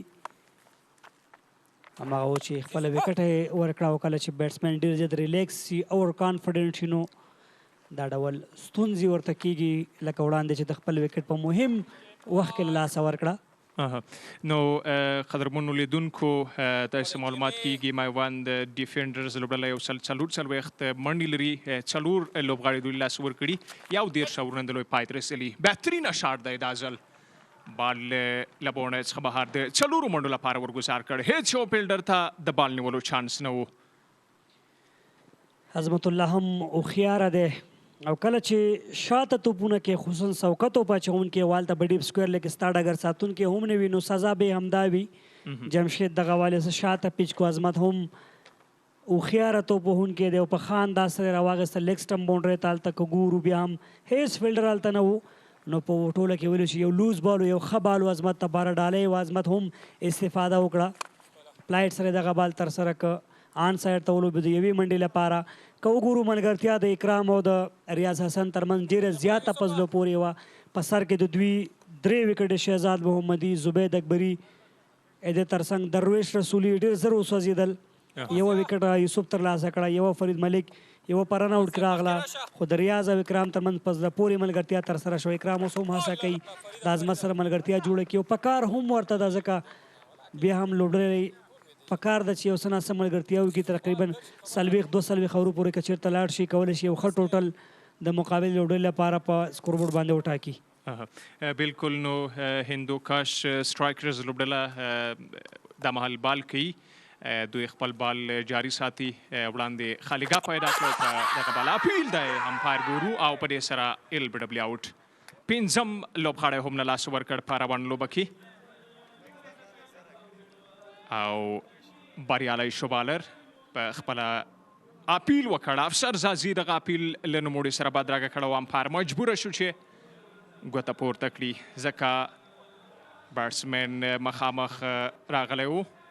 په پیډ ولګېده او په LBW باندې وکټ لاسه ورکړه. 5م لوبغاړی هم له لاسه ورکړ. عظمت په 13 ورځ سیالۍ کې ډېر زیات ښه ځلېدلی او نیمه سلیزه یې کړې وه خو نن جمشید دته ډېره موقع ورنه کړه. که څه هم په تېر بال باندې په 10 لویزه ترلاسه کړه خو دا ځل یې ډېر ښه بال وکړو. صحیح ځای کې یې ورته وکړه. بیا هم ریپلې ته که وګورو چې کومه سي ترسره شوی دغه بال عظمت الله عمرزي ته. او بالکل ډېره ښکلې فیصله د لوبسار په پیډ باندې لګېدلی عظمت الله عمرزي او دغسې ښکارېدو چې دغه بال د لیګ سټمپ وکټ ټچ کوي او هماغسې و د سره دغه وکټ هم د لاسه ورکړه. نوی توپ وهونکی لوبډل مشر به راځي توپ وهنې ته او دلته د اوبو دمه هم د لوبې ټاس چې دی هغه د میوند ډیفینډر لوبډل مشر ګټلی او خپلې د توپ وهنې فیصله کړې. ورا به شو په دغه ټورنمنټ کې چې چا ډېرې ښې منډې ترسره کړي. په کل کې د ډافا نیوز زرغون افغانستان جام سیالیو 5مه لوبه ده چې 2 سیالۍ هندوکش سټرایکر لوبډلې ګټلې دي او همداراز د ډیفینډر لوبډلې 2 سیالۍ بایدلې یوه یې ګټلې. د پامیر لیجنډز لوبډلې 2 سیالۍ بایدلې دي یوه یې ګټلې ده. که چېرته نن ډیفینډر سیالۍ ګټي چانس به ورته مخکې ډېر وي. سبا د که چېرته لیجنډز سیالۍ ګټي نو د 3 واړه لوبډلو البته بلې وروسته کومه سیالۍ چې ده 3 واړه لوبډلو 2 پوینټس به کېږي. د ښه نیټ رنیټ پاسات به 2 لوبډلې پای لوبه کوي. که چېرته نن ډیفینډر ماته موندلي او سبا ته لیجنډز بریا خپلوي نو بیا به هم د لیجنډ لوبډله پای لوبې ته ځي. که چېرته نن ډیفینډر ماته مني سبا هم لیجنډس ماته مني بله ورځ کومه سیالۍ چې البته نو بیا به د سټرایکرز لوبډله څلور بریا خپلوي. دوی کې به کوم لوبډله چې ښه نیټ رنیټ لري هغه به پای لوبې ته وځي. خو دلته احسان الله جنت په 3 اننګزونو کې 106 اتیا منډې کړي په سر کې قرار لري د توپ وهونکو او دا هم د خوست قدرمند والي او ورسره څنګ کې نور دوستان د دغې سیالۍ نندارې ته راغلي دي. احسان الله جنت په 3 اننګزونو کې 106 اتیا منډې کړي 2 شپېته اورید سره لوبېږي. دوم نمبر باندې بیا شاهد الله کمال دی 3 سیالیو کې 109 منډې 9 اتیا اوسط سره چې په یو سیالۍ کې ناسوځېدلی هم پاتې شو. درویش رسولي په 3 نمبر باندې 108 منډې کړي 55 اوسط سره. عظمت په 2 اننګزونو کې 90 48 اوسط سره. رحمت شاه بیا په 3 اننګزونو کې 9 اتیا 29 اوسط سره. په روان لوبه کې 10 پنځوسیزې لګېدلې دي او همداراز د ترڅنګ 32 شپږیزې لګېدلي په دغه زرغون افغانستان جام سیالیو په لړ کې 3 ځلې د 100 منډو ملګرتیا شوې 1 سلیزه لګېدلې هغه هم د احسان جنت لوري. بالکل. نو وړاندې اورېدونکو ته لیدونکو ته معلومات ورکوو 150 منډې ترلاسه کړي دي. دوی 15 لوبغاړي لاس ورکړي 11 اورونه د لوی پای ته رسېدلي. که وکتل شي رحیمي صاحب دغه د بالینګ یا د بیټینګ برخه زموږه په اوس وخت کې دغه سیالیو نه معلومه شوه چې بهترینه ثابت شوي دي زموږ ځوان لوبغاړي. علت یې هم ډېر دا کیدلی شي چې عمر ګل او یونس خان چې کوم مشورې دوی سره شریک کړي دي دوی په ذهنونو باندې کار کړی دی نو کار ورته شوی دی ځکه موږ ولیدل بار زموږ لوبغاړو 50 اورونه لوبډلو ولوبول او هغې سره په څنګ کې بالران چې دي د بالینګ برخه چې د عمر ګل وه هغې هم پوره کار کړی په دې باندې. وړاندې د رن اوټ وکټ وه چې شهزاد محمدي په رن اوټ وکټ لاس ورکړي وه. تاسې هغه وکټ یې ګورئ چې دوی لاس ورکړي. درویش و چې د امپایل بي ډبلیو خپله وکټ لاس ورکړي وه. زه باید اکبري هم خپله وکټ له لاسه ورکړې وه. اواز ماته هم په ال بي ډبلیو باندې خپله وکټ لاسه ورکړې ده او دته هم مخه ښویل شوې ده. ډېر ښه بال یې وکړو بریکس سره دننه راغی. عظمت هم بالکل پوه نه شو پیډ یې ترې نه وویشتو او بالاخره هغه اوسوځېدو. په وروستیو کې که وګورو دغه د 15 اورونو وراخوا چې کله سوکه توپ اچونکي راغلي وکټ کې یو څه بریک شته. ظاهر خان هم ګورو بریک سره بالینګ کوي. جمشید همدارنګه خو د دوی تر ټولو مهم توپ اچونکي ضیا اکبر چې په 2 سیالیو کې 8 لوبغاړي سوځولي دي او د وکټ ټیکرانو په قطار کې په لومړي نمبر باندې دی. ظاهر یو ځل بیا ډېر ښه بال وکړو. اکرام علي خیل کوشش کوي چې په وکټ باندې پاتې شي وخت واخلي تر څو ښه وځلېږي. د ګوګلي چې کوم دا د ظاهر خان چپا چې دننه راځي لیګ بریک بال یې بهر وځي. خلاص ته بیا د ګوګلي چې دا بهر وځي لیګ بریک بال یې دننه راځي. ظاهر هم یو ښه سینیر پلیر دی او دلته اکرام علي خیل په دام کې راګیریږي. اسانه کیچ ډالۍ کډواله عثمان غني او دې سره هغه څه چې موږ یادونه کوله سوکه توپ اچوونکو بیا هم ترلاسه کړه. ثابته یې کړه. او بله مهمه خبره دا د تشویق کړ په بشپړه توګه باندې ظاهر خان تشویق کړ د شاټ لپاره د هم هڅه وکړه د شاټ وهلو او ناکامه شو بیټسمن او ظاهر خان یوه اسانه وکټ په دې وخت کې ترلاسه کړه او شپږم لوبغاړی هم له لاسه ورکړ په روانه لوبه کې. تاسې وګورئ څه بهترینه بال پوینټ کې ډګر ساتونکي هیڅ غلطي ونه کړله او ډالۍ وه کیچنګ پریکټس اسانه کیچ ترلاسه کړ.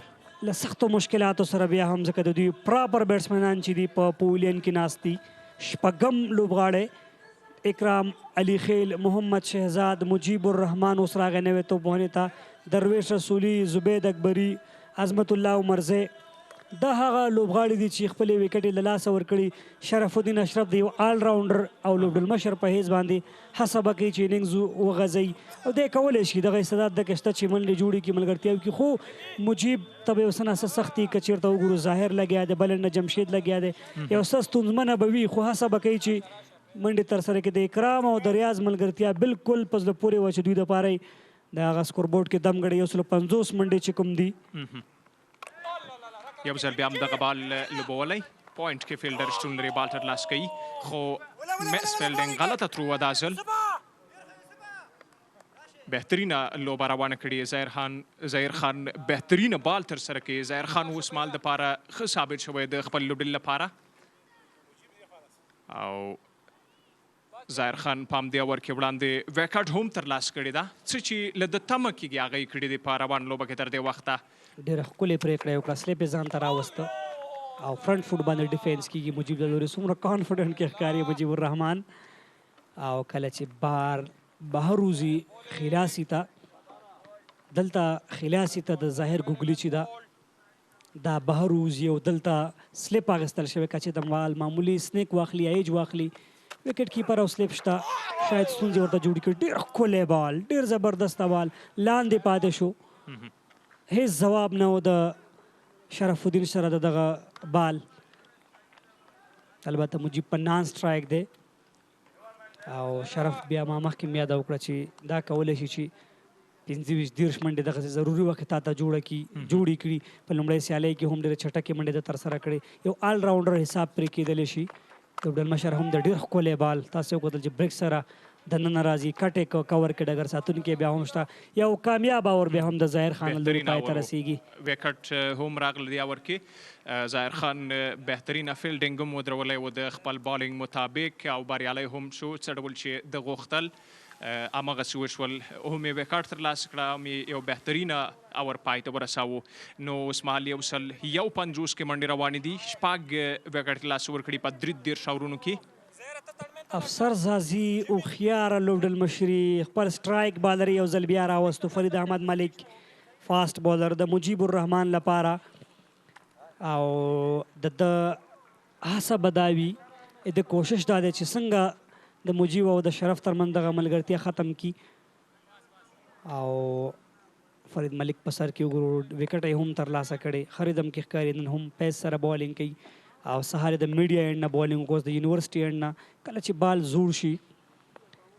هغه توپ اچوونکي چې سینیر دي تجربه لري کولی شي ښه سوینګونه وکړي پرې خو دلته فرید ملک ګورو چې څومره بریالی دی او که نه بال یې دغه بال یو څه کټ که ډګر ساتونکی ډایرکټ هیټ کېږي ډېره ښکلې ترو خو د اوور ترو په نتیجه کې دلته یوه چټکه منډه جوړېږي سټرایک یې شرف الدین ته وشپاره د مجیب هم همدا کوشش دی چې لوبډل مشر ته موقع ورکړي شرف ته موقع ورکړي تر څو سټرایک دی له ځان سره وساتي او دغه هدف چې کوم دی یو څه لوړ کړي د سټرایکرز لپاره نو فرید احمد مالک کوشش هم دا کوي چې دغلته یوه وکټ ترلاسه کړي ځکه د دوی لپاره د شرف الدین اشرف آوټ کول یا د وکټ ترلاسه کول ډېر مهم دي ځکه د میدان کې پاتې کېدل به د دوی لپاره هدف مخکې یوسي مجیب ته مشوره ورکوي چې کوشش دا وکړي چې ماته شانس راکړه نو ګورو وړاندې ډېر ګیپ دی هلته د ډیپ ایکسټرا کور نه تر آن ډیپ سکویر لیګ پورې د سرکل نه بهر هیڅ فیلډر نه ښکاري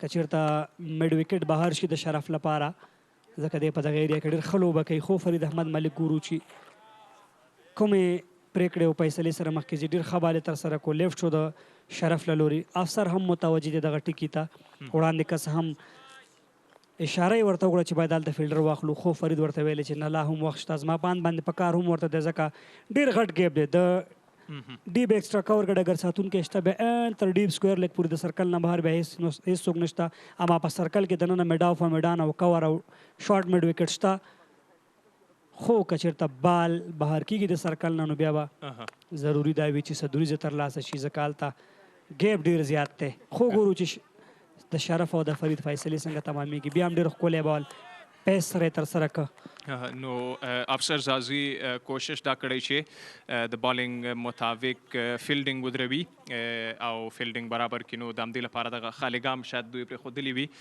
نو کتل کېږي فرید احمد مالک تر دې وخته بهترینه بال ترسره کړی د خپل لوبډلې په ګټه باندې او قدرمنو لیدونکو ته معلومات ورکوو چې زیات شمېر نامداره شیان هم نن لوبې ته راغلي دي دغه لوبه له نږدې څخه ننداره کوي او خپل لوبغاړي تشویق کوي نو لا هم را روان دي میدان ته نو فرید احمد مالک خپل بال جاری ساتي په سټرایک باندې شرف الدین اشرف او په نان سټرایک ملګرتیا کوي د سره مجیب افسر زازی نن د نجیب په ځای باندې لوبډل مشر دی د لوبډل مشر دنده دته ور ترغاړې ده آف سټمپ کې دغه بال ترسره کو خو کله چې بال په پیچ باندې غورځېږي او څه دننه راغی شرف او مجیب به هم هڅه کوي چې مخکې لاړ شي زما پاند باندې په کار هم ده ورته چې 40 43 44 تاورو پورې دوی باید مخکې لاړ شي که چېرته دواړه په وروستۍ 15 اورونو ته پاتې کېږي او سیټ وي خصوصا شرف نو کولی شي چې وروستۍ 15 اورونو کې تر 500 پورې منډې هم وکړي خو که چېرته پاتې کېږي د فرید ملک ظاهر خان ضیا اکبر جمشید یوسف زازي په څېر توپ اچوونکي هم د هندوکش سټرایکرز سره شته دوی خپل دواړه سیالۍ لومړنۍ ګټلې دي شرف یو ځل بیا ډېر ښکلی بال د فرید ملک له لورې کومه منډه بیا هم ترسره نه شوه او په کار هم ده چې همداسې باید په وکټ ودرېږي پاتې شي په وکټ باندې نو لوبه لا هم دوام لري د خوست کرکټ لوبغالي شاوخوا او د خوست کرکټ لوبغالي ښکلا زرغون افغانستان زرغون خوست ګریټ جاب ACB میډیا بېلابېل خوندور او مزیدار انځورونه د لوبې او د لوبغالي شاوخوا مینوالو ته وړاندې کوي نو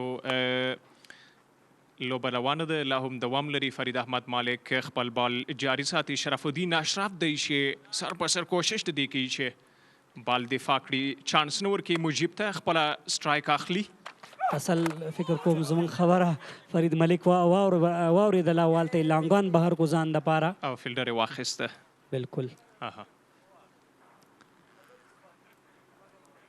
دلته که وکتل شي ځوان لوبغاړي چانس اخلي دلته دوی مخکې غاټ کرکټ لري نو همدا موقع ده چې له دې موقع دوی استفاده وکوي دغه سیالیو نه همداشان په افغانستان کې به دغسې دې ته ورته نورې سیالۍ هم جوړیږي د لوبغاړو ترمنځ بلکل په کندهار کې ترډې سیالۍ دي او هغه هم 4 سیمي فاینلیست لوبډلې چې په ګریډ 1 کې لوبېدلي وو یوه هغه لوبډله چې لوبغاړو کارکردګي کړې ځلیدلې دي یو لوبډله به د هغو لوبغاړو نه انتخابېږي تر څو هلته په کندهار کې ولوبېږي 3 ورځنۍ سیالۍ دي له هغې وروسته لیسټۍ فرست کلاس شپږیزه هم د کوروني کرکټ په چوکاټ کې هغه سیالۍ دي چې ترسره کېږي په ننګرهار کندهار خوست بېلابېلو ولایتونو کې د 4 شاور وروسته 153 منډې دي 6 لوبغاړي سوځېدلي دي په 2 منډو باندې شرف او په 1 منډه مجیب الرحمان ولاړ دی بیا هم سلیپ اخیستل شوی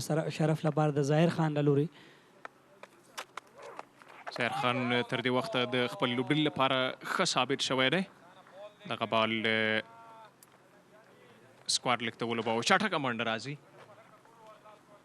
یوه منډه اخلي سټرایک پرېږدي مجیب سټرایک ته راځي 450 منډه ترلاسه کړي 6 لوبغاړي په روانه لوبه کې لاس ورکړي پر 14 اورونه د لوبې پای ته رسېدلي ظاهر خان خپل بهترینه بال لا هم جاري ساتي تر دې وخته بریالی دی مجیب لپاره په فیلډینګ کې تغییرات راځي خو د شرف لپاره بیا بل ډول ډګر ساتنه سینګارېږي دا هم ښه فیصله ده تاسې وګورئ د کور نه فیلډر فرید ملک راځي او د ګلیو د پوینټ ترمنځ کوم فیلډر چې دی هغه دلته راغی ضیا اکبر شارټ میډ وکټ ته فرید ملک هلته ورغی ظاهر خان هم هوښیاره دی د لوبې حالات یې مطالعه کړي چې څنګه فیلډینګ باید ودرې ډېر ښه بال د بیټ یو څه پاسینۍ برخه ولګېدله خو په چټکۍ مجیب الرحمان منډه ترسره کړه بیا هم ډایرکټ هیټ شوی دی ډګر ساتنې برخه که د هندوکش سټرایکر نه وګورو په کرکټ کې ما مخکې مې یادونه وکړه یوازې بیټینګ او بالینګ نه وي ډګر ساتنې برخه چې ډېره مهمه برخه ده که چېرته ته یو ښه کیچ اخلې ښه میچ به پرې ګټې که چېرته یو ښه رن آوټ کې بیا هم ښه میچ به پرې ګټې که چېرته 4 5 6 دغسې منډې بچ کې یو ډګر ساتونکي یا په ټوله کې لوبډله ډېر 40 منډې بچت کړي نو ډېره مهمه برخه ده د ډګر ساتنې هم نو ظاهر خان هم کوشش دا کوي چې د ځان لپاره فیلډینګ برابر کړي ځان لپاره فیلډینګ برابر کړی دی کوم ځایونه چې مهم دي کوم ځای ته چې دا بال راشي وي هماغه ځای ته فیلډر اخیستی لکه وړاندې ورکړي چې د وکټ هم ترلاسه کړه بریالی هم شو نو بیا هم خپل بال جاري ساتي وړاندې ګورو دغه بال لوبولی فیلډر د بال نیولو هڅه وکړه بیک هاف کې فیلډر شتون لري بال ترلاسه کوي خو مجیب یو ځل بیا سټرایک ته راځي شرف الدین اشرف نان سټرایک اخلي لوبه دواړو لوبډلو ترمنځ روانه ده 150 کې منډې روان دي د 6 وکټو په تاوان په 14 اورونو کې 15 اوور د لوبې جریان لري آف سټمپ نه یو څه بهر بالو وړاندې ټول توپونه په وکټ کې دننه ترسره کړه ظاهر خان وکټ ټو وکټ یې بالینګ کو خو دا ځلې وایي که ده چې شرف په دغه بال باندې څه کوي هغه هم په اسانۍ سره منډه ترسره کړه. دا هم یو څه پلایټ سره دغه بال ترسره کړه. دا هم په وکټو کې دننه رسېدلی بال و. مجیب هم په اسانۍ سره ولوبو. عین سایډ ته یوه بله منډه هم جوړه شوه. یو دو منډو باندې پکار ده چې ملګرتیا وکړي، پارټنرشپ وکړي. خصوصا شرف باید ټول مسؤلیت د یو لوبډلمشر په صفت باندې په خپلو اوږو واخلي او کیپټن اننګس چې ورته ضرور دی ترسره یې کړي. خو ګورو چې څومره بریالی کېږي د دغه توپ اچوونکو پر وړاندې. ډېر ښکلی بال او دلته لوبسار وایي چې یو څه لیګ سټمپ ته و. امپایر خاموشه پاتې شو. ظاهر خان بهترینه بال ترسره کړی د خپل لوبډلې لپاره، بهترینه ثابت شوی تر دې وخته. ښه روان دی. وړاندې به وګورو چې دی په روانو لوبه کې څه کوي. کوشش هم دا کوي چې لوبغاړي راایساره کړي او دلته دواړو ترمنځ ملګرتیا مهمه ده، ځکه که دوی ملګرتیا کې پاتې کېږي سنګل یا ډبل منډې اخلي. زما په اند باندې ډېر ریلیکس کېدل نه دي پکار چې ډېر خاموشه لکه څنګه چې وړاندې ریاض حسن ډیر زیات اوور کانفیډنټ او ډیر ریلیکس و. مغه و چې په فرنٹ فوټ باندې ورغه هیڅ ضرورت نه و. کله چې بیټسمین سیټ وي شاټ دی لګیږي کولی شي منډه وکړي. یو دوه کټ ته هم دی تلی شو په دغه بال باندې ځکه کافي سیټ خو هغه داسې ونه کړه. کله چې د هغې وکټ وغورځېدل هغې وروسته اکرام هم لاړو، عظمت هم لاړو. نو لوبډلې په ټوله کې یو سخت حالت سره مخ شوه.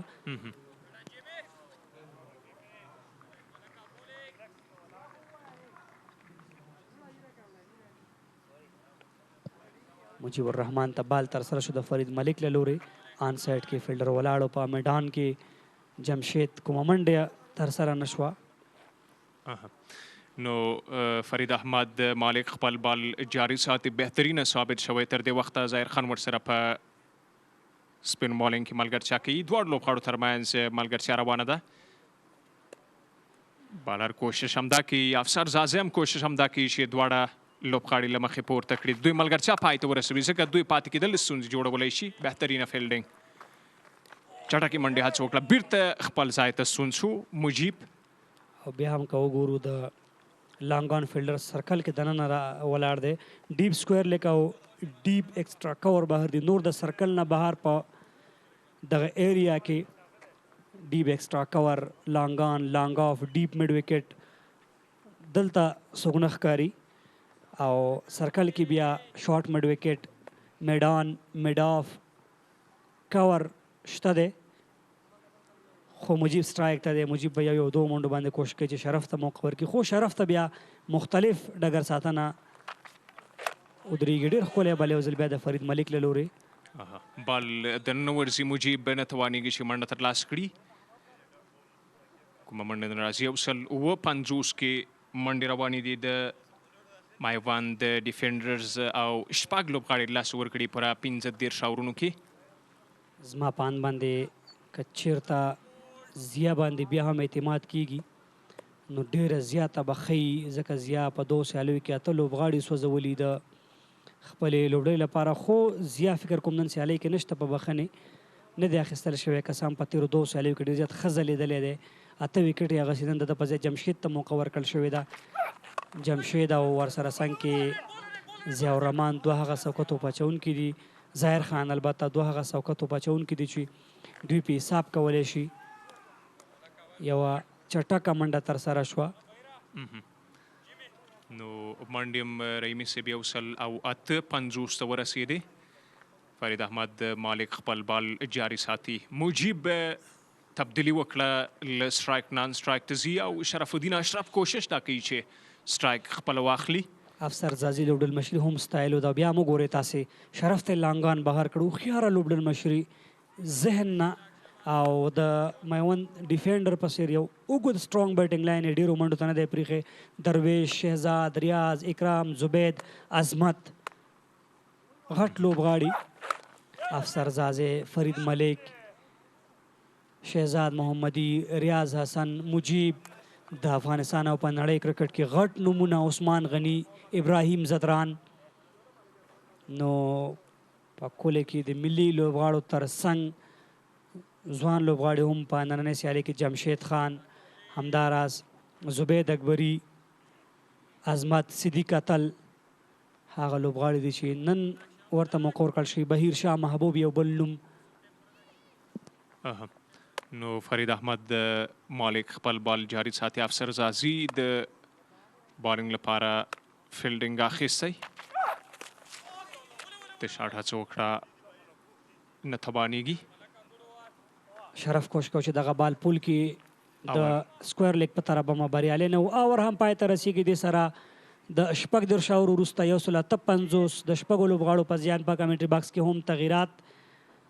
عبدالله سحاک او گهیز برازي د سیالۍ نور اورونو ته تر څو تبصره جاري وساتي.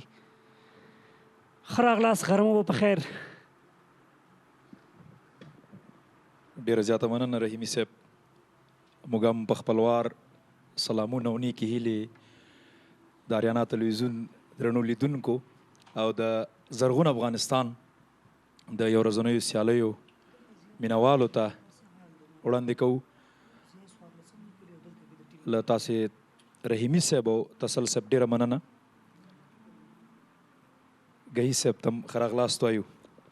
ډېره زیاته مننه سحاک. اول خو تا ته خوست ښه راغلاست او بیا کمنټري بوکس کې تا ته ښه راغلاست.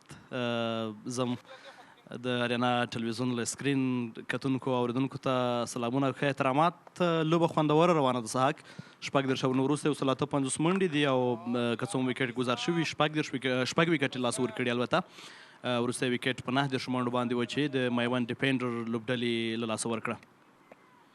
یقینا د ریاض حسن او د اکرام علي خیل هغه پارټنرشپ او ملګرتیا له لومړیو ویکټو غورځېدو وروسته د میوند لوبډلې لپاره داسې ښکارېده چې هدف به یو څه لوړي. خو له هغه وروسته د اکرام علي خیل او ریاض حسن او بیا تر څنګ د عظمت زر تګ دغه د منډو لړۍ یو څه سلو کړله. دلته ډېر زیات بهترینه بال کېږي او یقینا اووم لوبغاړی هم میوند لوبډله له لاسه ورکوي. زموږ راتګ یو څه ښه نه دی د میوند لوبډلې لپاره. بالکل دا و چې مجیب خپله ویکټ له لاسه ورکړه. ویکټ ساتونکي افسر زازي ډېر یو ښه کیچ ترلاسه کړ او هم زیان و د میوند ډیفینډر لپاره چې دوی اومه ویکټ هم له لاسه ورکړه. تکرار یې ور بیا ګورئ سحاک ډېر ښه کیچ ترلاسه کړ افسر زازي او مجیب الرحمان و چې خپله ویکټ یې له لاسه ورکړه. لومړیو کې ښه سټارټ دوی لپاره وانخیست. په لومړیو کې دوی ژر خپله ویکټ له لاسه ورکړی. یوسف زازی و چې د ویکټ له همکاره یې ګټه واخیسته او په خپل لومړني اوور کې د لوبې تقریبا څو امور و چې 2 ویکټ یې ترلاسه کړي. پرله پسې لوبغاړي ول چې دوی لاسه ورکړل. د شهزاد محمدي رن آوټ ویکټ و چې د میوند ډیفینډر لوبډله اوس ښه وضعیت کې نه ده. 153 منډې دي. ابراهیم عبدالرحیم زی داسې بریښي چې د مجیب الرحمان له سوځېدو وروسته لوبغالي ته روان دی. ضیاء الرحمن د ډېر زیات بهترینه توپ ترسره کړ. په دغه سیالۍ کې لومړنۍ ویکټ ترلاسه کړه د 15.4 اکانومۍ سره 6.3 توپونه 38 منډې. نو بهترینه بالینګ ورته ویلی شو. خو که بل لور ته فاسټ بالینګ ته وګورو نو د اماراتو له کیمپ وروسته د افغانستان فاسټ بالران یا هم چټک توپ اچوونکي یو څه ډېر زیات ښه ثابت شوي دي. ښه توپ اچونه ترسره کوي. تر څنګ که سوکه توپ اچونې ته وګورو دوی هم ډېر زیات بهترین دي. ضیاء الرحمن اکبر پرله پسې 2 سیالیو کې د لوبې غوره لوبغاړی په دغه سیالۍ کې تیر لوبغاړی وسوځو. بالکل یو بل اپیل ترسره شوی او بله ویکټ هم ترلاسه کیږي. ضیاء اکبر دی چې تاسو مخکې خبرې وکړې څومره تغییرات راغلي افغان لوبغاړو کې. د فاسټ بالرانو ترڅنګ دغه ورو سپین بالران د افغانستان لپاره څومره ښه ثابتېږي ځان ثابتوي څو د افغانستان په راتلونکو سیالیو کې د لوبډلې برخه اوسیږي مهمه سیالیو کې. دلته د ابراهیم عبدالرحیم زی ویکټ ترلاسه کړه. پرله پسې د مجیب له ویکټ وروسته دا ځل بال میډل سټم ته راغی. پیډونو کې یې سار کړ زوردار اپیل وکړ او هغلته لوبڅار خپله ګوته هوا ته اوچته کړه او ضیاء اکبر دی چې پرله پسې له 2 بالونو 2 ویکټ ترلاسه کړي. یقینا ګهي صاحب که چېرته وروستیو توپوهونکو یعنې هغه توپ اچوونکي چې کله توپوهنې ته راځي او بیا د سلپ سره سوکه یا سلو توپ اچونه یو سلپ دلته موجود دی عثمان غني د افسر زازي سره او نو هماغه وي چې اوس پریشر موجود وي په توپوهونکي باندې ځکه چې هغه ریګولر یا هم پراپر توپوهونکی نه وي ځکه دا توپ اچونې په برخه کې مسؤلیت په غاړه لري. خو د شرف الدین اشرف سره ملګرتیا د دې باعث کېدلی شي چې میوند لوبډله د یو ښه ټوټل یا د یو ښه هدف نسبي داسې هدف ته دوی ورسوي چې بیا ترې نه د دوی د ځوانو لوبغاړو الراونډرانو او د څوکو د چټکو توپ اچوونکو په شتون کې دفاع وکړي. خو ضیاءالرحمن اکبر په دغه سیالۍ کې د دې ور وړاندې وکټ نه ترلاسه کړی، له هغې وړاندې په نورو سیالیو کې ډېر زیات ښه ثابت شوی و. دلته مخکې رحیمي صاحب یادونه وکړه چې 8 لوبغاړي سوځولي وو، نو اوس د وکټو شمېر هم لسو ته پورته شو. بالکل. نو که چېرته آفتاب عالم ملګرتیا کوي شرف الدین اشرف لوبډل مشر سره، نو له دغه حالت ته میوند لوبډله ویستلی شي او تر 200 یا هم څه د پاسه 200 منډو ته میوند لوبډله رسولی شي چې په هیټریک دی د ضیاءالرحمن اکبر دلته بهترین لوبیږي.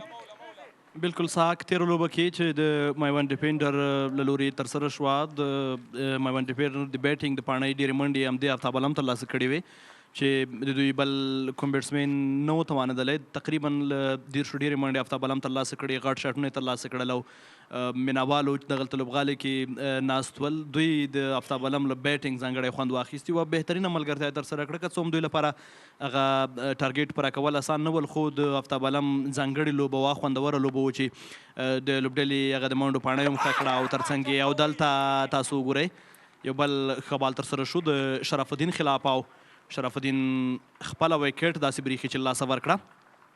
اف سټامپ ته راغی بال دننه شو او د شرف الدین اشرف ویکټ ترلاسه شوه. ضیاء اکبر تاسو وګورئ ساک چې 3 ویکټې په دغه ور کې ترلاسه کړي او په دغو سیالیو کې څومره ښه ثابت شوی. ګراس ویکټ باندې تر ډېره دا هم ویلی کېږي چې د فاست بالرانو لپاره یو څه همکاري وي، خو دلته ضیاء اکبر دی چې بهترینه توپ اچونه ترسره کوي او همدې اور کې 3 ویکټې ترلاسه کړي. یقینا که په تکرار کې وګورو بال یو څه دننه راغی او هماغه و چې آف سټم وکټ باندې لوبډل مشر شرف الدین اشرف خپله وکټ له لاسه ورکړه. ما مخکې وویل که چېرته له ده سره له بل اینډ نه توپوهونکی ملګرتیا کوي نو د میوند لوبډلې هغه منډې زیاتولی شي. خو دلته د ضیاءالرحمن اکبر او د شرف الدین اشرف دوه هغه د افغانستان د ملي لوبډلې او ترڅنګ د کورني کرکټ هغه لوبغاړي دي چې د یو بل په مقابل کې یو لیول کې تقریبا قرار لري.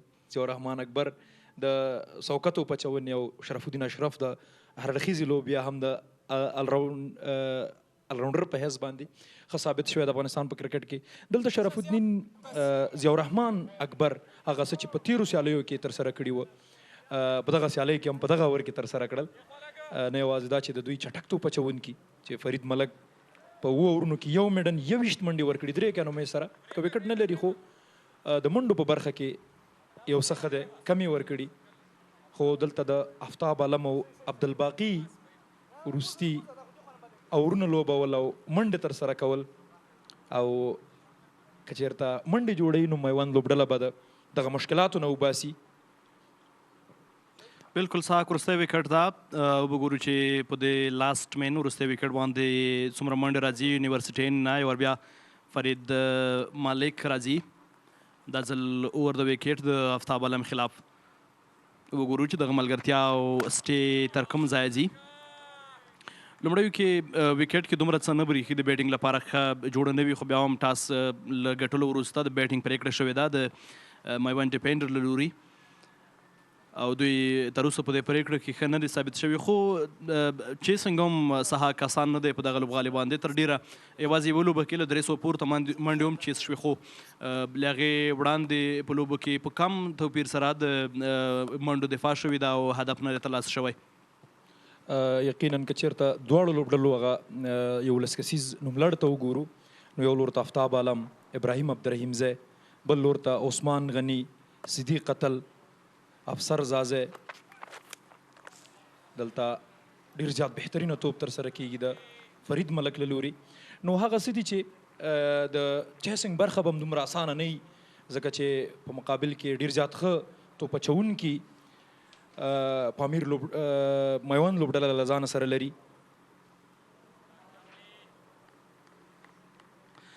خو خو یو اړخ ته بیا د نجیب الله زران نشتون د هندوکوش سټرایکرز لوبډلې لپاره به یو زیان وي چې مقابل لوبډله باله د نقطې هم ګټه اخلي څو یو ډول فریشر نه کار واخلي د نجیب الله زران نشتون به وي چې د هندوکوش سټرایکرز لوبډله به یې یو څه تشه حتمن محسوسوي. که چېرته د میوند لوبډلې سوکتو پچونکو کې شرف الدین اشرف او مجیب ته فکر کوو، د ده تر څنګ عظمت الله عمرزی، افتاب عالم، ابراهیم عبدالرحیم زی، دا هغه کلیدي توپچونکي دي چې کولی شي او د دوی هغه استعداد ته په کتو باندې د دغه منډو نه دفاع ترسره کړي. خو په مقابل کې د عثمان غني او ابراهیم زدران او ترڅنګ نورو توپوهونکو ته په کتو دوی هم دا وړتیا لري چې دغه توپچونکو مخه وکړي او منډې ترسره کړي او دغه رنز چیس کړي. په ټوله کې به بهترینه لوبه زه کوي چې دواړو طرفو ته بیلنس لوبغاړي دي او با استعداده لوبغاړي دي، نو سیالۍ به ډېره زیاته خوندوره وي. بالکل سهاک تاسو وګورئ په روانه پاڼۍ کې د بالینګ په برخه باندې که غږیږو یوسف زازي هم ښه بال ترسره کړی، 2 وکټې ترلاسه کړې وې، له هغې وروسته بالینګ برخه کې نه دی څرګند شوی او همدارنګه ظهیر خان او ضیاءالرحمن اکبر 3 او 2 لوبغاړي سوځولي او ترڅنګ بیا فرید ملک چې ښه اقتصادي بال یې ترسره کړی دی په یو ښه اکانومي ریټ سره 2.3 اکانومي ریټ دی. بهترین بالینګ اننګز لوبېدلی دی په دواړو اړخونو کې هم د سپین بالینګ او ترڅنګ د فاسټ بالینګ او په روانه سیالۍ کې بیا د افسر زازي لوبډل مشري هم فوق العاده ښه ده. له 2 وینډونو له فویلن اینډ څخه سپین بالینګ او ترڅنګ د یونیورسټي له اینډ څخه بیا فاسټ بالران پرلهپسې ازمایلی کېږي او تر اوسه پورې نتیجه هم ښه ده. بالکل هوښیاره لوبډل مشري، هوښیاره توپچونه د توپچونکو لوبډل مشر له لوري، ځکه چې یو سلپ سره په هټریک بال باندې دویم سلپ هم اخیستل شوی و. دلته افتاب عالم بال لوبوي ایکسټرا کور ته او 4 منډې راولي، هغه څه چې د میوند لوبډله ورته اړتیا لري، ځکه چې په وروستیو کې دغه ډول توپچونکي چې بیا توپوهنه ترسره کوي نو که غټ شاټونه ترسره کوي، منډې راځي، نو د لوبډلې په هغه ټارګېټ او هدف لوړولو کې ورسره مرسته کوي. بیا هم افسر په فیلډینګ کې تغیرات راولي، د ډیپ میډ وکټ فیلډر یې دایرې ته راوسته. بالکل سهاک افتاب عالم د افسټم بالونه بیخي نه پرېږدي، تېره لوبه کې هم بهترین اننګز ولوباوه او دلته هم وړاندې هغه باونډري د افسټم یو بال یو بل بهترین شاټ دی خو پوینټ کور مینس کې فیلډر بال راوګرځاو. افسټم کې بالونه کله چې پیچ کېږي نو افتاب عالم یې په ډېر ښه شان سره تر باونډرۍ رسوي او د ښو منډو لپاره لوبېږي. تېر بال چې باونډري بېرته لاس شوه، فرید ملک تقریبا پر افسټم کې بال ګزار کړ، هماغه و چې ډیپ ایکسټرا کور کې بال د 4 منډو لپاره بهر ورګزار کړ. بالکل د افتاب عالم هغه تیر شاټ 4 منډې چې پرې راغلي ویې لیدل چې د ایکسټرا کور فیلډر سرکل کې دی، د همدې نه په استفادې باندې 4 منډې اضافه کړلې. په وروستیو کې نسبت سوکه توپچونکو ته چټک توپچونکي په دغه حالت کې د توپوهونکو له لوري ښه لوبېږي. بهترینه راتګ بیرته سیالۍ ته د لومړنیو 5 منډو نه 4 او سنګل فرید ملک هغه لوبغاړی چې له خپلې تجربې په استفادې توپچونه کوي.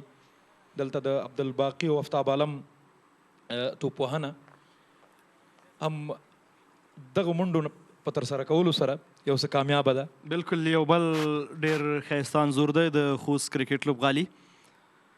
هلته د لوبې پر 8 اورونه پای ته رسېدلي، 140 منډې دي او 9 لوبغاړي سوځېدلي، وروستی وکټ ده.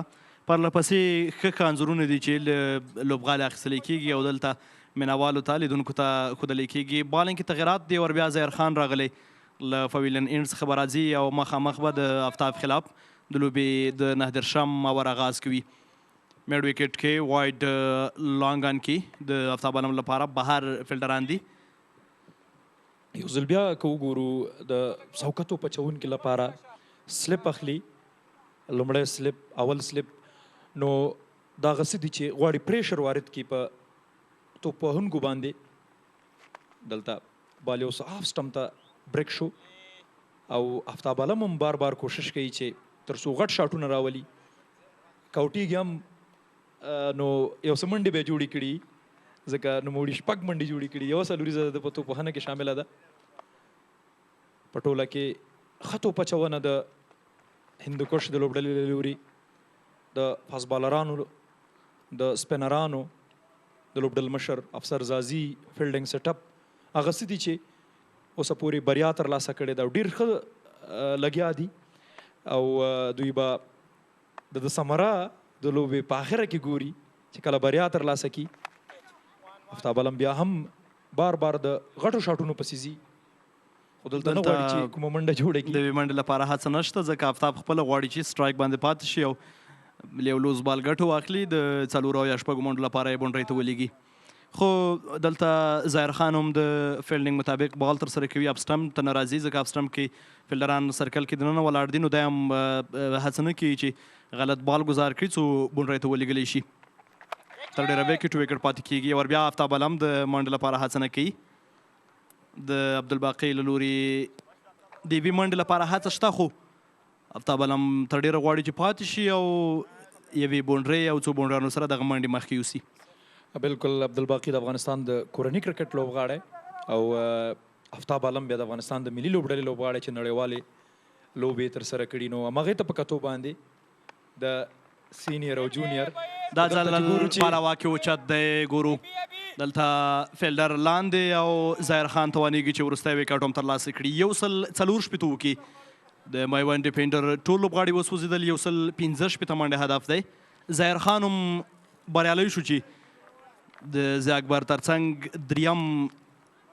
لوبغاړی هم وسوځوي ضیا اکبر درې وکټې او ترڅنګ یې ظاهر خان هم درې لوبغاړي وسوځول بالکل په ټوله کې بهترینه پرفارمنس د توپچوونکو هندوکش سټرایکرز د لوبډلې له لوري ځکه کله چې دغسې ځوان او د تجربې لرونکي لوبغاړي او توپوهونکي پامیر لوبډله له ځانه سره لري میوند لوبډله البته او هغه یې څاری په دغومره نسبتا کمو منډو باندې ځکه په یو ورځنۍ سیالۍ کې د دومره منډې ترسره کول یو څه په دوهم اننګز کې دوی دپاره سخته وي چې بیا دې دفاع وکړي دواړو اړخونو ته په کتو سحاق بالنګ اړخ د افتاب علم شرف الدین اشرف مجیب الرحمن ابراهیم عبدالرحیم زی شتون او ترڅنګ یې مقابل اړخ ته بیا د ابراهیم زدران ترڅنګ یې د عثمان غني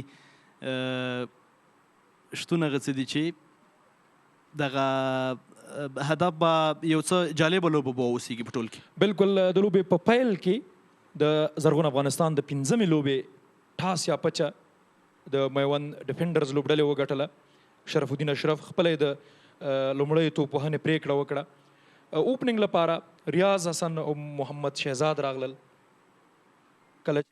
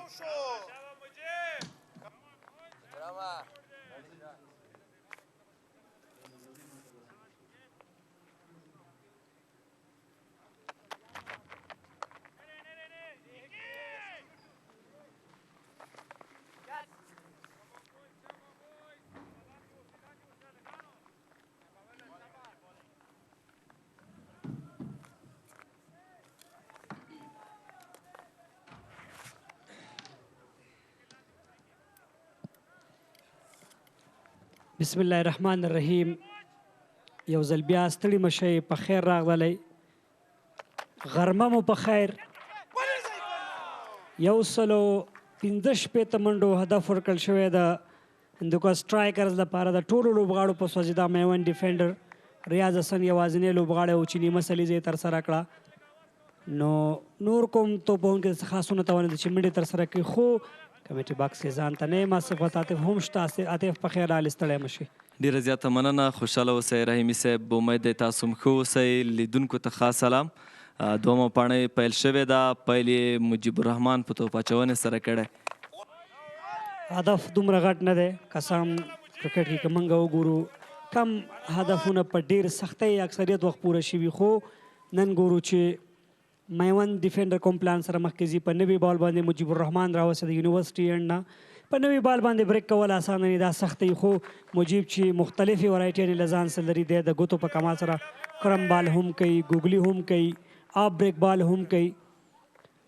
نو د که موږ په نړیواله کچه باندې کتلی په سرکل کې په نوي توپ باندې خصوصا په شلورزو سیالیو کې ښه رزلټ یې ورکړی. نن دلته انتخاب شوی لومړنی کامیاب اورې پای ته ورسوي، یوازې 2 منډې پکې راغللې. بالکل دلته د توپ وهنې لپاره عثمان غني او ابراهیم زدران میدان ته ښکته شوي دي. دواړه د افغانستان له ډیرو مهمو او پیاوړو توپ وهونکو څخه دي. عثمان غني که څه هم په تیرو سیالیو کې دومره ښه او اغېزمن د خپلې لوبډلې لپاره نه دی ثابت شوی، خو په نن سیالۍ کې ورڅخه هیلې شته چې هغه به دغه هدف په تعقیب له خپل بل پارټنر او ملګري ابراهیم زدران سره ښه مخکې ولاړ شي. د سوینګ بادشاه ابراهیم عبدالرحیم زی توپ اچونې د انتخاب شوی، هغه څوک چې په کوروني کرکټ کې په فرست کلاس سیالیو کې بیسټ وکټ ټیکر و، همداراز په ګریډ 1 سیالیو کې وکټ ټیکر بالر و.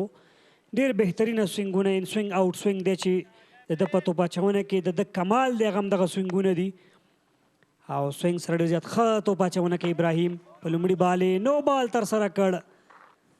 بیټسمین لپاره موقع د ابراهیم زدران لپاره چې د بیټ خاموشي ماته کي.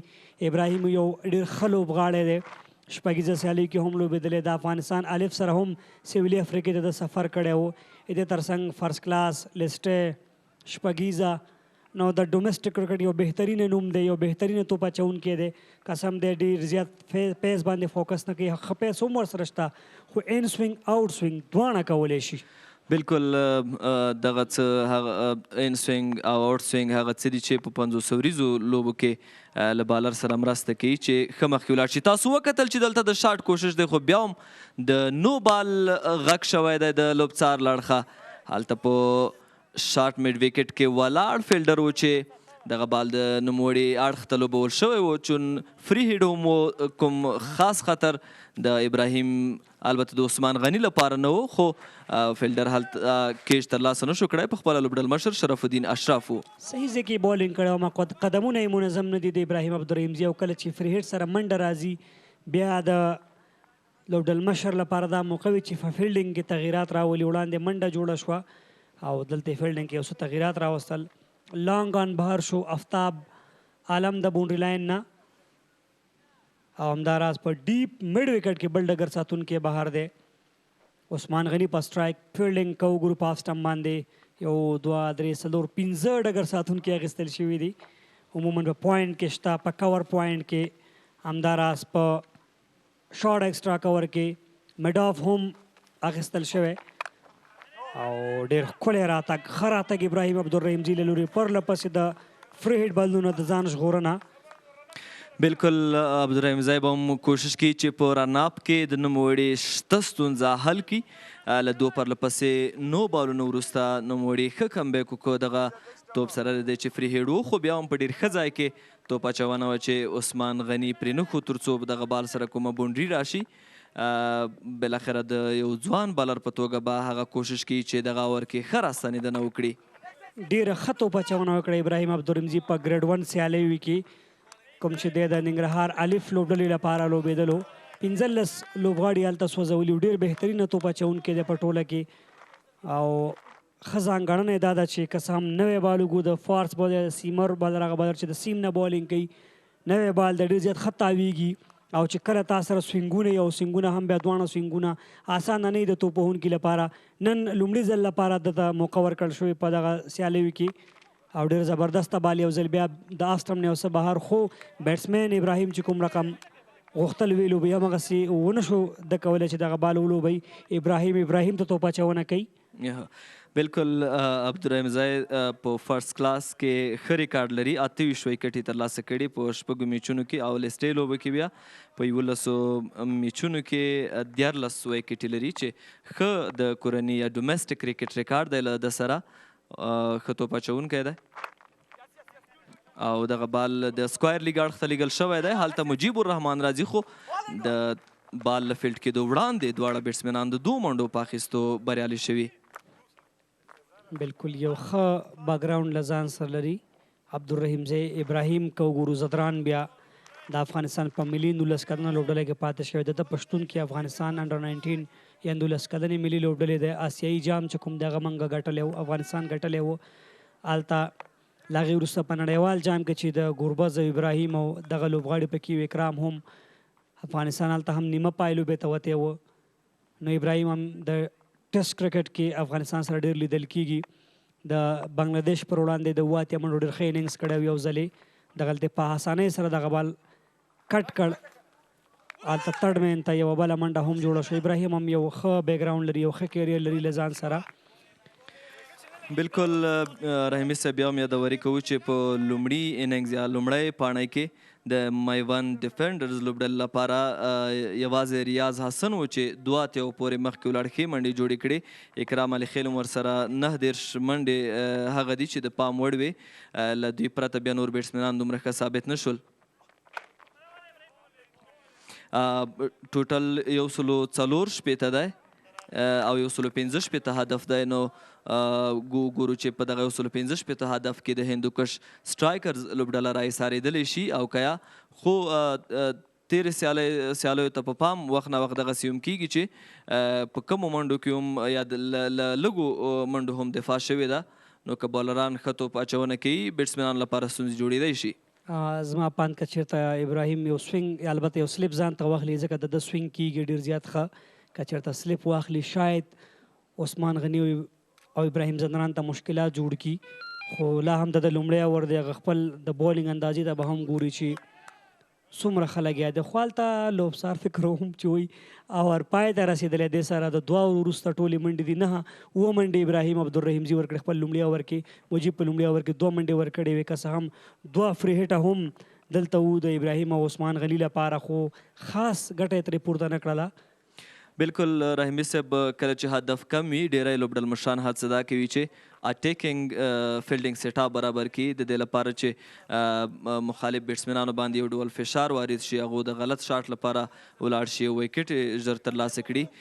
نو ستاسو خبرې ته په پام سره زه احساسوم چې هلته په سلیپ کې د یو فیلډر شتون په دغه موقع اړین دی په ځانګړې توګه کله چې عبدالرحیم ځای توپ اچونه کوي. اوس مهال شرف الدین اشرف په سلیپ کې دی د مجیب الرحمان لپاره او دغه بال کې ایکسټرا بونس ولیدل شو چې د محمد شهزاد تر لاسونو ورسېد. بال له ځایه پورته شو او دلته ابراهیم زدران چې په لوبولو کې بېوسه و. ښه بال د مجیب الرحمان لخوا. مجیب ډېر ښه سټریټر هم ترسره کوي بېلابېلې طریقو سره بالینګ ګوګلي کیرم آف بریک او همداراز سټریټر. نو د داسې توپ اچوونکی دی چې مختلفو طریقو سره او د ده لوبول بیا اسانه نه وي.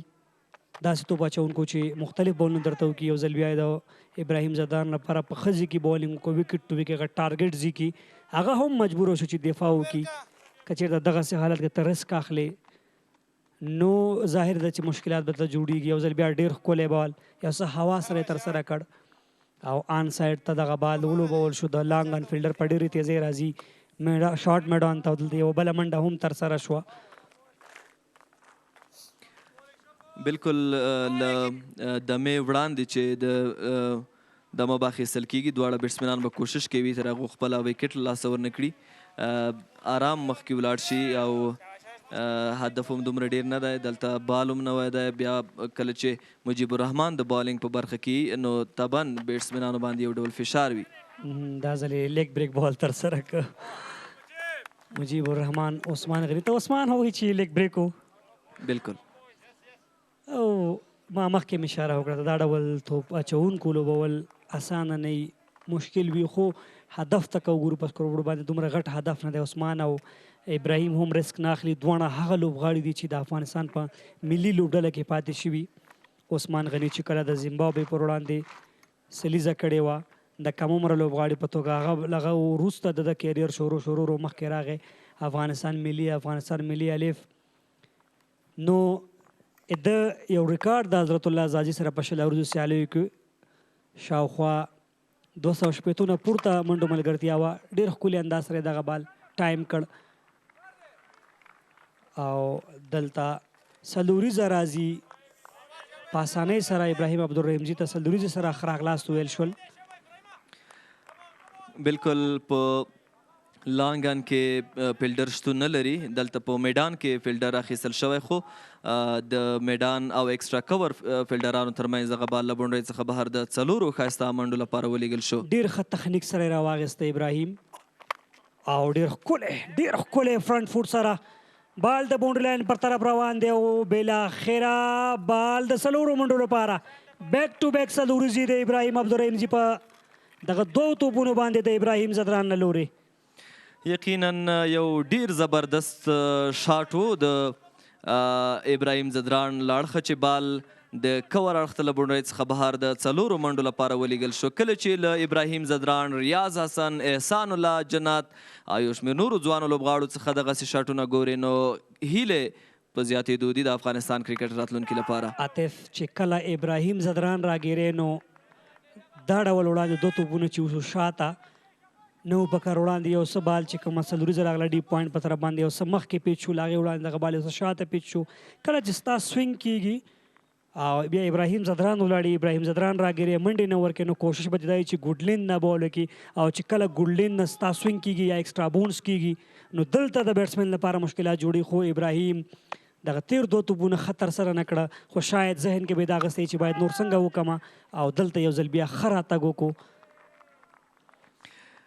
بالکل لومړی پاڼۍ کې که د بالرانو یادونه کوو سلو بالران برلاسي وو د بیټسمنانو په وړاندې. تاسو کتل چې ظاهر خان هم 3 وکټې د خپلې لوبډلې لپاره ترلاسه کړې. ضیاء الرحمن اکبر نن بیا هم بریالی و د 3 وکټو په اخیستو وتوانېد. یوسف زازی په پیل کې ډېر ښه و، 2 مهمې وکټې ترلاسه کړې او جمشید خان چې د سلو بالر دی د 1 وکټ په اخیستو بریالی شو. احسان جنت نوم د ډېرو منډو جوړونکو په توپونکو کې په سر کې ښکلی ټایمینګ لاجواب ډېر ښکلی او په زړه پورې څلوریزه او دغسې شاټونه چې کله ګورې نو خامخا به د ذهن ته نور علي زدران راځي، رحمت شاه راځي، بابر اعظم راځي په نړیواله کچه باندې پلیسمنټ نه استفاده وکړه.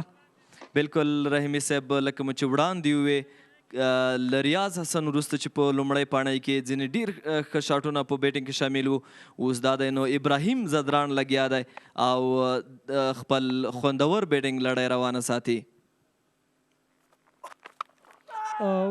یو بل شي ته اشاره وکړو، ټیکنیک او ټیکټیک دواړه ضروري دي په کرکټ کې، چل او هنر او تخنیک. ابراهیم زدران دغه وړتیاوې لري، د هنر نه هم کار اخلي چې څنګه منډې جوړې کړي او د تخنیک نه هم کار اخلي همداسې مخکې ځي. بالکل د 500 وریزو لوبو غوښتنه هم دا ده چې ځمکنۍ لوبه وشي او دغسې شاټونه چې خطر یا ریسک ورسره کم وي هغو څخه ډډه وشي نو دغه حالت هغه وخت ښه مدیریت کیدی شي کله چې یو بیټسمین له تخنیک څخه برخمن وي. بالکل کله چې دغسې یو هدف پسې ځې نو دواړه خبرې به په ذهن کې نیسي. خو ځینې وخت بیا داسې وي چې تخنیک اړتیا نه وي، منډو اړتیا وي، فرضاً که چېرته تا ته په وروستي 15 اورونو کې 80 منډې پاتې وي دلته بیا څوک ستا خاص تخنیک ته نه ګوري، دلته ته به د هنر نه کار اخلي، د چل نه به کار اخلي چې څنګه دغه منډې چې پاتې دي پوره یې کړي. خو بیا هم یو غټ اړخ دی تخنیک په کرکټ کې، دواړه برخې چل او هنر او همداراز تخنیک. خو ابراهیم زدران دغه ټولو ځانګړتیاو برخمن دی، یو کلاس لوبغاړی دی د افغانستان. یو ځلې په شپږیزه سیالۍ کې چې د امو لپاره لوبېدلو 2 نوي منډې هم کړې وې په شل اوریزه کرکټ فارمټ کې، له هغې وروسته شل اوریزه فارمټ ته د نېشنل ټیم راغی، په میډل کې بیډنګ ته راغی خو هغه رقم بیا ونه ځلېدو، خصوصا په ون ډے او په ټیسټ کرکټ کې یو بهترینه لوبغاړی دی ابراهیم زدران. بالکل عثمان غني هم ملګرتیا روانه کړې ده له ابراهیم زدران سره او تر اوسه د نوموړي په بیټ کې 3 منډې دي سره د دې چې 14 بالونه یې لوبولې دي. ابراهیم زدران بیا د 15 توپونو مخه کړې ده او 19 منډې لري. ابراهیم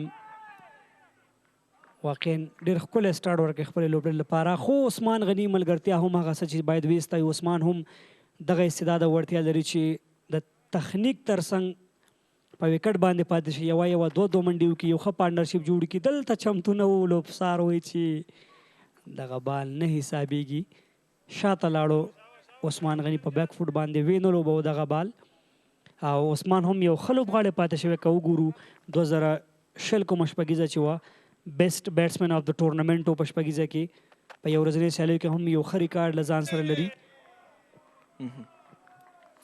بالکل نن ورځ د بیټینګ په شعبه کې له هندوکش سټرایکرز لوبډلې سره له دې پاس به صدیق اتل راځي افسر زازی دی ورسره آلراونډر کریم جانت هغه بیټسمینان دي چې په دوی حساب کیږي 115 هدف په تعقیب وړاندې ځي د سیالۍ 15 اورونه بشپړ شوي دي 22 منډې دي عثمان غني په 3 او ورسره ابراهیم زدران په 11 منډو باندې لوبه کوي توپ اچونه کې هم تغییرات لوبډل مشر خپل راځي توپ اچونې ته شرف په نوي بال باندې د دوه اند سپینران یا سوکه توپ اچونکي ابراهیم اسټاپ کو د میډیا اند نه چې وړاندې د دوه ورونه ترسره کړل خو دلته لوبډل مشر خپل راځي مصروفه دی د ډګر ساتنې په برخه کې هلته د پوینټ او ګلي ترمنځ هم ډګر ساتونکي اخیستی په پوینټ کې شته دی په کور پوینټ کې ډګر ساتونکي او همداراز په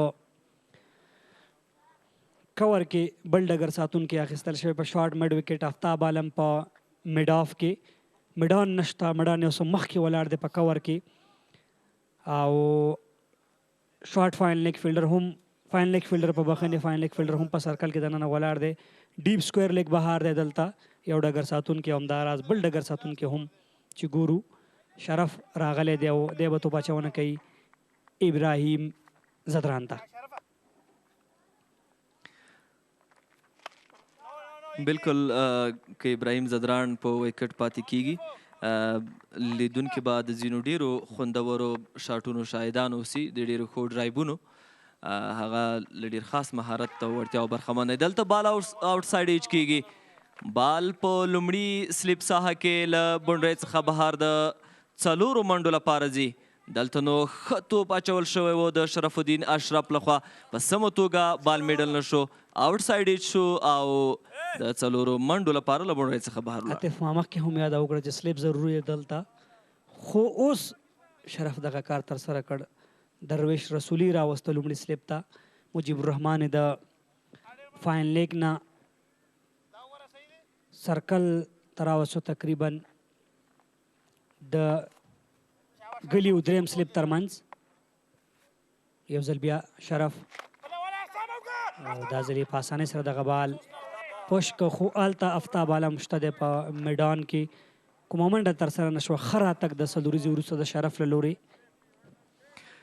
115 منډې هدف په نننۍ سیالۍ کې خو دواړه بیټسمینان ډېر ډاډه لوبیږي او هڅه به یې دا وي چې هدف ته په اسانۍ سره ځان ورسوي خو وخت دی لوبډل مشر شرف الدین اشرف به کوشش کوي چې د یوې او 2 وکټ په اخیستو باندې په دغه وخت کې لوبډله راایساره کړي هماغه ده چې په خپله د توپ اچونې لپاره راغلی ولې چې په لومړۍ پاڼۍ کې هم د سلو توپ اچونکو هغه نتیجه ډېره ښه وه خو دلته بیا هم بال لوبول کیږي شارټ کور اړخ ته فیلډر په موقع سره شته اکرام علي خیل دی او د منډې چانس نه برابریږي بیک فوټ پنچ و د ابراهیم له لورې یو ښه بیټنګ لاین دی دوی سره هم عثمان غني ابراهیم زدران ترڅنګ افسر زازی کریم جنت صدیق اتل یو بل زبردسته چپلاسې توپ وهونکی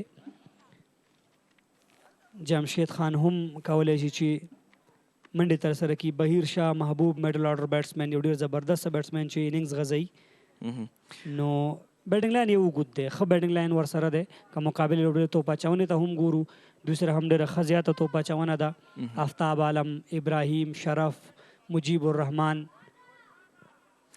بالکل داسې ښکاري چې دمه ده او د خوراک او همدارنګه د ډوډۍ د مینه پس به بیا هم سیالي پیلیږي 6 اورونه د دوهمې پاڼۍ هم ترسره شوي دي 26 عمومي منډې دي 21 ډېرې ښې منډې د ابراهیم زدران په منډو کې شاملې او همدارنګه 3 منډو باندې بیا عثمان غني لوبه ترسره کوي بالکل ښه ځانګړنې دا ده چې وکټ یې نه ده ورکړې وکټ یې ساتلی د خپل بالکل اوس هم د دمې اړخ ته ځو بیا هم کله چې لوبه پیلیږي تاسو سره به ملو.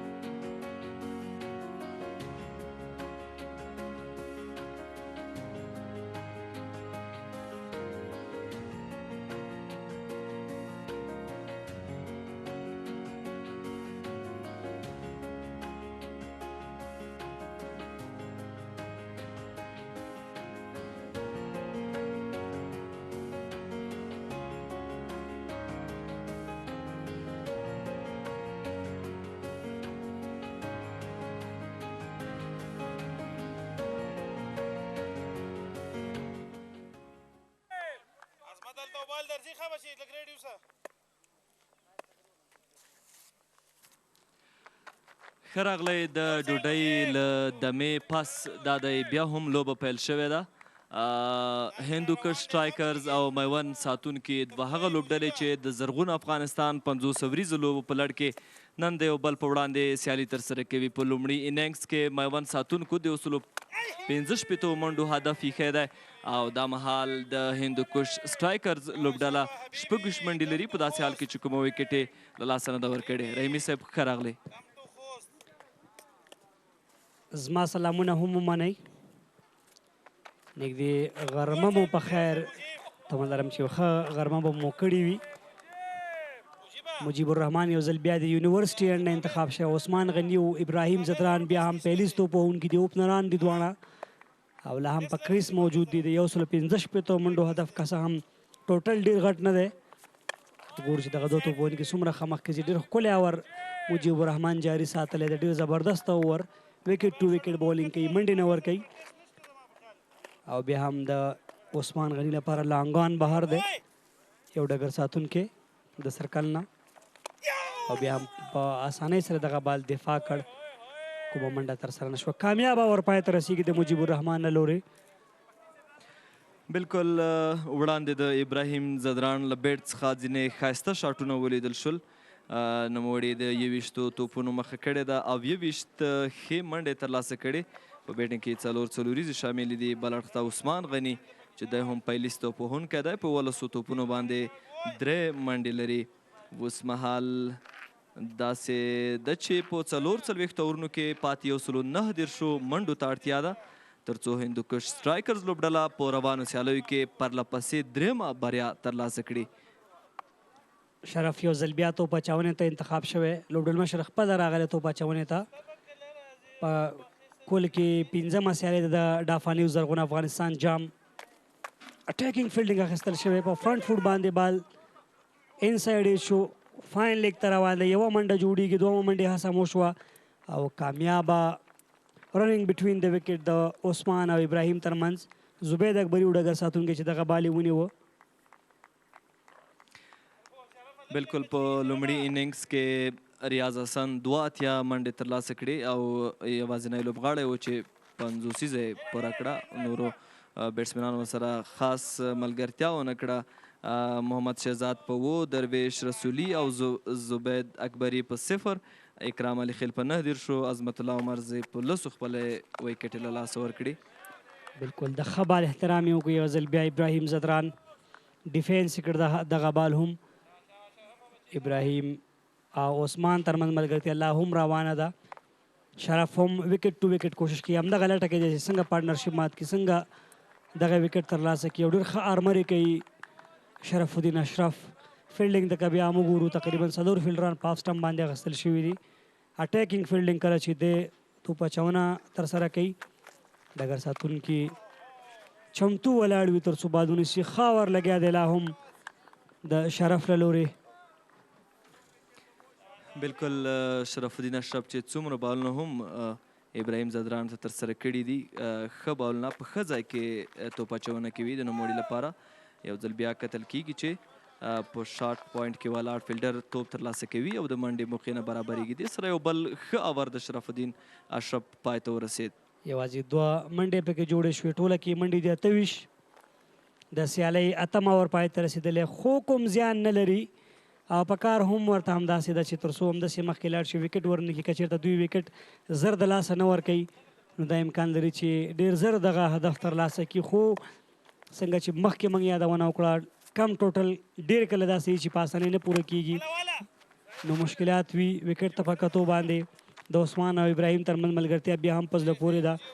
په لومړي بال یې آن سایډ ته سټرایک روټیټ کو، عثمان غني راغی، د سره البته عثمان غني بال ولوبو، ابراهیم زدران سټرایک ته راغی او د بالینګ په برخه کې بیا مجیب الرحمن او شرف الدین اشرف د یو بل ملګرتیا کوي. لوبډل مشر د سره مخامخ لوبونه ده خو هلته فیلډر ته په خپله بال رسیږي. شرف الدین اشرف به غواړي چې له مجیب الرحمن په استفادې سره د لوبې پیل ښه وکړي او د دواړو اوپنرانو څخه د یوه ویکټ هم که په دغه موقع لویږي په لوبډله باندې به یو څه فشار وي نو په پرله پسې توګه له مجیب الرحمن څخه استفاده کیږي. بالکل همداسې دا کټ ته یې بال وکړو، ابراهیم هم ښه اندازو لوبو او کله چې کټ ته بالینګ کې په آف سم د ډګر ساتونکي نه یې اغوستي یا په کور کې یا په ډیپ پوینټ کې یا په ډیپ ایکسټرا کور کې نو مشکلات درته جوړېږي. خو دلته په سرکل کې 3 فیلډران اخیستل شوي دي په آف سټمپ باندې. یو ځل بیا دغه بال لیګ سټمپ ته ولوبول شو، 2 ښکلې منډې جوړېږي په زړه پورې منډې د ابراهیم او عثمان غني ترمنځ. بالکل ابراهیم زدران دغه بال د وایډ شلنګان اړخ ته د 2 ښایسته منډو لپاره ولېږه. ښه ځای انتخاب شوی و دلته د شاټ لپاره او 2 منډې په تیر توپ سره راځي خو دلته بیا مجیب الرحمن دی چې دلته کمبیک کوي او د منډې موقع نشته.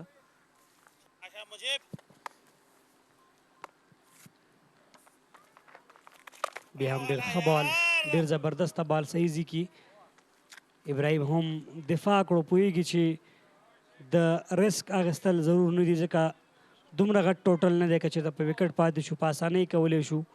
2 سینیر لوبغاړي، یو اینډ نه مجیب الرحمن توپ اچونه کوي، بل اینډ نه شرف، خو عثمان غني او ابراهیم زدران لا هم په وکټ دي.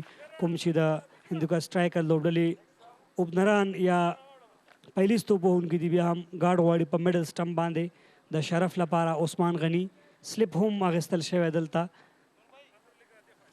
بالکل تر اوسه له 3 بالرانو استفاده شوې ده. د تیز بالینګ په برخه کې یوازې عبدالرحیم ځای دی چې 2 اورونو کې 19 منډې ورکړي، ښه ثابت نه شو او له هغې وروسته بیا نو په تیز بالر باندې اعتماد نه دی شوی. په خپله دواړه سلو بالران له دواړو خواو څخه توپ اچونه ترسره کوي. قدمونو استعمال او دې سره د کمنټري باکس په طرف باندې دی وي ښکلې شپږیزې لپاره او بالاخره عثمان غني د خپل بیټ خاموشي ماته کړه. یو قدم مخکې راغی د بیټ په منځنۍ حصه باندې دغه بال ولوبه او همداراز د لانګ آن د پاسه دی وي ښکلې شپږیزې لپاره. بالکل د بال او بیټ ترمنځ ډیر ښه تماس و. بال د 6 منډو لپاره لیږل کیږي وروسته له هغه چې 2 قدمونه واخیستل شول.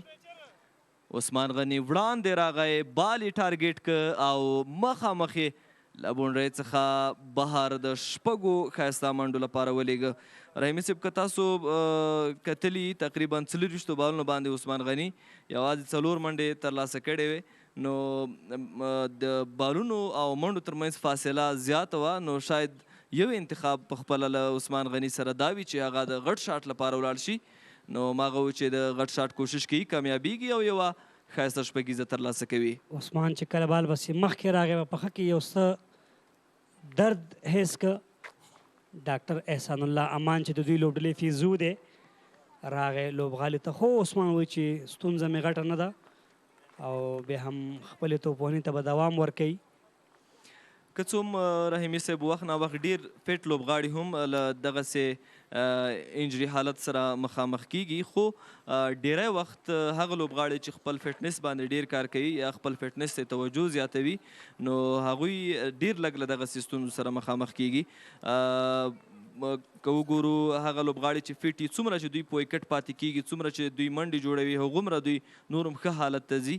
خو انفټ لوبغاړي بیا کله چې تر یوه بریده 50 منډو یا 100 منډو پورې لاړ شي له هغې وروسته بیا نو د دوی فزیکي وضعیت له ستونزو سره مخامخ کیږي خو له ښه مرغه به ووایو چې په دې وروستیو کې د افغانستان کرکټ ډېری لوبغاړي چې د فټنس برخې ته ډېره توجه کوي او دوی پوهیږي چې د ښه فزیکي حالت ارزښت ډېر زیات دی.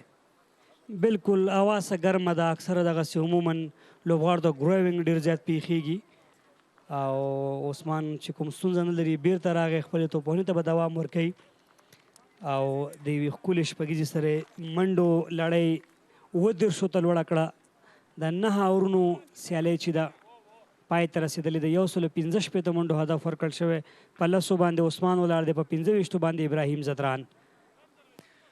بالکل د زرغون افغانستان 50 اوریزه سیالیو په جریان کې نن ورځ هندوکش سټرایکرز او همدارنګه میوند ساتونکي لوبډلې د یو بل په وړاندې لوبه ترسره کوي. هندوکش سټرایکرز لوبډله د نمرو جدول په سر کې او میوند ساتونکي بیا د نمرو جدول په پای کې دی. سره د دې چې د پامیر لیجنډز او میوند ساتونکو نمرې مساوي دي خو په نیټ رن ریټ کې بیا د پامیر لیجنډز لوبډله له میوند ساتونکو وړاندې ده. نو دغه راتلونکي سیالۍ دغه سیالۍ او راتلونکي سیالۍ د پامیر لیجنډز او میوند ساتونکو ترمنځ به یو کشمکشي ډېرې ضروري دي که چیرې دوی مخکې تګ غواړي باید د لوبې وګټي.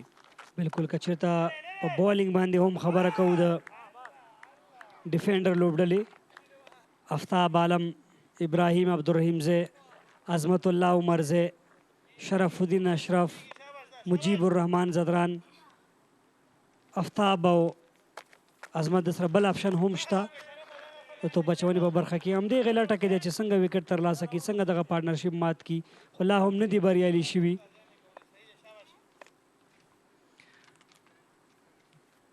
بالکل شرف الدین اشرف خپل بالینګ ته ادامه ورکوي. په دغه اوور کې د نوموړي خلاف یوه شپږیزه هم ترلاسه شوې ده د عثمان غني لخوا خو له شپږیزې وروسته پاتې بالونه ډاټ راغلل. صحیح ځکي بالینګ کوي وکټ ټو وکټ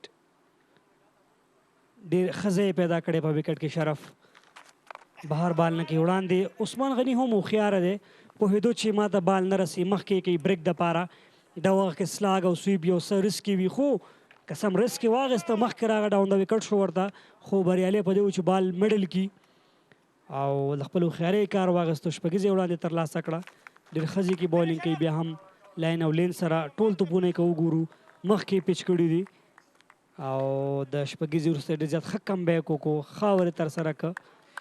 دې سره د سیالۍ 10 اورونه بشپړ شول 27 مجموعي منډې ترلاسه شوي دي 25 منډو باندې ابراهیم زدران او په 10 منډو باندې عثمان غني لوبه ترسره کوي. بیا هم پرله پسې توګه د مجیب انتخاب دی د لوبډل مشر شرف الدین اشرف له لوري سره د دې چې د بالینګ په برخه کې د آفتاب عالم په څېر یو بل آپشن هم البته د تیز بالینګ په برخه کې چې په دغو سیالیو کې هم ښې لوبې ترسره کړي دي شته چې د دغه پارټنرشپ یا ملګرتیا د ماتولو لپاره به ورڅخه استفاده کیږي. شرف الدین اشرف په خپله په سلیپ کې دی او د هغې شیبې لپاره په تمه دی چې بال به آوټ سایډ ایچ کیږي. په هر حال خو دلته نو ابراهیم زدران او بل اړخ ته عثمان غني دوی په ډېر اطمینان سره د 115 منډو هدف په تعقیب مخکې ځي. بیا هم په شاټ کور کې ولاړ فیلډر عظمت عمرزي لوري ته د بال لوبونه ده خو د منډې موقع نه برابرېږي. مجیب الرحمان سره د دې چې د سره شاټ بال د ایکسترا کور فیلډر پر سر له بونډرۍ څخه بهر د 4 منډو لپاره لیږل کیږي. دا ځل نو ابراهیم زدران دی چې د مجیب الرحمان خلاف هم د برید هڅه کوي او بریالی کیږي. بالکل ډېر ښکلی ډېر زبردسته لافټډ ډرایو و د ابراهیم زدران له لوري او بالاخره څلوریزه ترلاسه شوه. مجیب الرحمان پر وړاندې اسانه نه وي خو ابراهیم زدران هم له کافي تجربې برخمن دی او دا ځل یې د ښه بال احترام وکړه بیا ښه راتګ د مجیب الرحمان له لوري خو موږ هم په کمنټري باکس کې عطف تغیرات لرو. زموږ دوه نور ملګري چې پښتو ژبه کې د لوبې تفسیره جاري ساتي عبدالله سحاک او گهیز به راځي تبصرې برخې ته.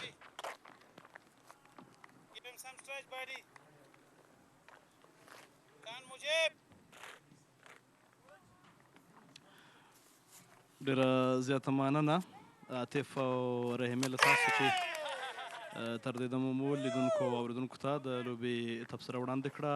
یوه ښه لوبه روانه ده. سحاک تاسو هم هرکلی. ډېره زیاته مننه ګهي صاحب. زم سلام، وخت په خیر، تقریبا ماسپښین په خیر. نو د لیدونکو او ستاسو بلکل هغه څه چې توپوهونکي له ځانه سره لري، هغه څه چې توپ اچوونکي لري، دواړو هلته نندارې ته وړاندې کړي دي. 11 اورونه، 42 منډې، اوپننګ، بل لور ته د شرف الدین اشرف او د مجیب رحمان سوکه توپ اچونه، بهترینه توپ اچونه. مقابل کې د دوو پایل لوبغاړو، د افغانستان د ملي لوبډلې لوبغاړو عثمان غني او ابراهیم زدران ښه توپوهنه تر دم ګړۍ.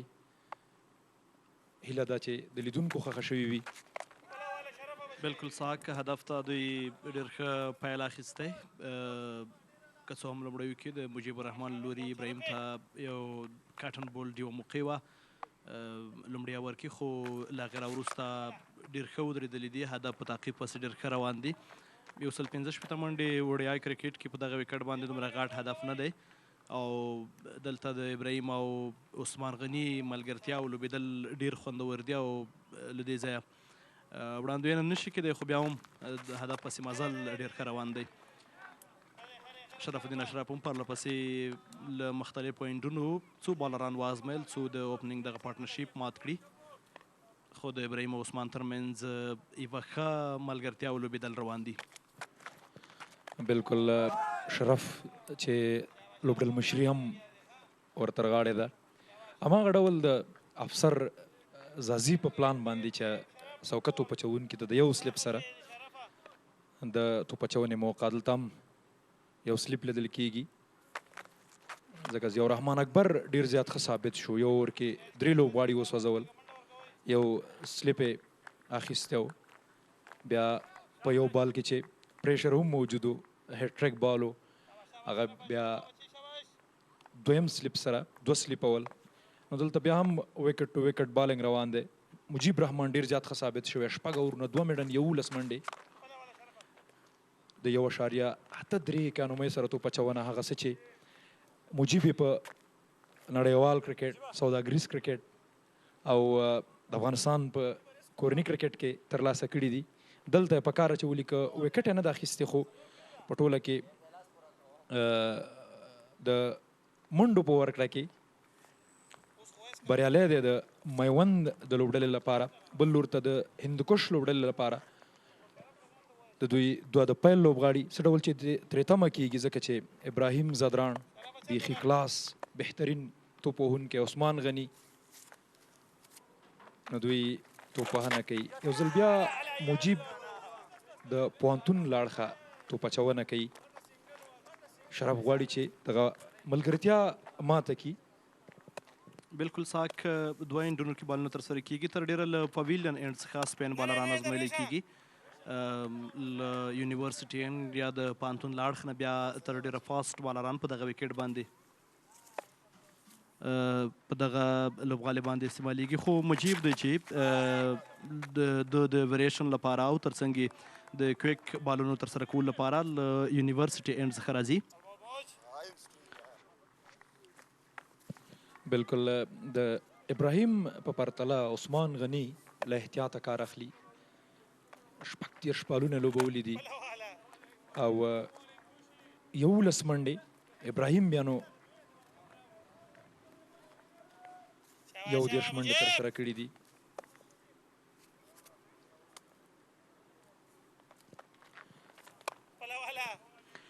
مجیب الرحمن هم تر ډېره وکټ وکټ بال ترسره کوي. هڅه هم دا ده چې دلته د لومړی وکټ یې دغه ملګرتیا او پارټنرشیپ له منځه یوړل شي، خو به ګورو د ابراهیم او عثمان غني ترمنځ یوه ښه لوبه مخکې روانه ده. مجیب هم پرله پسې وازمیل شو. د 14 اورونو پای 44 کې هندوکوش سټرایکرز کومه وکټ لاسونه ده ورکړي په 10 ابراهیم او په 11 عثمان غني مالتیا کوي تر ډیره سټرایک روټیشن روان دی د عثمان غني هڅه هم دا ده چې سټرایک روټیټ کړي ابراهیم ځدران تر ډیره بالونه هم ولوبول او له نیمایي ډیرې منډې هم ترلاسه کړي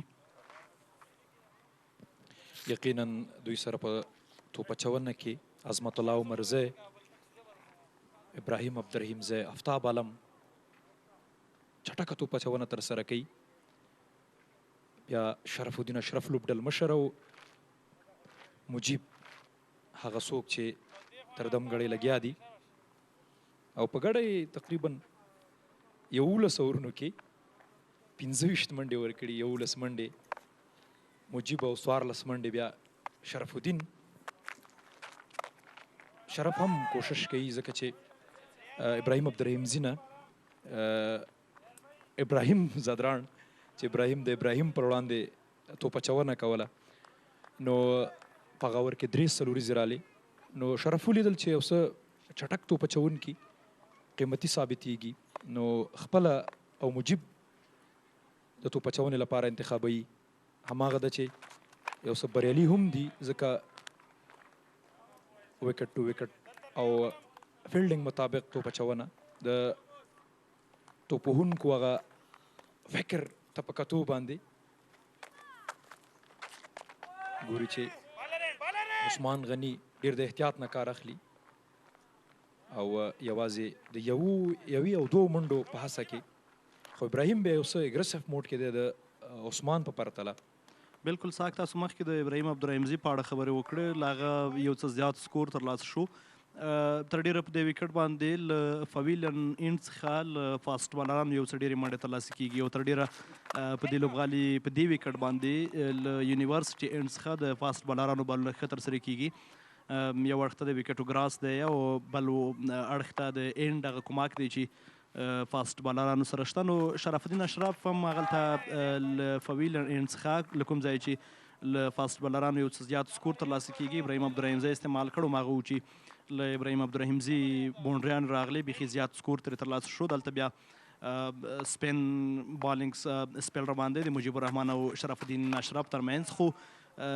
ابراهیم او ترڅنګ عثمان غني هیڅ د غلط شاټ هڅه نه کوي او ډیر آرام لګیا دي ښه لګیا دي له دې سره 14 اورونه هم پای ته ورسېدل 40 کې په 3 ابراهیم او په 12 منډو عثمان غني دواړه اوپنر لوبغاړي دي چې میدان کې ولاړ دي سهاک تاسو وګورئ د متحده عربي اماراتو له کیمپ راوروسته د افغانستان د بیټینګ په برخه کې هم خاص تغیرات راغلي پخوا به د افغانستان د بیټینګ په برخه کې ستونزې دا وي چې له پیپټي او یو څه زیاتې سټې وکټ باندې له ودرېدو وروسته به لوبغاړي تنګ شول د یو غلط شاټ په هڅه کې به وکټ پرېښو خو له دغه کیمپ راوروسته تغیرات دا دي چې لوبغاړي پاتې کېږي سټې کوي له پیپټي او 50 وروسته د دوی هڅه دا ده چې لوبه مخکې یوسي او ښه یې فینش کړي نو دا هغه خاص تغیرات دي چې د بیټینګ په برخه کې زموږ د لوبغاړو بیټینګ سایډ کې راغلي یقینا د افغانستان د کرکټ مینوال همدا غواړي چې زموږ د سوکه توپ اچونې یا هم د سپین بالینګ ترڅنګ فاسټ بالینګ بیټینګ قوي شي تر څو په نړیوال کرکټ کې د افغانستان خاص تازولي وشي افغانستان ته بریاوې په دغه نورو برخو کې ترلاسه شي ځکه محمد نبی ساخیل مجیب راشد هغه نومونه دي چې د دوی پښتون کې به زموږ سوکه توپ اچونه کې نیمګړتیا نه وي هغه تشه به ډکوي خو کله چې دغسې کیمپونه په لاره اچول کېږي نو توپوهونکو نه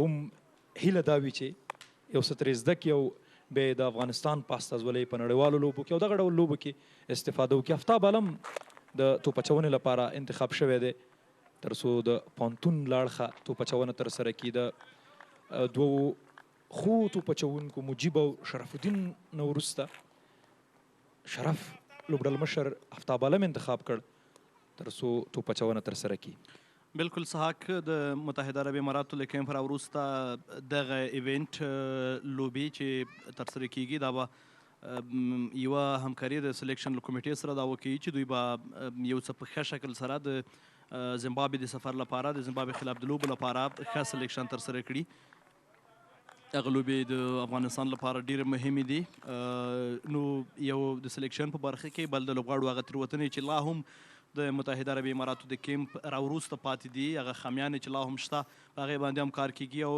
همدغه ایونټ دی چې یوه ښه موقعه ده په ښه ګراس ویکټ باندې دوی هغه خپلې تېروتنې اصلاح کړي په راتلونکي کې مهمو سیالیو کې چې افغانستان یې په مخ کې لري له زمبابوې سره له پاکستان سره د سوپر لیګ د پړاو لوبې دي له هند سره چې ترسره کیږي به هغې ته یو ښه تیاری ضرور دی یو زوردار اپیل دی او دلته ګورو چې آفتاب عالم توانیږي چې ویکټ ترلاسه کړي پوره له ځنډ وروسته تقریبا 14 اورونو وروسته 15 اوور کې د هندوکوش سټرایکرز لومړی ویکټ ترلاسه شو زوردار اپیل وکړ اپ سټمپ ته بال روان و او لوبڅار خپله پرېکړه داسې وکړه چې عثمان غني نور نو میدان کې نشي پاتې کېدی او له لوبغالي بهر روان دی بالکل لکه څنګه چې لومړي اننګز کې فرید ملک ډېره ښه توپچونه ترسره کړه یو څه ډېر زیات اقتصادي و لکه په کمې منډې ورکړي دلته آفتاب عالم ښه توپچونه وکړه ښه بیرته راتګ یې وکړه په دغه سیالۍ کې ځکه چې اوږده ملګرتیا و نسبي د پیل 48 منډې او د عثمان اوټېدل نو هغه څه و چې آفتاب ترسره کړل ښه لوبډل مشري د شرف له لوري ځکه چې په توپچونه کې تغییر راوسته او بالاخره لاسته راوړنه آفتاب عالم ترلاسه کړه د میوند لوبډلې لپاره سهاک مخکې مو وویل کله چې له یونیورسټي اینډ یا د پانتون لاړخه فاسټ بالر راځي وکټ کې هغه ځای کې چې بال پیچ کېږي که بالر لږ ذهن کار واخلي ګراس شته همکاري د دې موجوده وي بالر سره چې بال د بیټسمین د تمې او توقع خلاف پیچ شي لاندې پاتې کېږي نو شرف الدین اشرف هم دغلته متوجه دي چې آفتاب عالم یې له یونیورسټي اینډ راوست او بریالی شو چې د عثمان غني ویکټ یې ترلاسه کړه پر ځای دلته یو بل ځوان لوبغاړی صدیق قتل دی چې لوبغالي ته ښکته شوی او د هندوکوش سټرایکرز د بیټینګ پاڼۍ به مخکې وړي بالکل صدیق قتل د زبید اکبري ترڅنګ د افغانستان د کورني کرکټ هغه نوم دی چې په کیڼ لاس یا هم چپ لاس کې د پیل ښه جوړه او ښه توپوهونکي ثابتېدلی شي خپله وړتیا یې په داخلي لوبو کې ښودلې ده افغانستان د 19 کلنو د ملي لوبډلې په دغه تیر نه له دې وړاندې نړیوال جام کې صدیق قتل لوبېدلی نو د ساوت افریقا خلاف به د دغه سټریټ شاټونه مختلف شاټونه د کرکټ د مینوالو او د افغانستان د کرکټ د مینوالو ضرور په یاد وي دلته یو ځل بیا د بهیر محبوب صدیق قتل زبید اکبري ابراهیم جمشید هغه ځوان لوبغاړي دي چې د افغانستان زرغون افغانستان په روانو لوبو کې ورته چانس ورکړل شوی نو آفتاب عالم د روانې لوبې د دوهم اننګز په لومړي اوور کې لومړی وکټ ترلاسه کړه او د وکټ دغه ورم پای ته ورسېد د 15 اورونو له پای ته رسېدو وروسته 48 منډې دي او هندوکوش سټرایکرز هماغه یوه وکټ له لاسه ورکړي د ابراهیم ترڅنګ د صدیق قتل پاتې کېدل په کریز باندې هغه څه دي چې د هندوکش د لوبډلې لپاره ښه ثابتېدلی شي ځکه چې لیفټ هینډ رایټ هینډ یا خلاص چپ لاس توپوهونکی په کریز باندې دلته د سوکتو پچوونکو لپاره په ځانګړي ډول باندې مشکلات جوړولی شي ځکه آف بریک لیګ بریک د کینلاسي او چپلاس خلاسي لپاره دلته مجيب د توپچونې لپاره انتخاب شوی بالکل ساک تاسو وګورئ اینډ یو ور بیا تغییر شو مجيب تر ډیره له یونیورسټي اینډ څخه بالونه ترسره کړل خو دا ځل شرف الدین اشرف د وکټو کوماک ته متوجه دی او له فابیلن اینډ څخه د مجيب الرحمن لپاره موقع ورکړي ابراهیم زران چې تر ډیره یاد مجيب سره یو ځای لوبېدلی دی او ترڅنګ کورنۍ لوبغالی دی په دې لوبغالي ډېرې لوبې ترسره کړي له مجيب سره ډېر پاتې شوی دی نو دا هم یو بله ځانګړنه ده د ابراهیم زران د بیټینګ لپاره یقینا که چېرته شرف د آفتاب عالم توپچونې ته په کتو عظمت الله عمرزي ته هم توپچونه ورکړي نو څه ډول چې سوکه توپچوونکو سره دغه پچ ښه ملتیا کوي موږ ولیدل د فرید ملک او آفتاب عالم چټک توپونه ښه ثابت شول. نو عظمت الله عمر زی هم د افغانستان د کرکټ یو له ښو الراونډرانو لوبغاړو څخه دی چې وبه کولی شي په خپلې ښې توپچونې سره میوند لوبډلې ته لاسته راوړنې ولري. خو مجیب او شرف هم ښه لګیا دي تر دم ګړی. یوازې ابراهیم عبدالرحیمزی یو څه قیمتي ثابت شوی دی د میوند لوبډلې لپاره، ځکه کوشش کوو د چې پیس سره یا هم چټکتیا سره توپچونه ترسره کړي. هماغه و چې یو څه 9 بالونه 2 د ترسره کړل. څلوريزې هم د ابراهیم ځدران له لوري ترې راغلي.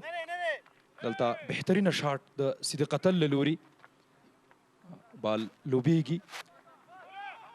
ویلیدل چې فیلډر په سرکل کې دی د ایکسټرا کور.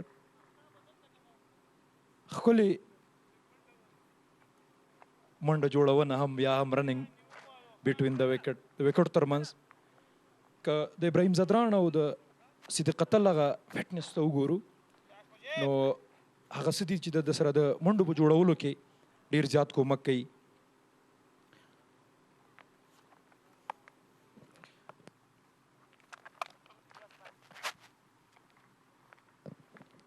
دلته ابراهیم بال لوبوي. شرف هم کوشش کوي چې تر څو د بالینګ په تغییراتو راوستلو سره وکټ ترلاسه کړي. خو کله چې د هندوکش د لوبډلې د بیټینګ لاین اپ ته ګورو نو دوی سره لوبډل مشر افسر زازی، بالکل کریم جنت صحاک له دې وروسته به کمنټري بوکس کې هم تغیرات راځي. همکار او احمدزی صاحب راځي او دوی به پر لوبه تبصره مخکې وړي. ښه راغلاست همکار او احمدزی دواړو ته.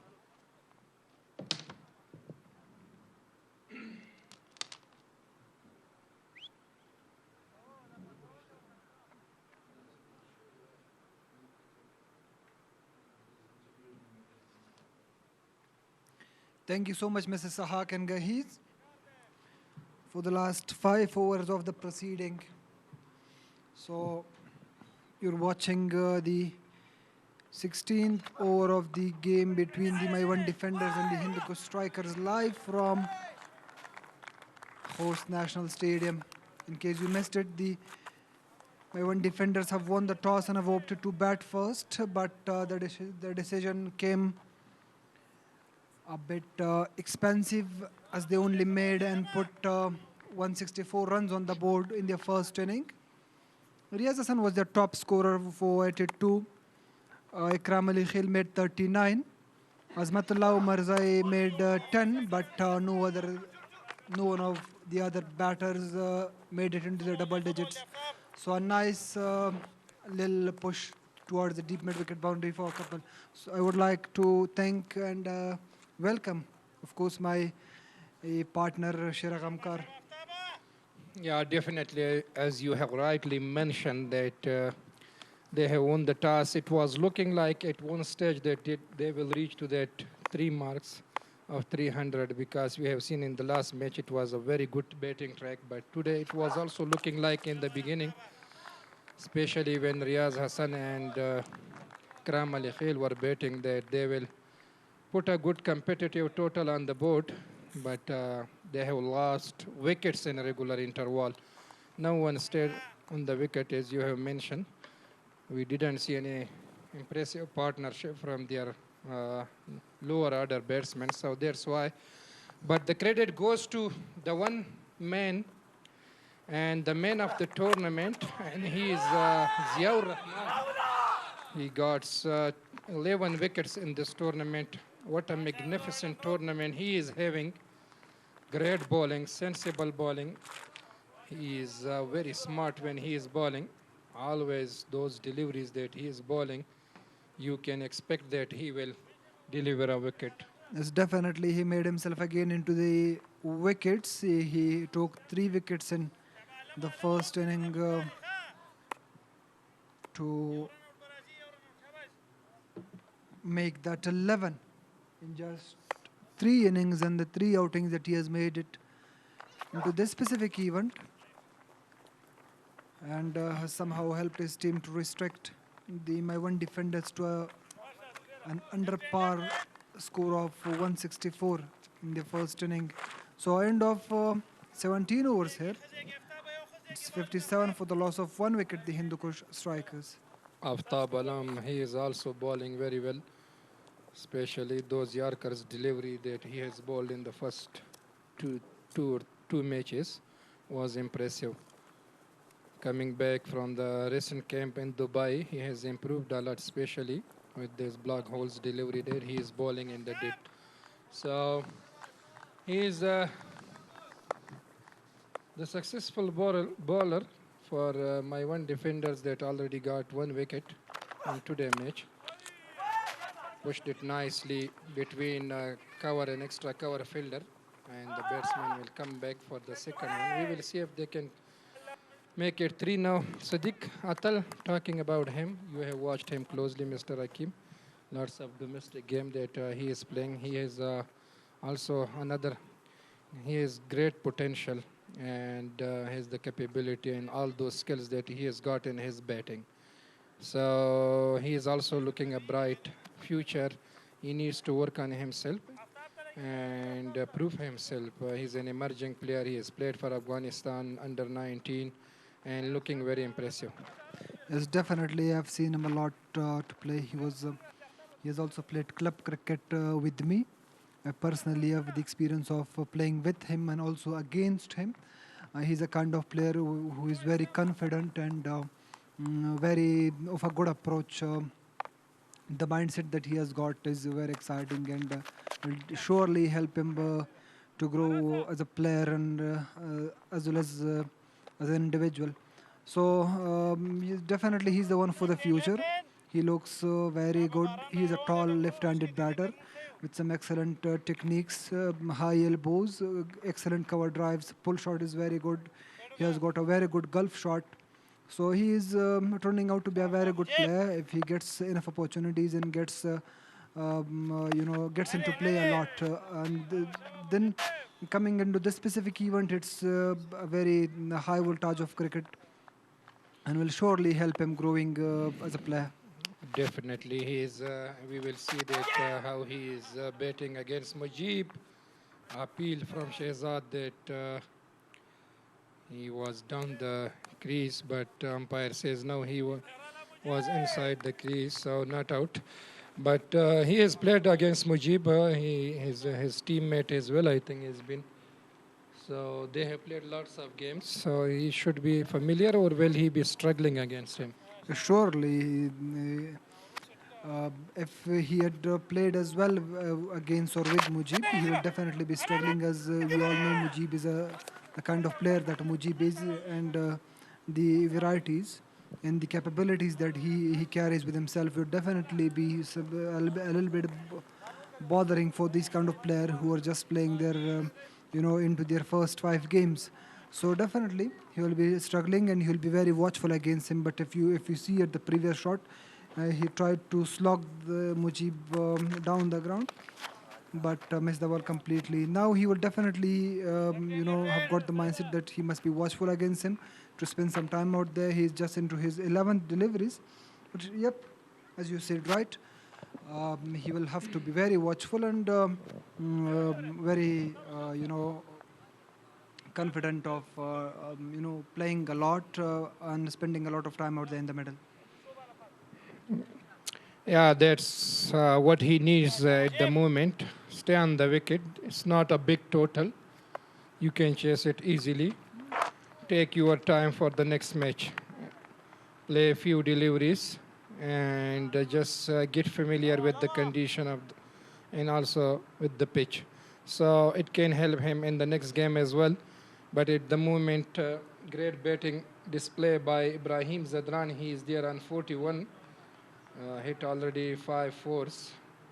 He is well set there because he's a kind of player that the team would like him to stay and finish the game. It's a low total, not a big target. 165 is the target, so they can chase it easily.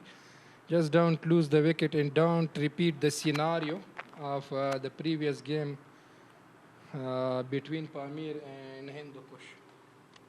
Yep, surely that was also a very low-scoring trailer where the Hindokush strikers have successfully defended their low total of 167 and locked horns against the Pamir legends who fell short by only 3 runs at the back end of the second inning. Excellent delivery once again from Aftab Alam. This is very good stuff for him. He has, you have seen him how well he has came up after featuring in the recently held training and preparation camp in UAE. He has improved a lot, and he seems to be improved and much more improving as well. He has kept all those things, all those instructions in mind from Umar Gul, the foreign Pakistani, the fast bowler. So definitely he will be having lots of lessons, and he will be doing all the experiments out there in this specific event, and to get available for the to be considered for the selection for the upcoming Zimbabwe tour of Afghanistan.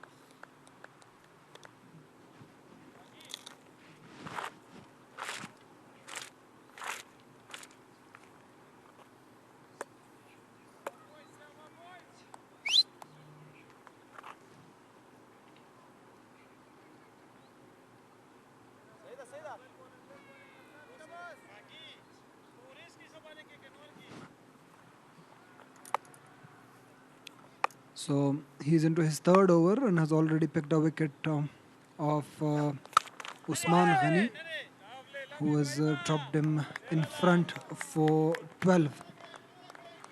Yeah, Usman Ghani, he is a good player and he can bat well. He has played and represented Afghanistan in many international matches. He has the experience, but he seems a bit struggling in this tournament. Still didn't put any impression that we were looking for, but we will see in the upcoming games he can make that big innings which is expected from him.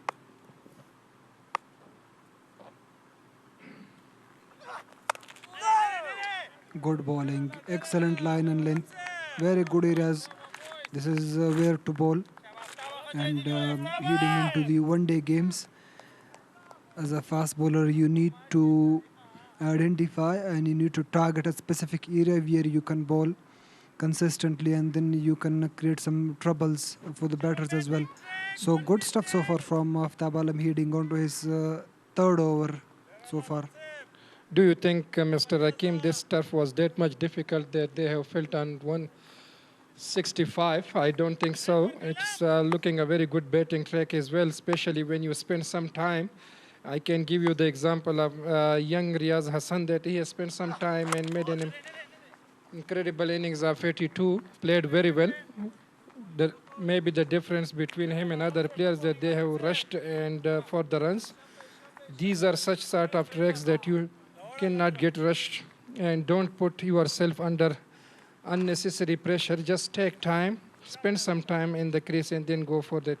Build a partnership, take those 2s once, focus on a big innings rather than rushing and losing your wicket. So that's why that was, I think, the main reason that they have lost wickets in regular interval, and they were all out on 165. Yes, definitely. I think credit goes to the bowlers of the Hindokush strikers, that the way they have bowled and controlled things nicely in the first inning. They bowled very, very well and bowled consistently in the right lines and lanes, and took maximum advantage of it. When I was talking to Sharaf at the toss, he was expecting that they would go on to score another 300 today, as the wicket had, the wicket looked very dry and very good. But, they made mistakes, and that's why they got all out for under 200. A nice glimpse of Host National Stadium and the nearby areas here. That's what we are watching from last couple of days. Some great glimpse taken by drone from high space. You can see the surrounding is very nice. And Mujib will continue his bowling. He's bowling his 10th over. Bowled very well, 3 maiden, conceded only 19 runs but didn't get a wicket, which was much needed in the demand of the situation of this game.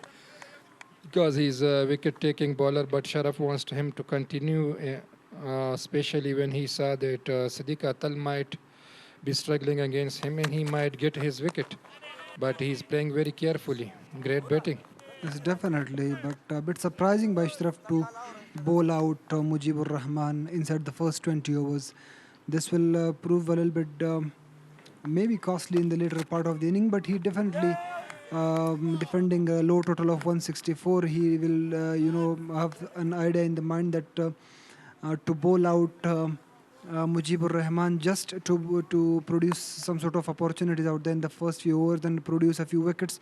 Then they can later on go with the other bowlers to get into some depth as well. But now we'll have to wait and see how the remaining two deliveries are being dealt with by Siddiq Atal to whether he can nicely push the weight to the onside but straight to the fielder. Yeah, definitely. And I think if you see Ibrahim Zadran, his message is clear to Siddiq Atal that please be careful with him. It's his last over. Then you can go for your shots. The total is not big. It's a low total game. We can play it, chase it very easily. So don't take any unnecessary risk. Stay on your wicket. It's Mujib last over. Play him carefully. And that's what he is doing at the moment. So great strategy and good combination between these two players. It's very well done, Siddiq. Very well done, youngster. You have exactly done what the team management and your partner was asking for. So, end of 10 overs for Mujibur Rahman. He has bowled exceptionally well. Economy under 2. He has only conceded 19 runs in his 10 overs with 4 made, and that is something very marvelous. Yeah, he's wicketless today. 4 mid and 10 overs, 19 runs. Great bowling, super bowling. He is an experienced bowler. Bowled very well for Afghanistan. He is usually bowling, you can say always bowling with that new ball in hands, which is not easy in the circle. But he has got one end and bowling super in international matches. So Aftab Alam, he will continue. This time played it officially, but the fielder was a bit short. And welcome boundary for Hindokush. Yes, that was played very well. Stand and deliver stuff from Ibrahim Zadran. It was an over-pitch delivery. As the replay suggests, look at that. And he swivels across it and deposited that over the top of mid-off. The fielder was trying a bit to have a go at it, but it was out of his reach and the ball raced away to the boundary.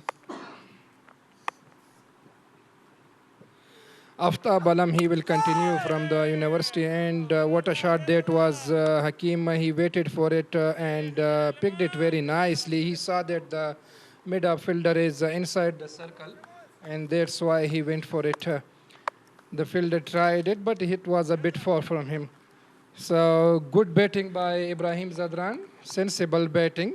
He is taking maximum advantage from those loose deliveries, but respect the good one. So that's how, as a batsman, your strategy should be. Yes, definitely he is playing well, and he has played well in all 4 games. Once again driven, but straight back to the bowler.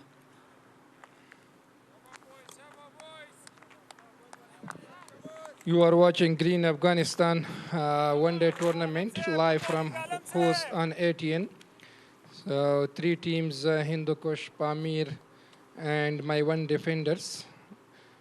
They are playing in this tournament. Hindokush, they have already won their first 2 games. Pamir Legends, they have lost 2, win 1. They have 2 points as well, but their net run rate is a bit healthy than Maiwand defenders. Maiwand defenders, they are playing their 4th game, and the last game of the first round, they have lost 2, win 1, and this one seems that they are also struggling in this one. We will see that who is qualifying and making spot in that 2 top, but at the moment, Hindokush is looking favorite, will be the first team there. Surely they have already won 2 and yet to lose 1. This is their 3rd game, and they have done really well so far. They have reduced the Maiwand strikers to a chaseable total. Driven nicely this time. Excellent drive. That is from Ibrahim Zadran, but there's a fielder in place who will have to gather out and stop the ball from going past the line. So good work from Abdul Baki, the one who has been introduced to this 11.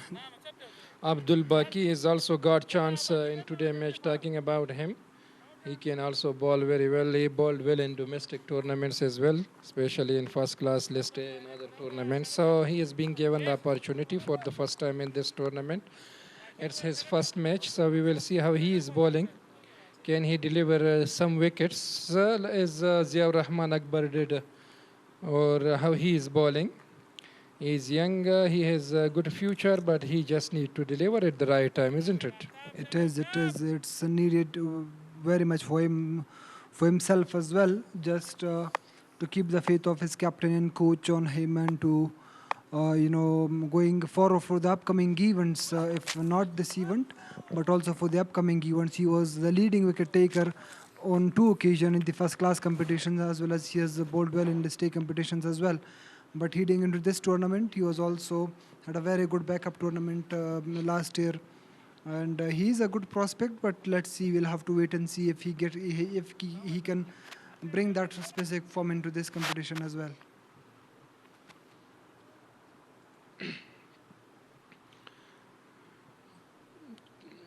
At the end of 21 overs, 69 for the last of 1 wicket. So strikers need 96 runs from 29 overs. Very much easy. They don't need to get any risk for their short end runs. They have plenty of time. Ibrahim Zadran, he is well set there. Sadiq Atal, he is getting set. So they need to finish this. I think these 2 pairs especially, they have to finish it. Yes, here we go. The man you were just talking about, Abdul Baqi, the right arm leg spinner, is introduced into the attack from pavilion end. We'll have to wait and see how he gets going and how quickly he can adapt to these conditions, and how he bowls out there front.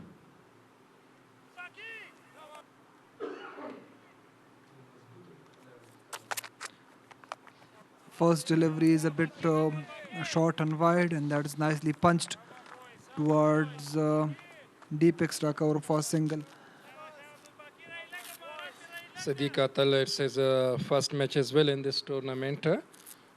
He has represented Afghanistan, as we have mentioned, a young, tall man, left-hand batsman, and he has some stylish shots, especially that cover drive. I like him.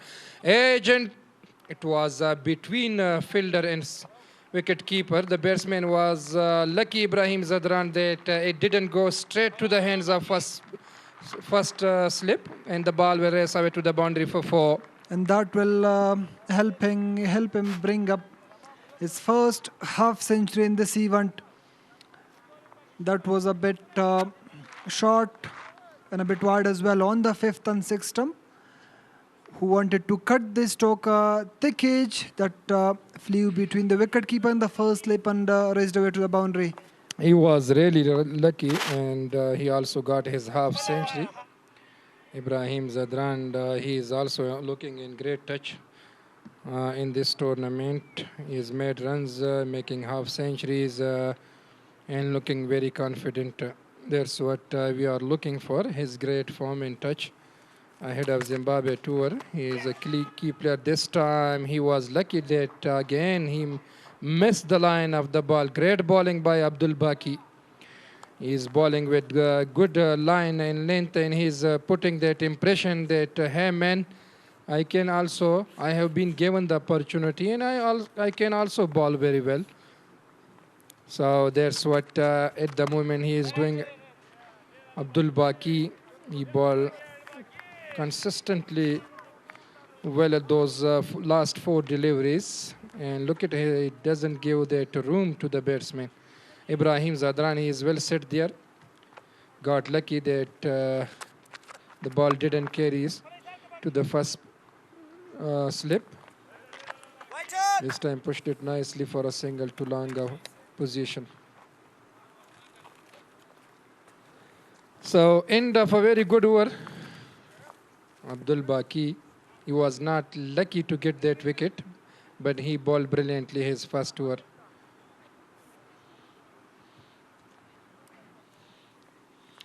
It's a good over. He had almost produced an opportunity, but that was he was lucky.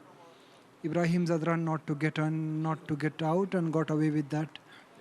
So who is into the attack now from the university end? We'll see and wait. It's Ibrahim Abdurrahim Zai. Ibrahim Abdurrahim Zai, he didn't get a wicket, and it's also his first match of the tournament.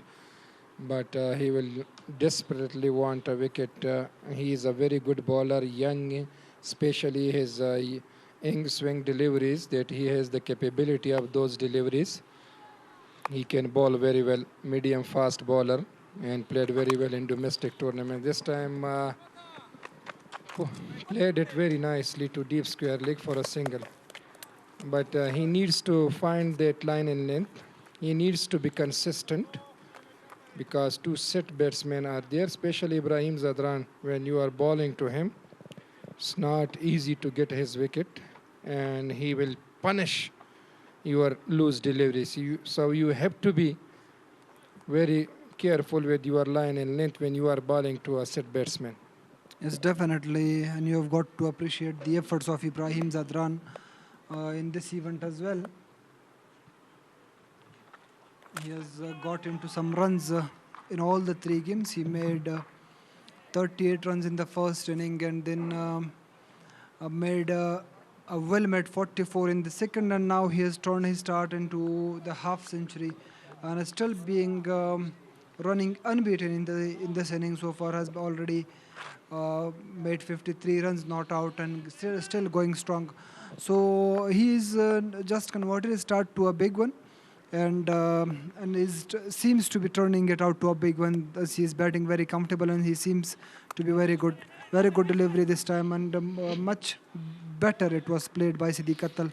Yeah, much better line by Ibrahim Abdurrahim Zai, as we were talking about, that his ball will come into the right hand batsman and will go away from the left hand batsman. So that's how he has the skills and ability. With the new ball, he was a bit expensive, conceded 20 runs in his 2 overs, but in this over he is looking like that he can bowl very well in his second spell. We will see and wait, but at the moment, his last 4 deliveries, he has bowled very well. Yes, he's a very good bowler. I have seen him play. He was the top wicket taker in the recently held Wazir Muhammad Akbar Khan Provincial Grade 1 event, where he bowled exceptionally well and helped his team Ningarhar to reach the semi-finals, although he picked enough wickets in the semi-final as well, but this time played it nicely to deep fine leg. The fielder is there, and they will take it an easy single. So careful batting by Siddiq Attal and Ibrahim Zadran. Siddiq Attal has played 23 balls and is currently batting on 8, but Ibrahim Zadran on 54. Great batting by him. yes, Ibrahim was the leading wicket taker in the first class competitions as well last year. He's the kind of bowler, and that he loves the red ball, as well as he can swing the white ball both ways. So he's a very good looking young prospect, fast bowling prospect, and will surely be sometimes used in the future. He's also already represented Afghanistan A team in a tour of Zimbabwe as well, where he took some excellent wickets as well. But then was out of the consideration for those specific team, as well as he wasn't part of the domestic circuit as well, as he was struggling, and he was he was injured, suffering from some sort of injuries, and that is why he was out of the consideration.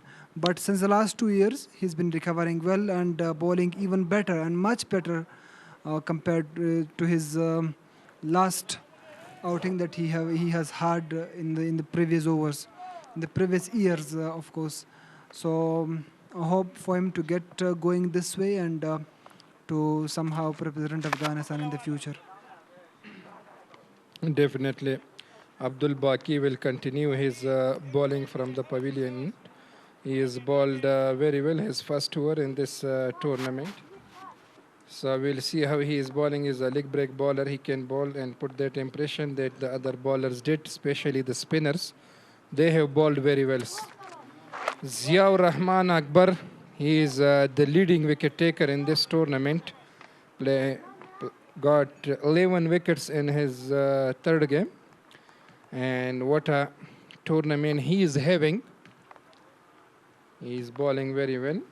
Sensible and intelligent bowler. This time pushed it nicely. Back put punch by Ibrahim Zadran for a single to deep cover. Also the fast bowlers, they have bowled very well. Farid Malak had a very good day, got 3 wickets. And Salim Safai, he has bowled very well in one match. He was fast, furious. And Yamin Ahmadzai, Aftab Alam, this time picked it nicely straight to commentary box for a 4. That's what we were talking about. Stylish shot, great connection, waited for the ball and hit it for the boundary for 4. Excellent execution of that shot from Siddiqullah Atal. Nice bit of timing out there. It was a bit fuller delivery.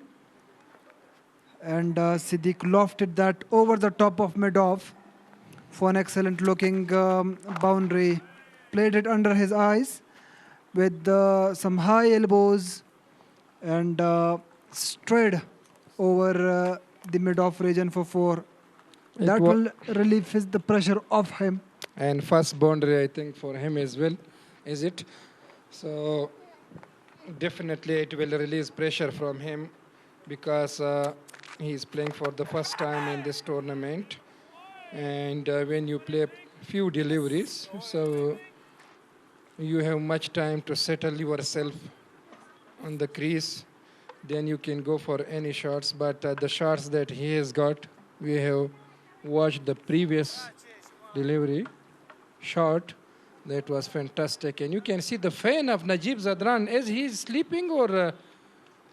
yeah, no, he is not. He is looking that, yes, man, I am wake up. Hiding himself behind. And I'm a big fan of Najibullah Zadran. He is there with his poster as well. That's what the love that the players need. And that's how we are talking about the host people, that they are very passionate about this game. They love this game. So they are cheering and they love their stars and they welcome all the stars to the host. That's how differentiate things for you.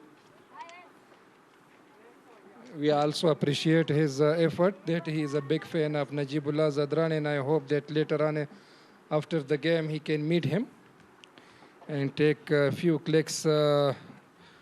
Hakim Ahmadzai, you can do it. Yes, we have already done this in the last game. We had provided opportunity for 2 of the fans to meet their stars, their national heroes, the one whom they dreamed about to meet. We had, provided opportunity for an elder, a local resident of Khost province, to meet Muhammad Shahzad. He hugged him and he talked to him. It was very nice feeling to see them, meet. We have also provided a youngster the opportunity to meet his idol and his favorite player, Azmatullah Umarzi, the new all-rounder. The interesting thing was that he wanted to, when he meet him, he will definitely do a salute as the Sheldon Cottrell, the left-arm fast bowler of the West Indies, does after taking each and every wicket. So that's what he did. We also captured all these glimpses and have produced a specific video that is now been shared by the ACB social media handles as well. So that was some nice and very nice glimpses that we have provided to these specific spectators out there in the Khost National Stadium. And definitely they deserve it as well, the way they are coming, cheering and supporting each and every game. So it's been amazing. Thanks to every individual who is contributing to make this tournament beautiful. And we appreciate their efforts, the tournaments, event management, the media department, everyone, the ground staff, the security, everyone. They are putting up their efforts to make it a much better tournament in the future. So we hope that it can continue. That's what we are looking forward in the future as well. Drinks break, and Sadiq Atal, Ibrahim Zadran are betting for Hindokush. They have already won their first 2 games, got 4 points. They are pretty much on the safe side to be there in the final, but we will see. Anything is possible in this tournament. We will wait and see, but at the moment it looks like they can qualify after especially winning those 2 games. Their net run rate is also very healthy. We will see, wait and see that who is winning this first tournament of Green Afghanistan one-day cricket tournament. Who can win the title? It's also very helpful for them. It's for their practice. So they have got tough time from the bowlers. That's what I think they needed, and that's how our main target was, and we are very much there to achieve that. Great preparation ahead of Zimbabwe tour. Find the gap between the junior and senior players, and also looking into those, looking forward for those future prospects that you can invest on. Yes, surely this can help. This event can help very much. The wickets was fast bowling friendly. The batsmen were, given some tough circumstances out there. They faced some tough challenges from the bowlers, both spin bowlers as well as the quicks. The wickets offered help and assistance for both the bowlers, as well as if it has definitely had some sort of assistance for the batters as well. But that need a specific approach of play and a specific style of play, how to utilize those wickets in your favor.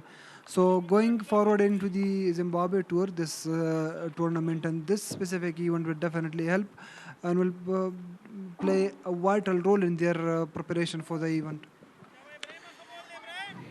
Indeed, it is. Abdurrahimzai will continue his bowling from the university end.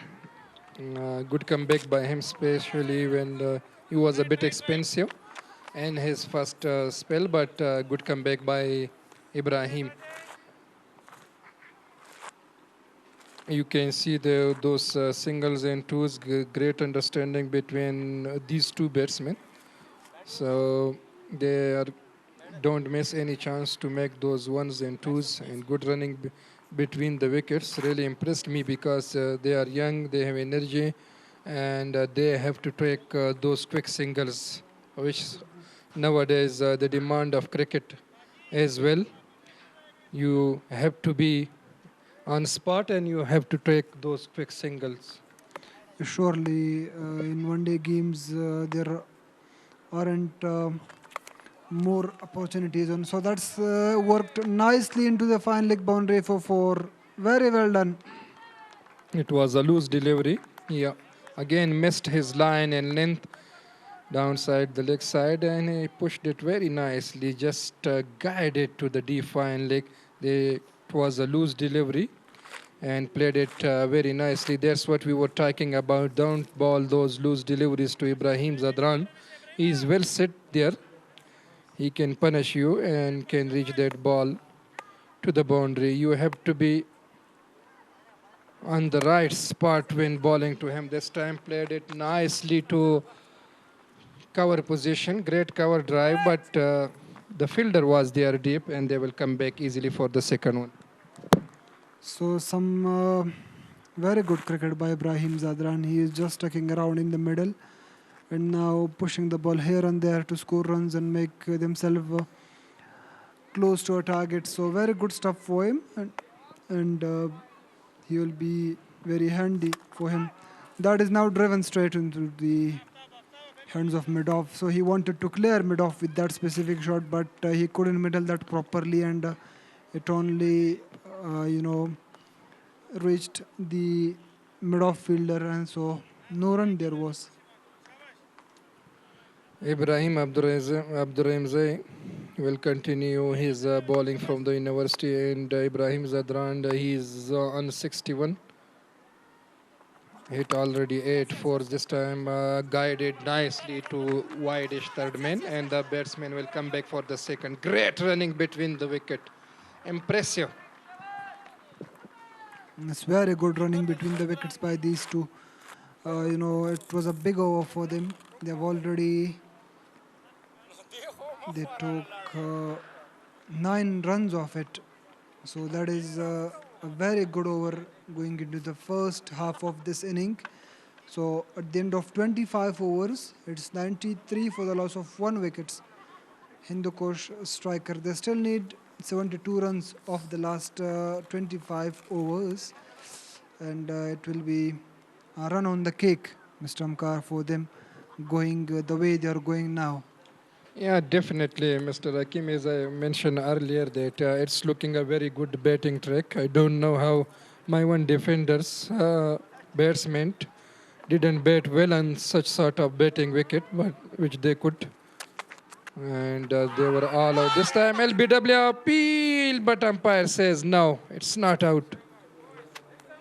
Sadiq Atal, and you can see Abdul Baki, he's putting impression. Especially, he will continue his third over, and good bowling by Abdul Baki.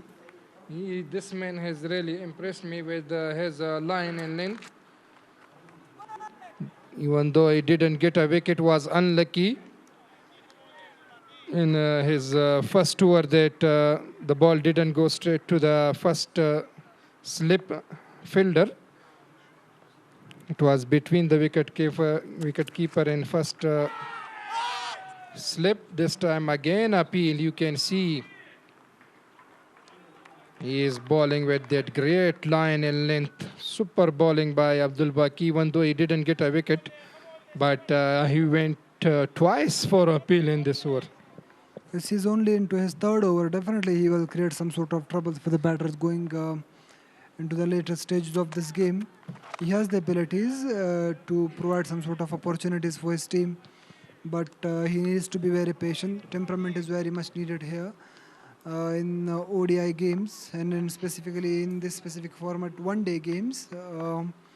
So they need to be, very much patient and bowl as per their lines and lengths and as per the requirement of the game. Hindokush strikers need 72 runs from 24 overs.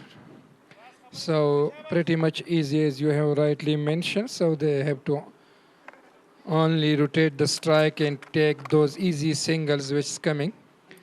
They should enjoy their batting. They have plenty of time. The weather is getting very nice, so they can chase it very easily. From other end, if you see Maiwand defenders, they have been struggling in their 4th match, and it's their last one of the first round of the tournament. If they are losing this game, so it will be much difficult for them to stay in this tournament, especially when Pamir, they have strongly come back. They have chased 308 target in the last match. So we will see, anything is possible. You can't say anything.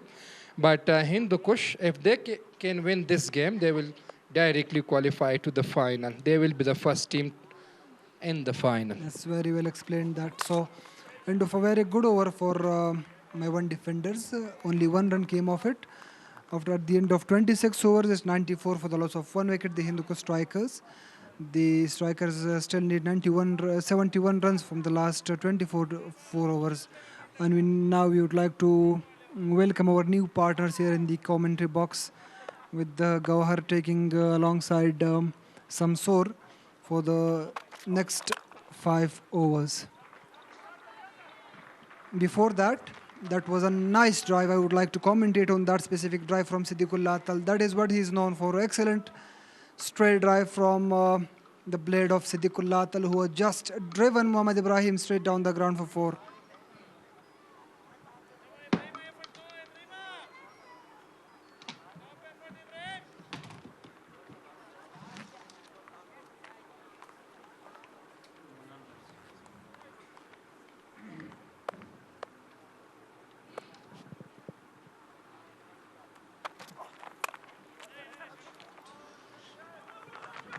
ډېره زیاته مننه کور آباد خوشحاله اوسئ دمګړی دواړو لوبډلو ترمنځ یو ډېره ښه ملګرتیا روانه ده او صدیقه تل او دغه راز ابراهیم زدران ترمنځ چې کومه لوبه روانه ده یو ښه پارټنرشپ یې کړی دی همدغسې ملګرتۍ ته ضرورت لري کومنټري باکس کې بهر سمسور ستړی مه شي جوړ په خیر مننه ګوهر صاحب سلام تاسو او زموږ نورو هغوی چې په اریانا تلویزیون باندې دغه لوبه تعقیبوي ډېره زبردسته ملګرتیا په خاصه توګه یوه ډېره ښه توپوهنه د ځوان ستوري ابراهیم زدران له لوري دا مهال نندارې ته وړاندې کیږي ابراهیم عبدالرحیمزی راغلی ډرایف بهترین ډرایف خو دغلته په ډیپ کې ښه هڅه وه د فیلډر له لوري دوه نورې منډې دي چې د ابراهیم له بیټ څخه نندارې ته وړاندې کیږي کوم کار چې د نوموړي لپاره ډېر اسانه دی ګوهر صاحب هغه د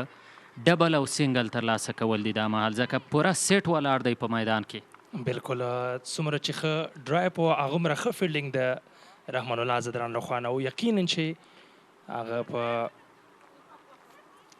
ډیپ کې یو ښه فیلډینګ وکړ تر دې وخته پورې ابراهیم زدران یو بهترینه بیټینګ روان کړی بلاکر بالو کوشش وکړ چې دغه بال ښه پلیک کړي او کامیابه هم شو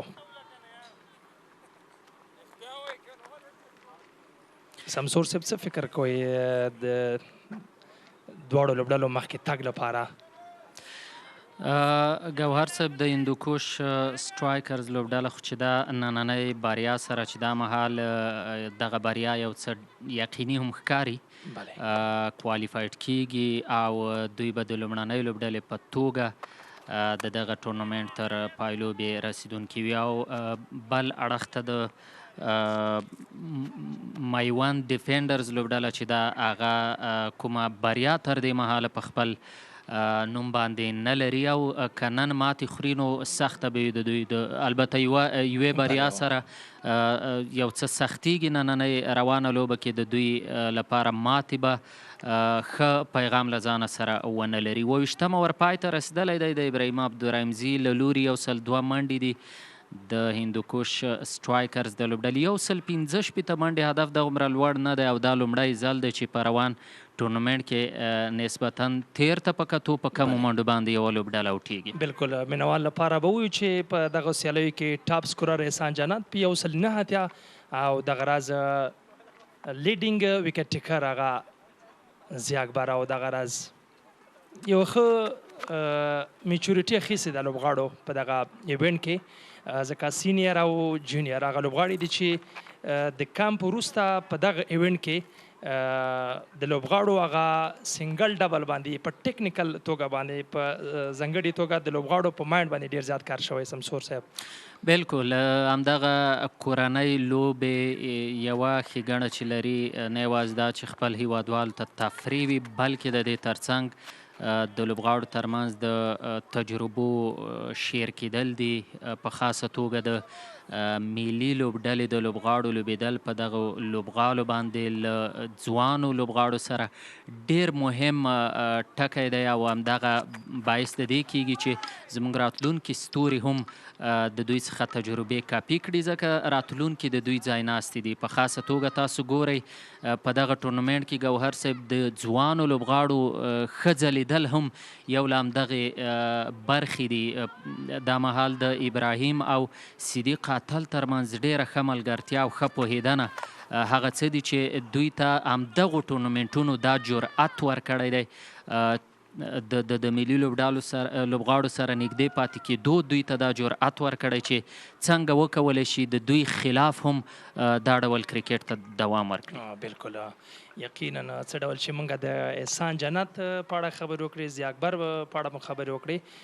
دوه هغه کلاس پلیران دي چې په بالینګ او بیټینګ کې تر دې وخته پورې ښځلې دي او لومړۍ سلیزه هم شوله په دغو سیالیو کې د احسان جنت لپاره که څوم لومړنۍ دوو سیالیو کې وځلېده خو په هغه ډول باندې نه و ځکه قسمت ورسره یاري نه وکړله، خو وروستي میچ کې هغه څرګنده کړله، هغه وښوده چې نوموړی نور هم کولی شي چې په دې سیالیو کې خپل هغه ټیلنټ څرګند کړي.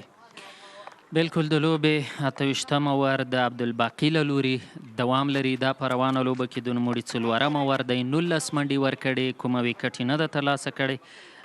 محمد ابراهیم بیا 5 اورونو کې ګوهر صاحب 38 منډې ورکړې او دای هم ویکټ نه لري. ابراهیم دا مهال اویا منډو باندې لوبیږي، شپږ اتیا توپونه یې لوبولي، 8 څلوریزې د نوموړي په بیټینګ کې شاملې دي. صدیق اتل بیا 41 توپونو سره 23 منډې جوړې کړې، 2 څلوریزې د نوموړي بیټینګ کې هم شاملې دي.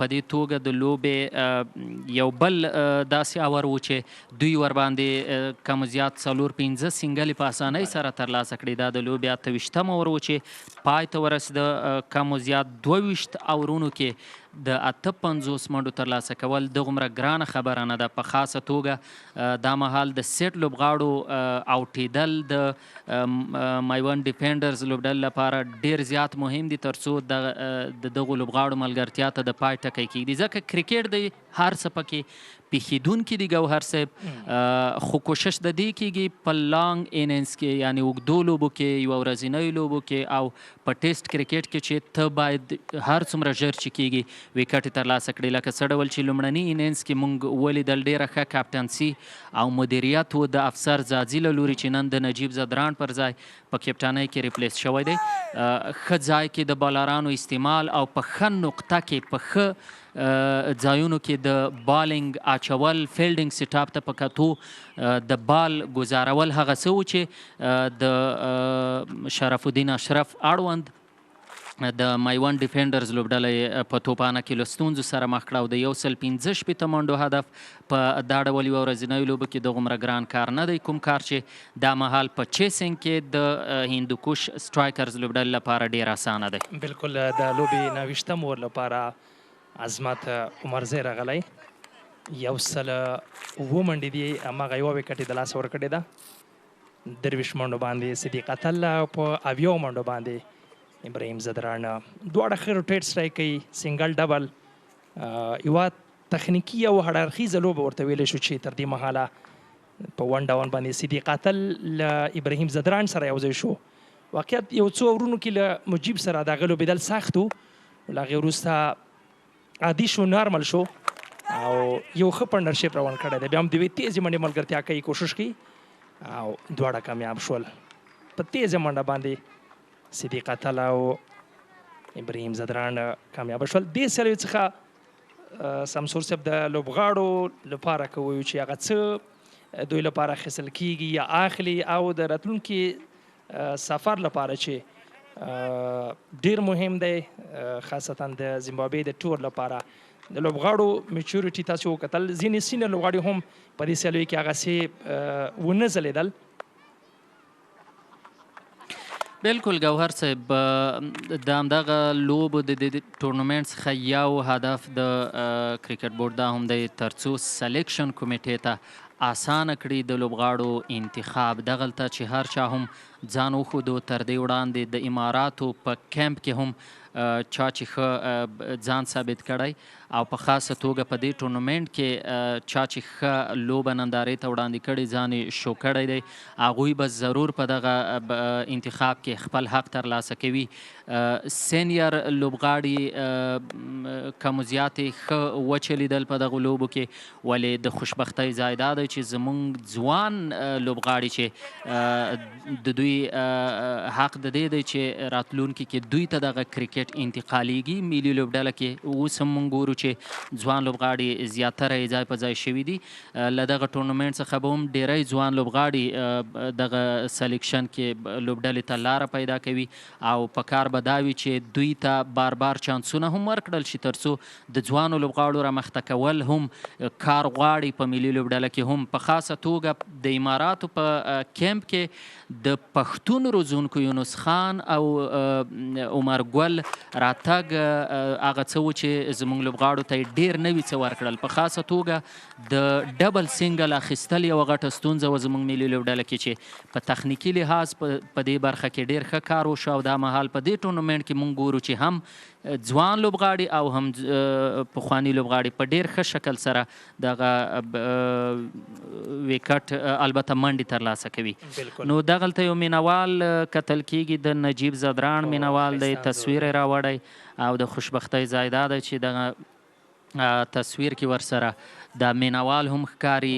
همدا هغه څه دي چې دې ولس او د دې په ځواب کې دوی هم مینه ورکړې، بریاوې ور په برخې کړي دي او زموږ غوښتنه به لا هم همدغه وي چې د افغانستان د ملي لوبډلو بریاوې لا هم دوام پیدا کړي. بالکل د لوبې 10 وره پیل شو او د 100 لاسو ته منډې پورته شوې، باقي ډېر ښه روان دی خو په وکټ باندې تر دې وخته پورې نه دی برلاسه شوی.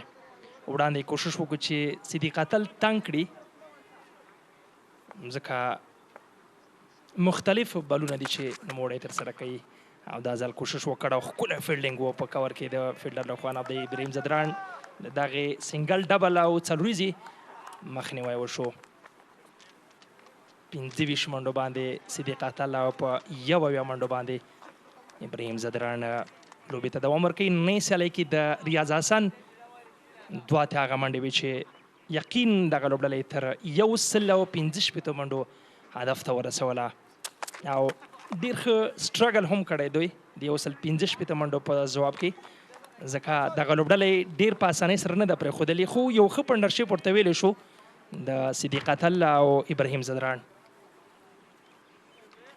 بالکل په یوه ورځنیو لوبو کې دا ډول ملګرتیا ته د سټرایک بدلولو ته اړتیا وي. یو مهم ټکی ګوهر صاحب دا دی چې د لیفټي او رایټي شتون په لوبغالي کې د دوی لپاره د ګیپونو پیدا کول د سنګل او ډبل اخیستل ډېر اسانه کوي، خو که د مجیب غوندې یو بالر ستا په خلاف توپ اچونه کوي نو بیا به له هغه سره ډېر احتیاط کوي، څه ډول چې وړاندې د مجیب اورونه دوی ډېر په احتیاط سره ولوبول. دا د دې باعث شول چې دوی دا مهال پوره سیټ دي. ابراهیم او صدیق اتل دا دواړه د افغانستان د کرکټ آینده ده. ابراهیم او صدیق اتل دوی د افغانستان د 19 کلنې لوبډلې مهم غړي پاتې شوي دي او ډېر ښه کرکټ یې نندارې ته وړاندې کړی، ځان یې ثابت کړی، هغه نیچرلی ټیلنټ خپل هغه طبیعي وړتیا چې ورته ویل کېږي هغه یې له ځانه ښودلې ده، خو وروسته چې دوی باندې څومره هم کار شوی دی، څومره چې دوی چانس ترلاسه کړی، ځان یې ثابت کړی او خپل هغه وړتیاوې ښودلې دي د سلیکټرانو لپاره، د ادارې لپاره او دوی لا هم خپل هڅو ته خپل خوارۍ ته دوام ورکړي. 13 ورونه پای ته رسېدلي دي. دا مهال 3 منډو باندې لوبه کوي، ابراهیم زدران 26 منډو باندې لوبه کوي، صدیق اتل 114 مجموعي منډې دي. بالکل عظمت عمرزی یو ځل بیا د بالینګ لپاره راغی، یو ښه پارټنرشپ، یوه ښه ملګرتیا ده. دا ځله مخامخ کوشش وکړ خو فیلډر په ځای سره موجود دی او د منډې چانس نشته. 3 منډو باندې ابراهیم زدران او دغه راځه په 26 منډو باندې صدیق اتل چې ښه ټایم ډرایو او هر اړخیزه لوبه تر دې وخته پورې دواړو بیټسمنانو کړې ده. مجیب که څه هم د ده لپاره ډېر سخت و په پیل کې د هغه لوبېدل، ځکه ورلډ سټار پلیئر، خو ډېر په دقت سره او ډېر په تخنیکي توګه باندې هغه کوشش وکړو چې ابراهیم زدران مخې ته کړي او ابراهیم زدران لپاره بیا ډېر ایزي و، ډېر اسانه و د مجیب لوبول. همدې کبله د ابراهیم زدران هماغه میچورټي وه چې ځان سره وساته او ځان سره ولوبو او دا د صدیق اتل غواړي چې خپل اننګز لانګ کې اوږد کړي او په همدې یوه وکټ باندې دغه هدف ته ځان ورسوي، دغه ټارګیټ ته ځان ورسوي، ځکه منډې دومره زیاتې نه دي پاتې. 114 منډې دي او 115 منډو هدف ورکړل شوی. نننۍ سیالۍ کې به کوشش دا وي چې مایوند ډیفینډرز لوبه وګټي او بیا په راتلونکي سیالۍ لپاره دوی باندې ډېر زیات تاثیرات نه وي، خو له ورایه ښکاري چې دغه سیالۍ هندوکوش سټرایکرز لوبډلې په زولۍ کې ده. بالکل ابراهیم او صدیق اتل په دې پوهیږي چې لوبه پوره د دوی په اختیار کې ده، خو باید داسې یوه تېروتنه او غلطي ونه کړي چې خدای مه کړه د دوی له لاسه دغه لوبه وځي. نو دا چې دواړه سیټ ولاړ دي او تقریبا 50 منډو ته یې لوبډله اړتیا لري، اورونه هم پریمانه په واک کې لري، په اختیار کې لري. نو دا هغه څه دي چې دوی په پوره فکر سره لوبیږي. له بل لوري مایوند ډیفینډرز په خاصه توګه د دې لوبډلې لوبډلمشر شرف الدین هڅه کوي چې یوه نه یوه ویکټ ترلاسه کړي، دغه ملګرتیا نوره اوږده نه شي. عظمت الله یو ډېر ښه بلاکر توپ گذار کړ او صدیق اتل دغه بال له ویکټې راوګرځوو. دا ډول حالاتو کې د بندو توپونو ګزارول ګوهر صاحب، د بلاک توپونو ګزارول هم ستونزه جوړوي توپونکو ته. وړاندې انینس کې چې د ریاض حسن او اکرام علي خیل ترمنځ کومه ملګرتیا وشوه، سپین بالینګ کې تر ډیره پورې ظهیر خان او ورسره د دوی خلاص ابریکر جمشید خان هڅه د دې کوله تر څو ویکټ ټو ویکټ توپ اچونه وکړي، ویکټ په ویکټ باندې توپ اچونه یې وکړه او وروسته ظهیر خان په دې وتوانېده چې د دوی هغه ملګرتیا ماته کړي او ویکټ هم ترلاسه کړي. له هغې وروسته بیا د دغه ټورنمنټ هغه زیاتې ویکټې اخیستونکی ضیا اکبر په دې وتوانېده چې یو اوور کې 3 لوبغاړي له مخې پورته کړي او د دوی انینز چې یو ښه لوري ته روانو بیرته یې له هغه ښه انینز راوګرځول او په کمو منډو باندې آوټ کړل. نو دا مهال عظمت د صدیق اتل خلاف د 1 اوور دریم توپ ګزاروي. بالکل د پامیر لیجنډز لوبډلې لپاره چې شهید کمال دواړه د سیالۍ وي چې هغه ویننګز پلیر هم ورته ویلی شو، خو هغه دواړه سیالۍ د هغه په شتون کې چې لومړۍ سیالۍ هم وبایله ده، دویمه سیالۍ وبایله ده، خو درېیمه سیالۍ هغه وه چې پامیر لیجنډ ساه واخیسته او د احسان جنت د یوې بهترینې سلیزې پر مټ دغه سیالۍ لومړۍ لوبډله شوه چې په لومړۍ سیالۍ ترلاسه کړه.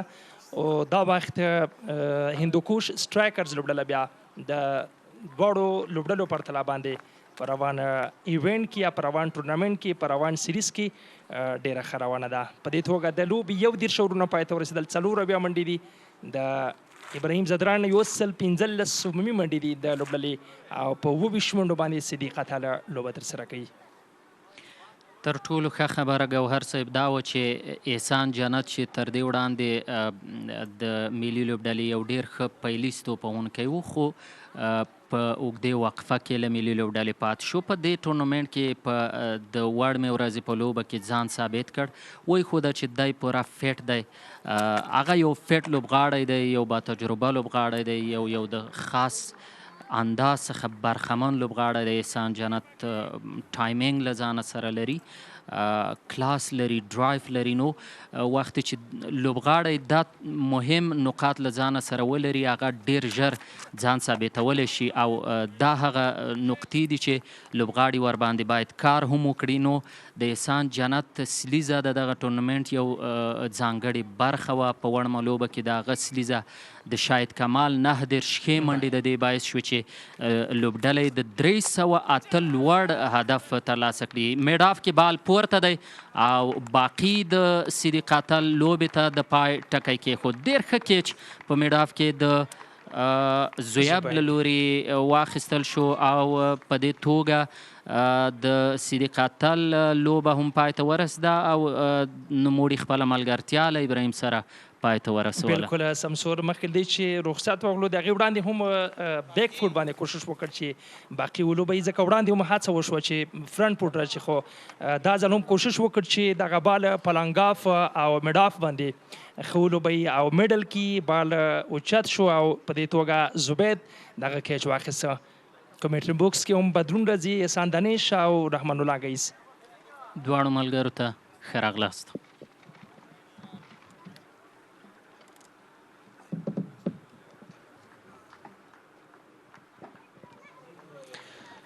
ډېره زیاته مننه ګوهر او سمسور چې تر دې وخته له لیدونکو او اورېدونکو سره وایي. دلته د هغه ویکټ دوهم ځل لیدل و چې د اریانا ټلویزیون پر سکرین دوهم ځل ننداره شوه او له هغې وروسته د خوست کرکټ لوبغالي یو بل ښایسته انځور افسر زازی د صدیق اتل سوځېدو وروسته میدان ته ښکته شوی. دانش صاحب تاسو هم ښه راغلاست، پخیر راغلی. ډېره زیاته مننه ګی صاحب. صدیق اتل د یوې ښې لوبې وروسته دا انځور بالکل ډېر ډېر ښایسته ښایسته انځور انځور دی. دی. د کرکټ ماشوم مینوال دی. افسر ززه هم راغی بیټینګ ته. دی به د ابراهیم زدران سره مخکې ځي. ابراهیم زدران په 4 منډو لا هم لوبې ته ادامه ورکوي.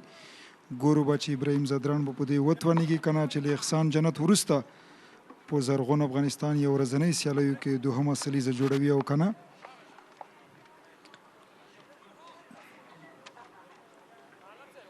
افسر زازی د بیټینګ لپاره ښکته شوی دی. 4 منډې لري ابراهیم او وړاندې 22 منډو وروسته صدیق اتل خپله ویکټ له لاسه ورکړه. 115 منډې دي. دانش صاحب تاسو وګورئ د 115 منډو لپاره هندوکوش سټرایکرز ډېر ښه پیل وکړ او تر دې دمه هدف تعقیب ته دوی ډېر ښه روان دي. بالکل دوی ته نو اوس یوازې 50 منډې نورې په کار دي تر څو لوبه وګټي. په 111 توپونو باندې اسانه کار دی. 8 وکټې له ځانه سره لري. ډېر ښه بال و، پولر لین بال و. افسرم بال واپس پوش کړ باقي ته. باقي په خپله بال پیلډ کړ، کومه منډه جوړه نه شوه. عبدالباقي په همدې اوور کې د صدیق اتل وکټ واخیسته. عبدالباقي افسر ته پلایټډ بال و. یو ځل بیا افسر هم په فرنټ پورټ سره بال ولوباوه، کومه منډه جوړه نه شوه. دانش تکرارا وایو چې له پاویلین اینډ څخه د سپین بالرانو راتګ ډېر ښه ثابت شوی په روانو سیالیو کې او ترڅنګ یې له یونیورسټي اینډ د پانتون له اړخ نه بیا تر ډېره فاسټ بالران ښه ثابت شوي. شرف الدین اشراف هم په روانه سیالۍ کې پرله پسې له پاویلین اینډ څخه سپین او ترڅنګ یې له یونیورسټي اینډ څخه له فاسټ بالرانو ګټه اخلي. وکټ کې دومره خاصه همکاري نشته. بالکل 22 اورونه پای ته ورسېدل. 115 منډې لري. 2 لوبغاړي له لاسه ورکړي هندوکوش سټرایکرز لوبډلې. عظمت الله عمرزی له یونیورسټي اینډ څخه بالینګ کوي ابراهیم زدران ته. تاسو هغه کیچ ګورئ د صدیق اتل.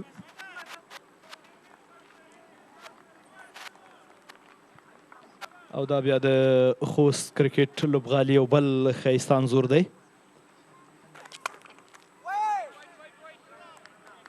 ښه شاټ و، خو هلته فیلډر موجود و، کومه منډه جوړه نه شوه.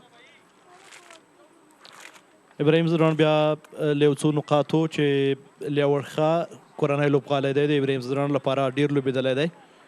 همدا ځانګړنه ده چې د ابراهیم زدران سره یې کومک کړی دی، ولاړ دی، ښه لوبېږي او له همدې ځانګړنې په استفادې نن هڅه دا ده چې د لوبې تر پای پورې میدان کې ودرېږي، لوبه پیانش کړي.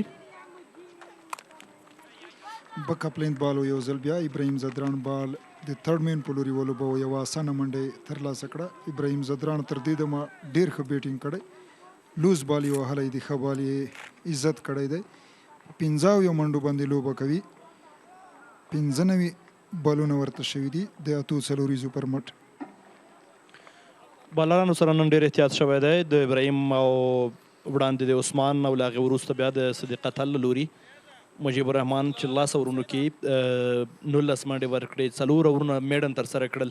وروستیو کې له یو ښه اینډ څخه استعمال شو چې د بیټسمنانو هغه خواري و چې خوارۍ د ابراهیم د مجیب الرحمن له بالونو ځانونه بچ کړل او ترڅنګ دوی د افتاب علم له بالونو سره احتیاط کړی. 4 اورونو کې افتاب علم 14 منډې ورکړي او وکټ یې ترلاسه کړې ده د خپل لوبډلې لپاره. بالکل لکه څنګه چې تا وویل، دوی هوښیارتوب هم دا وکړ چې مجیب ته یې وکټ ورنه کړه. مجیب وکټ ټیکر دی، د جهان د مختلفو لیګونو ایکسپیرینس له ځانه سره لري او د نیشنل ټیم ایکسپیرینس له ځانه سره لري. عظمت الله عمرزی افسر ززي ته اور د وکټ بالینګ کوي.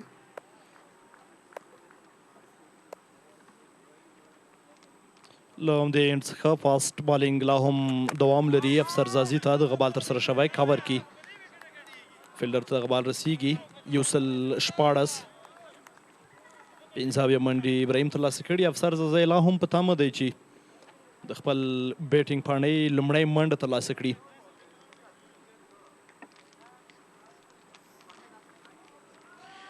مایوند ډیپینډرز داسې ښکاري چې کلو به وبایلي نو مخکې بایلي هغه به د دوی په نیټ رن ریټ باندې هم اثر غورځوي. نو د پامیر لیجنډز لپاره هم یو ښه چانس دی څو د هندوکوش سره یو ځای پایلوبې ته لاره ومومي. یو ځل بیا افسر بال پوش کړ، شاټ کور کې فیلډر موجود و، کومه منډه ترلاسه نه شوه. بالکل دانش، تاسو مخکې یادونه وکړه د هندوکوش سټرایکرز لوبډله داسې بریښي چې لا له وړاندې د دغو سیالیو پایلوبه کې ځان لپاره ځای پیدا کوي. ترڅنګ به که دغه لوبه بایلي بیا مایوند ډیپینډر لپاره به ستونزې ایجادېږي، ځکه دوی بیا په پوره سختۍ سره به د دوی لپاره موقع پیدا کېږي چې دوی پایلوبې ته لاره پیدا کړي. ترڅنګ به بیا په راتلونکي سیالۍ کې د دوی تمې یوازې د پامیر لیجنډز د ماتې لپاره وي. څو پامیر لیجنډز ماتې وخوري، د دوی لپاره هم په نیټ رن ریټ پایلوبې ته د تګ لپاره یو چانس جوړ شي. بالکل پامیر لیجنډز باندې یوازې ماتې خوري بلکې په غټ مرجن سره به لوبه بایلي، بیا به دوی ته چانس میلاویږي. ان ریج و دا ځل بال لاړ، هلته مس فیلډینګ وشو، یس نو مس کمبینیشن و د دوی ترمنځ، مس انډرسټینډینګ و، بیا هم یوه منډه ترلاسه شوه. په دې سره د لوبې 33 اورونه پای ته ورسېدل. 119 منډې لري هندوکوش سټرایکرز لوبډله. 2 لوبغاړي له لاسه ورکړي دي، عثمان غني او صدیق اتل. یو ور بیا له پویلین اینډ څخه د بالینګ په برخه کې له سپین بالینګ یو ور بیا استفاده کیږي. وګورو چې عبدالباقي چې وړاندې د صدیق اتل وکټ ترلاسه کړه. دلته توانیږي چې د ابراهیم زران او افسر زازي دغه کمه روانه ملګرتیا له منځه یوسي که څنګه. بالکل عبدالباقي چې په روان جام کې اوله لوبه ده، تر اوسه یې ښه بالینګ کړی دی. افسر ته بالینګ کوي، ښه بال و، پلایټډ بال و، افسر هم په دفاعي انداز سره بال ولوبو. عبدالباقي د صدیق اتل په وکټ اخیستلو بریالی شو. وکټ ته په کتو دانش صاحب وکټ وکټ بال دی چې بالرانو لپاره یو څه ښه ثابتېږي. ضرور یو نیم ځای کې بیټسمین لکه وړاندې چې صدیق اتل د یو غلط شاټ هڅه وکړه، وکټ یې لاسه ورکړه، یو ځای او موقع پیدا کېږي. بالکل ډاټ بالینګ سره بیټسمین خامخا غلطي ته مجبورېږي. عبدالباقي هم دغه کوي، وکټ وکټ بالینګ کوي.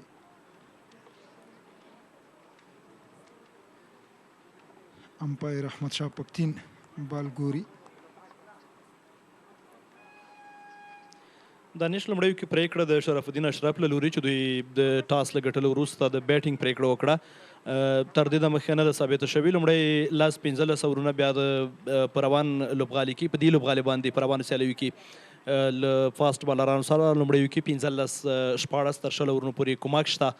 نو شرف الدین دغه کومک ته هم په کتو، ګراس وکټ ته په کتو، بیا هم د بیټینګ پریکړه وکړه. دوی ناکام شول په دې پریکړه کې، هغسې ښه ثابته نه شوه. 115 منډې په دغه سیالیو کې هغه چیسیبل منډې دي چې چیس کېدلی شي په اسانۍ سره.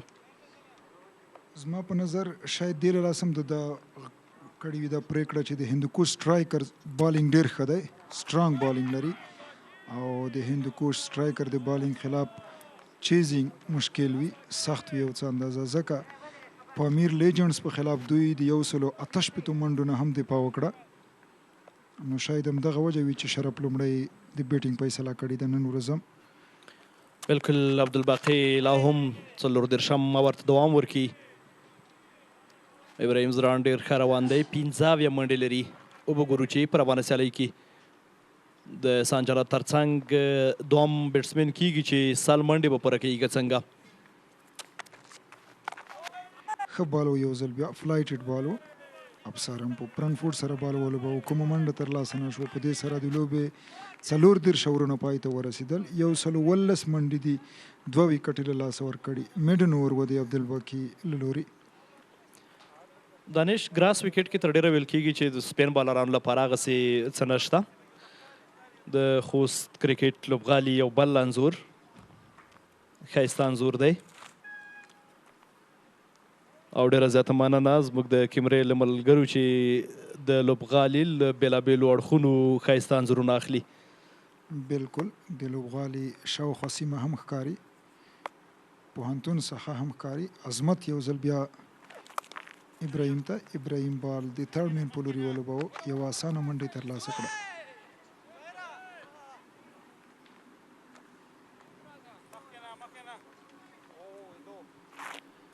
دلته په روانو سیالیو کې دانش د افغانستان د بېلابېلو البته په دریو لوبډلو کې لوبغاړي یو ځای شوي دي، خو سپین بالران ضیا اکبر، ظاهر خان بیخي ښه ثابت شوي او د دغو سیالیو د ټاپ ویکټ ټیکرانو هغه په لیست کې مخکې دي. له دغه ګراس ویکټ نه دوی ښه ګټه اخیستې، که څه هم د دوی لپاره کومک نشته، خو خپل هغه ایکسپیرینس چې دوی لري وریشن دی، پرله پسې بالینګ کې لیبریشن کار اخلي، هماغه همکاري ده چې دوی په دغه لیست کې تر اوسه د سر ځای لري. ګینې ګراس ویکټ چې د فاست بالرانو لپاره پوره همکاري کوي. په کار دا و چې د افغانستان هغه بالران چې په نړیوالو سیالیو کې لوبېدلي، فرید ملک او ترڅنګ یمین احمدزی، دوی په دغه لیست کې ټاپ 5، خو دا چې سپین بالران ښه راغلي دي، دوی له خپل وریشن ایکسپیرینس کار اخیستی او دغه ویکټ یې ځان لپاره جوړه کړي. نن هم ضیا اکبر بهترین بال ترسره کړ، 3 ویکټې ترلاسه کړې، ترڅنګ یې ظاهر خان د روانې سیالۍ 3 ویکټې ترلاسه کړي. بالکل سپین بالینګ ښه شوی. عموما ایشیا کې سپین بالینګ ښه کیږي، افغانستان کې خو بیا خامخا سپین بالینګ ښه کیږي. پاست بالران که وګورم یو څو ډېر ښه د پاست بالینګ سپیلونه موږ ولیدل. نجات مسعود یوه ورځ ډېر خطرناک سپیل وکړ، فرید ملک یوه ورځ ډېر ښه بالینګ وکړ. نو دا هم د افغانستان د کرکټ د راتلونکو لپاره پلس پوینټ دی. سپین بالینګ عموما په ایشیا کې ښه کیږي. دلته هم ضیا اکبر تر دې دمه ډېر ښه سپین بالینګ کړی دی.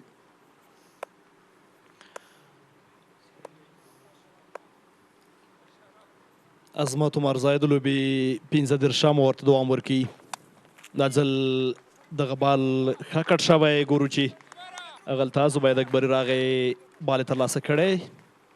یوه منډه د ابصار او ابراهیم زدران لپاره ترلاسه کیږي.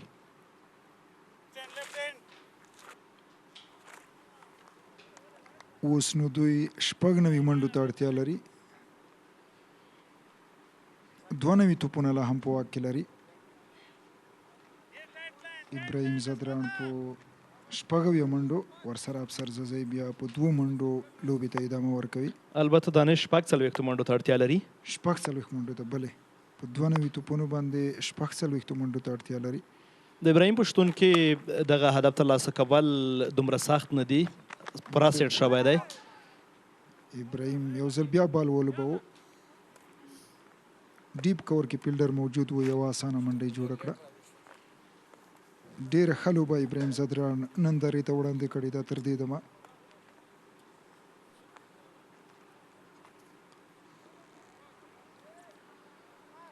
ابراهیم زدران 23 نورو منډو ته اړتیا لري تر څو په روان زرغون جام یو ورځنیو سیالیو کې دوهم لوبغاړی شي چې سلیزه جوړوي. لومړی احسان جنت و چې 13 ورځې یې زبردسته سلیزه جوړه کړه. یو ځل بیا آوټ سایډ ایج و، بال له بونډرۍ څخه بهر د 4 منډو لپاره. افسر چې څنګه غوښتل هغسې بال په بیټ ونه لګېد او آوټ سایډ ایج و، بال د 3 مین بونډرۍ څخه بهر د 4 منډو لپاره ګزار شو. ښه بال و د عظمت الله عمرزي له لوري. دلته د عظمت دغه ورمپای ته ورسېد، 124 د هندوکوش سټرایکرز منډې رسېدلي، د 15 اورونو له پای ته رسېدو وروسته دوی هماغه 2 لوبغاړي له لاسه ورکړي، عثمان غني او له هغه وروسته صدیق اتل و چې وړاندې په 22 منډو خپله ویکټ له لاسه ورکړه. له پویلین اینډ څخه به یې ور بیا عبدالباقي د لوبې 14 ور پیل کړي. بالکل اوس نو 41 نورو منډو ته اړتیا ده. لا هم 8 لوبغاړي له ځانه سره لري او 15 اوره چې 90 توپونه کېږي هغه هم له ځانه سره لري.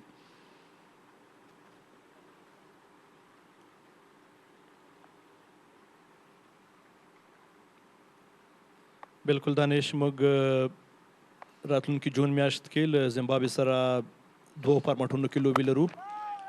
20 او 500 فارمټ هغه دواړه پرمټونه دي چې افغانستان به له زیمبابوې سره سیالۍ ترسره کړي. دا سیالۍ به وي د متحده عرب اماراتو کیمپ او له هغه راوروسته دغه ایونټ هغه څه دي چې هم به د سلیکشن کمیټې لپاره په سلیکشن کې اساني وي او ترڅنګ به هغه خامیانې تېروتنې چې زموږ لوبغاړو درلودې یو څه له اماراتو کیمپ او له هغه وروسته هغه خامیانې چې لا هم پاتې دي په دغو سیالیو کې به زموږ لوبغاړي اصلاح کوي. په اصلاح او حل باندې به یې کار کېږي څو مهمې سیالۍ چې موږ له زیمبابوې سره لرو د هغې لپاره یوه ښه او مناسبه لوبډله انتخاب شوې وي.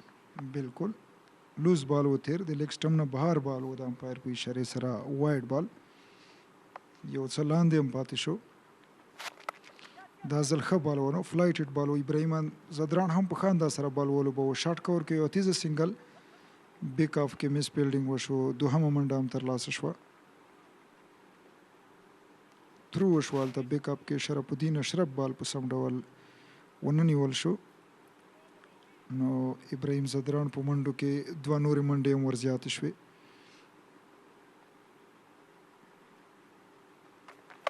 یو ځل بیا لوز بال و شاته بال و ابراهیم زدران د میډ وکټ په لوري په ډېر ښه انداز سره ولوباوه او بال یې بونډرۍ څخه بهر د څلورو منډو لپاره. دا ځل نو ابراهیم زدران یو ځل بیا له لوز بال څخه په ښه ډول استفاده وکړه. ګیپ ته یې ولوباوه. میډ وکټ فیلډر دننه ولاړ دی د هغې په سر باندې شاته بال یو څه د باکي له لوري او ابراهیم زدران له دې څخه پوره پیدا واخیسته. دوهم ځلي دغه شاټ لیدل دي خوندور او د لیدو وړ شاټ دی د ابراهیم زدران له لوري. 3 ته د ابراهیم منډې رسیږي. ښه لوبیږي. یو لوز بال دی چې انتظار ورته کوي او له هغې منډه راځي. نور نو تېروتنه نشته. په پوره ذهن او ښه فکر سره ابراهیم زدران د خپلې لوبډلې لپاره تر دې دمه لا هم میدان کې ولاړ دی. یو بل پلټاس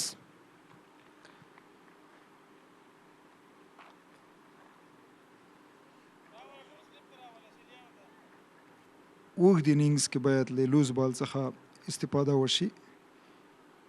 ون ډے لوبې یا یو ورځنۍ لوبې د همدې لپاره دي چې صرف د لوز بال نه ګټه واخیستل شي د ښه بال ریسپیکټ وشي یو او دوو منډو باندې زیاته تکیه وشي.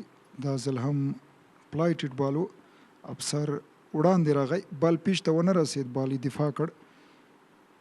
په دې سره د لوبې 29 اورونه پای ته ورسېدل. 132 منډې لري. 2 لوبغاړي له لاسه ورکړي هندوکوش سټرایکرز لوبډلې. ابراهیم زدران په 4 او افسر زازی ورسره په 6 منډو لوبه کوي. بالکل دانش ودرشم ور به اوس د عظمت له لوري له یونیورسيټي اینډ څخه پیلېږي. دغه لوبه اسانه کړې ده ابراهیم او ترڅنګ افسر تقریبا 3 نورو منډو ته لا هم ضرورت دی. هغلته ګورو چې افتاب علم بوخت دی عظمت مرزي سره خبرې کوي. بالکل خپلې مشورې ورسره شریکوي. د دوی هڅه هم دا ده چې د ابراهیم زدران د ډېرو منډو مخه ونیسي او په رابانه سیالۍ کې د دوی خلاف د ابراهیم زدران سلیزه ترلاسه نه شي.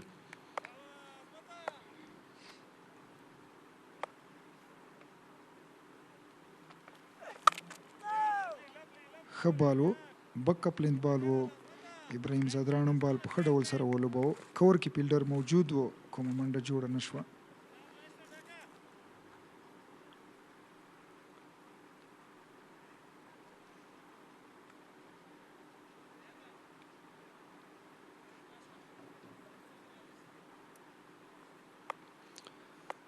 عظمت مرزای له یونیورسيټي اینډ د لوبې 29 ورته دوام ورکوي. 6 منډو باندې افسر او 4 منډو باندې ابراهیم زدران میدان کې لوبه کوي. ګورو چې 2 کال دی. 2مې منډې لپاره به هم هڅه کیږي او دلته 3مې منډې لپاره ګورو چې ګرځي خو نه. د 2 نورو منډو لپاره ځای دی. ابراهیم زدران و چې 2 چټکې منډې ترلاسه کړي. 6 ته د ابراهیم او 140 ته د هندوکوش سټرایکرز لوبډلې منډې رسیږي. بالکل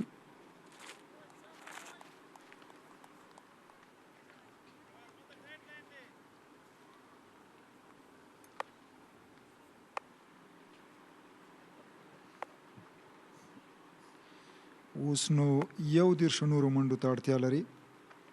عظمت ابراهیم ته ښه بال و. ابراهیم هم په ښه انداز سره بال ولوباوه. عظمت الله عمرزی هم د افغانستان یو له مخکښو الراونډرانو څخه دی.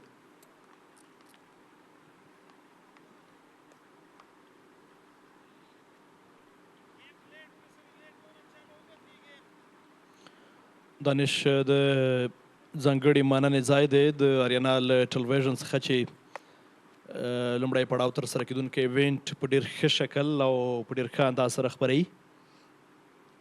بالکل د ستایلو وړ دی. یو ځل بیا ابراهیم زدران بال ولوباوه. د وایډ تھرډ مین په لوري د تھرډ مین فیلډر په چټکۍ سره راغی، بال یې ترلاسه کړ. یوه منډه جوړه شوه. ابراهیم زدران غوښتل چې دوهمه منډه هم ترلاسه کړي، خو افسر زازي ورته نه وویل. ښه فیلډینګ و د زبید اکبري له لوري.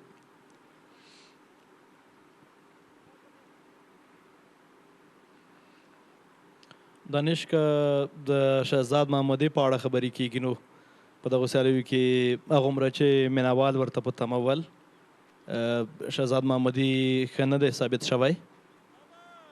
یوه سیالۍ کې د خپل لوبډلې لپاره بهترینې ښې منډې ترلاسه کړې، خو هغه لا وروسته بیا د شهزاد له بیټ منډې نه د راغلي. په تمه یو چې شهزاد به ور بیا خپل مینوال خوښ وساتي. بالکل یو ځل بیا آوټ سایډ ایچ و د افسر له لوري. تھرډ مین کې هماغه زبید اکبري موجود دی. یوه منډه جوړه شوه. مینوال تل غواړي چې د شهزاد بیټینګ وګوري، د شهزاد شپږیزې او څلوریزې وګوري. بالکل شهزاد محمدي چې د افغانستان یو بهترین لوبغاړی دی. په دغو سیالیو کې هم لا هم په تمه یو چې محمد شهزاد به د افغانستان د کرکټ مینوال خپل مینوال به خوښ ساتي. شارټ پیچ بال و دلته هغسې بونس نه شو لکه څنګه چې عظمت غوښتل. ابراهیم زدران هم په ښه ډول سره بال ولوباوه. ډیپ پوینټ لیګ کې فیلډر موجود و. یوه منډه جوړه شوه. په دې سره 32 اورونه پای ته ورسېدل. 132 منډې لري. 2 لوبغاړي له لاسه ورکړي دي هندوکوش سټرایکرز. ابراهیم زدران په اتاتیا ورسره افسر زازی په 7 منډو لوبه کوي. بالکل یو بل ښایسته انځور دی، ډېر ښایسته انځور. لوبغالي بهر د ډرون کیمرې هغه انځور دی چې په ښه شکل سره د خوست د کرکټ ملي لوبغالي اړخونه ډېر ښه اخیستي. بالکل ایکسلنٹ کیمرا ورک. ابراهیم عبدالرحیم زای بالینګ ته راوغوښتل شو د عبدالباقي په عوض. ابراهیم بلې پویلین اینډ څخه بالینګ کوي.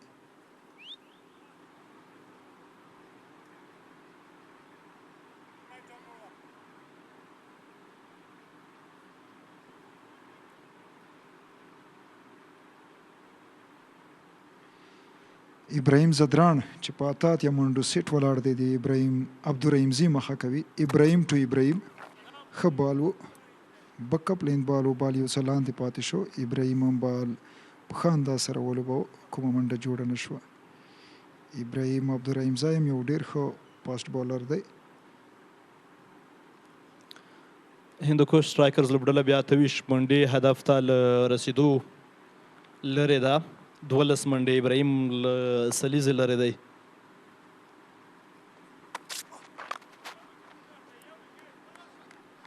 په ښه انداز سره ابراهیم بال ولوباوه، خو په شارټ میډ وکټ کې عظمت موجود و. کومه منډه جوړه نه شوه.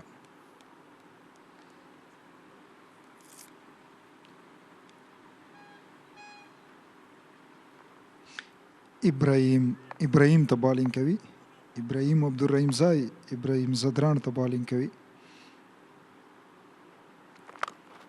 په ښه انداز سره ابراهیم بال ولوباوه او دا هم بال مخامخ له بونډرۍ څخه بهر د 4 منډو لپاره.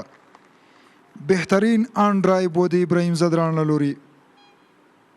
سیده بیټ سره د بیټ په منځ باندې بال په ډېر ښه انداز سره ولوباوه او بال لانګان بونډرۍ څخه بهر د 4 منډو لپاره. ورو ورو 100 منډو ته نږدې کېدونکی دی. د دغه شاټ تکرار بیا ګورو څومره بهترین خوندور شاټ دی.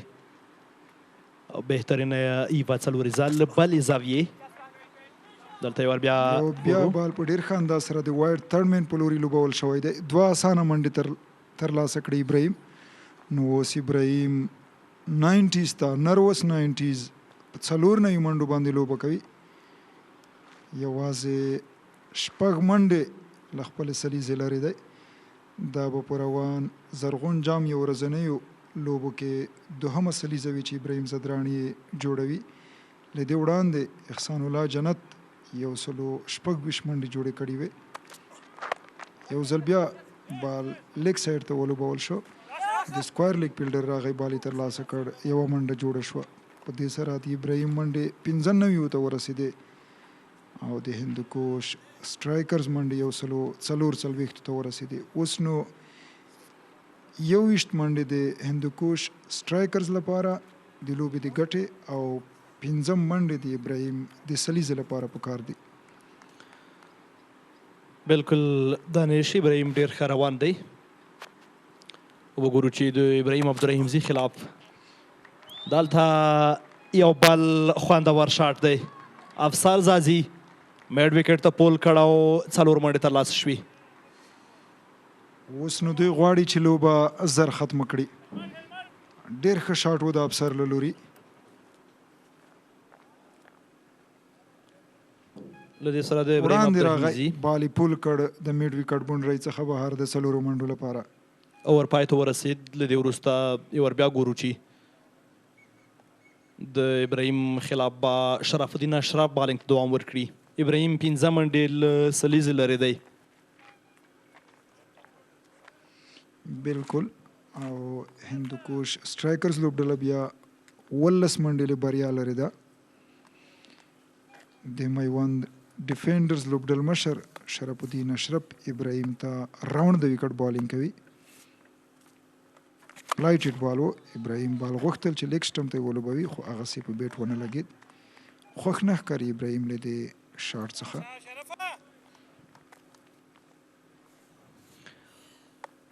د وکټو شاته شهزاد محمد یم سټمپ ته نږدې ولاړ دی. په تمه دی چې ابراهیم به یو 2 قدمه له کریس لرې کېږي خو ابراهیم ځدراڼ بیا هیڅ تېروتنه نه کوي. بالکل.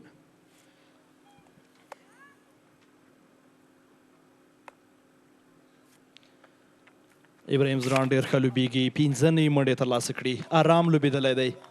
تر ډېره یې له ټولو بالرانو سره احتیاط کړی. لوز بال لپاره منتظر پاتې شوی. له لوز بالونو یې ګټه اخیستي. هېڅ تر اوسه دغسې شاټ نه دی لیدل شوی چې د لپاره د خطر پیدا شوی وي.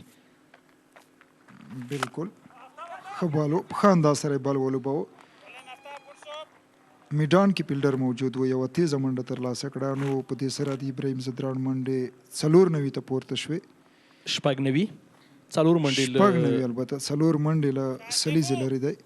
ابراهیم ځدراڼ په دغو سیالیو کې ډېر ښه ثابت شوی. دانش لومړۍ لوبه کې هم یوه لوبه کې 40 پلاس، بله لوبه کې 13 پلاس او دا دی اوس نو 100 منډو ته روان دی. 2 منډو غږ دی خو ګورو چې هلته مس فیلډینګ هم یو څه اندازانو هم دی نه دوی ګټه واخیسته. دوهمه منډه یې ترلاسه کړه. لکه څه ډول چې تا وویل ابراهیم ځدراڼ په تور 2 لوبو کې ښه سټارټ اخیستی و خو یو بل انځور دی او دلته د سکوربورډ یو انځور دی اخیستل شوی. تاسو وګورئ 150 منډې هم د هندوکوش سټرایکرز پوره شو. 151 منډې لري. افسر د ابراهیم ځدراڼ سره لوبه کوي. په دې سره د لوبې 38 اورونه پای ته ورسېدل. د اوبو وقفه ده داسې ښکاري. بالکل یو لنډ بریک دی، د اوبو دمه ده.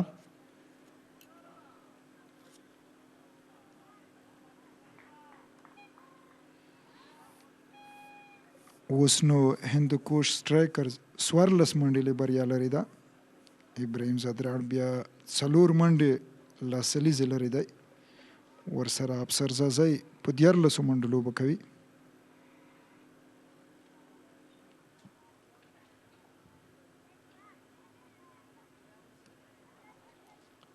د لوبغالي هغې خواته بیا د پوهنتون د ودانیو ښایسته انځور بریښي.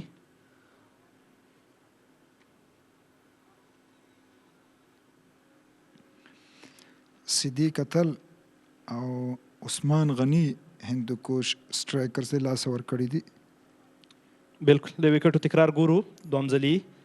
بالکل د عثمان غنی خلاف عثمان غنی و چې ال بی ډبلیو اوټ شوی و د افتاب علم له لوري.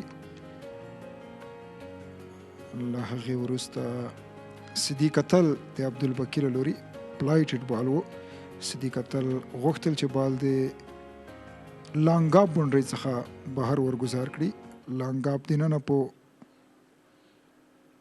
میډاف کې و، د هغه په سر یې غوښتل چې بال ولوبوي خو بال سم په بیټ ونه لګېد او په دې سره یې صدیق اتل خپله وکټ له لاسه ورکړه. اوس مهال د اوبو وقفه ده. دانش یې ور بیا د لوبې هایلایټ ګورو.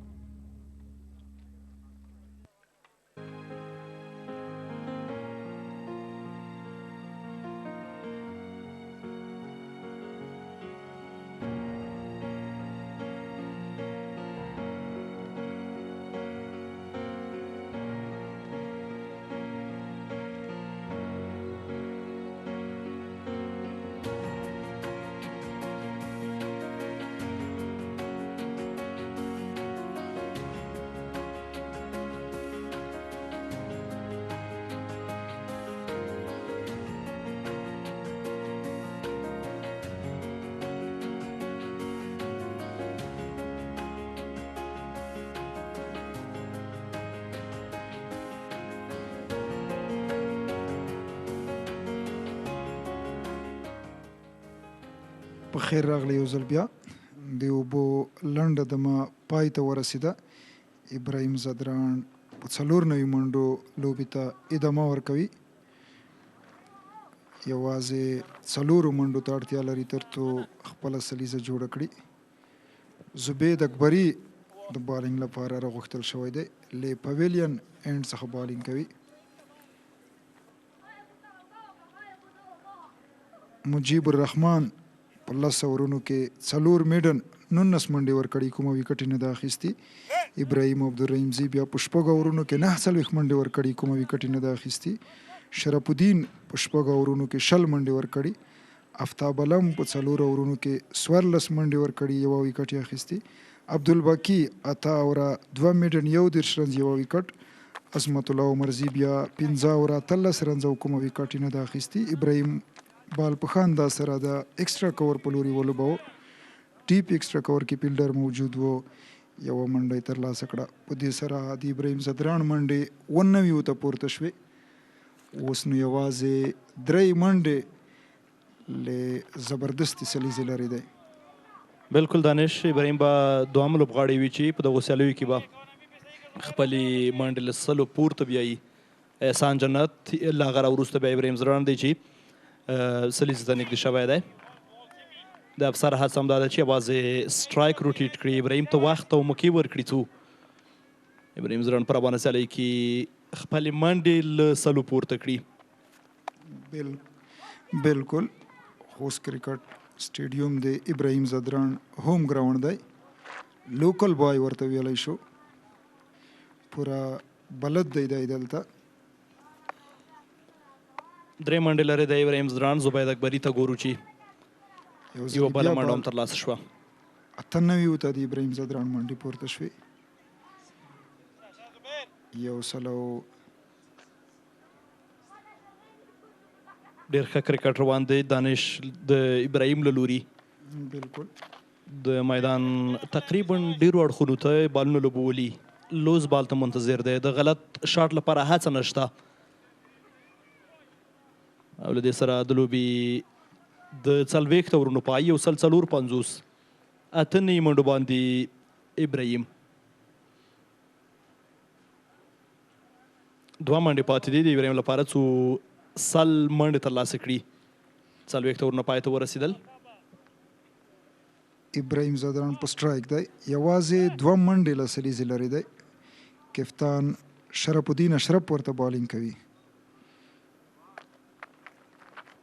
ښه بال و. په ښه انداز سره ابراهیم ځدران هم بال مخامخ دفاع کړ. 11 منډې هندوکوش سټرایکرز له بریا او 2 منډې ابراهیم ځدران بیا له سلیزې لرې دی. یو ځل بیا ابراهیم ځدران بال لیګ سټمپ ته تاو کړ. شارټ پاین لیګ کې فیلډر موجود دی. کومه منډه ترلاسه نه شوه. اوس نو ټول مینوال د ابراهیم ځدران د سلیزې په تمه دي. شرف الدین ابراهیم ته 2 منډې له سلو منډو لري ابراهیم ځدران. دغه بال لوبېدلی دی وایډ لانګ آف ته. یوه بله منډه هم ترلاسه کړه. اوس نو یوازې یوه منډه ضرورت دی د ابراهیم ځدران د سلیزې لپاره. بالکل گئی صاحب ابراهیم ځدران په 99 منډو لوبه کوي. فلحال په نان سټرایک افسر بال ولوبو. شارټ کور په لوري تیزه یوه منډه یې ترلاسه کړه. ښه انډرسټینډینګ و د دواړو لوبغاړو ترمنځ. ګوډ رننګ بټوین د وکټ. شرف نو ابراهیم ته بالینګ کوي. ابراهیم په 99 منډو لوبه کوي.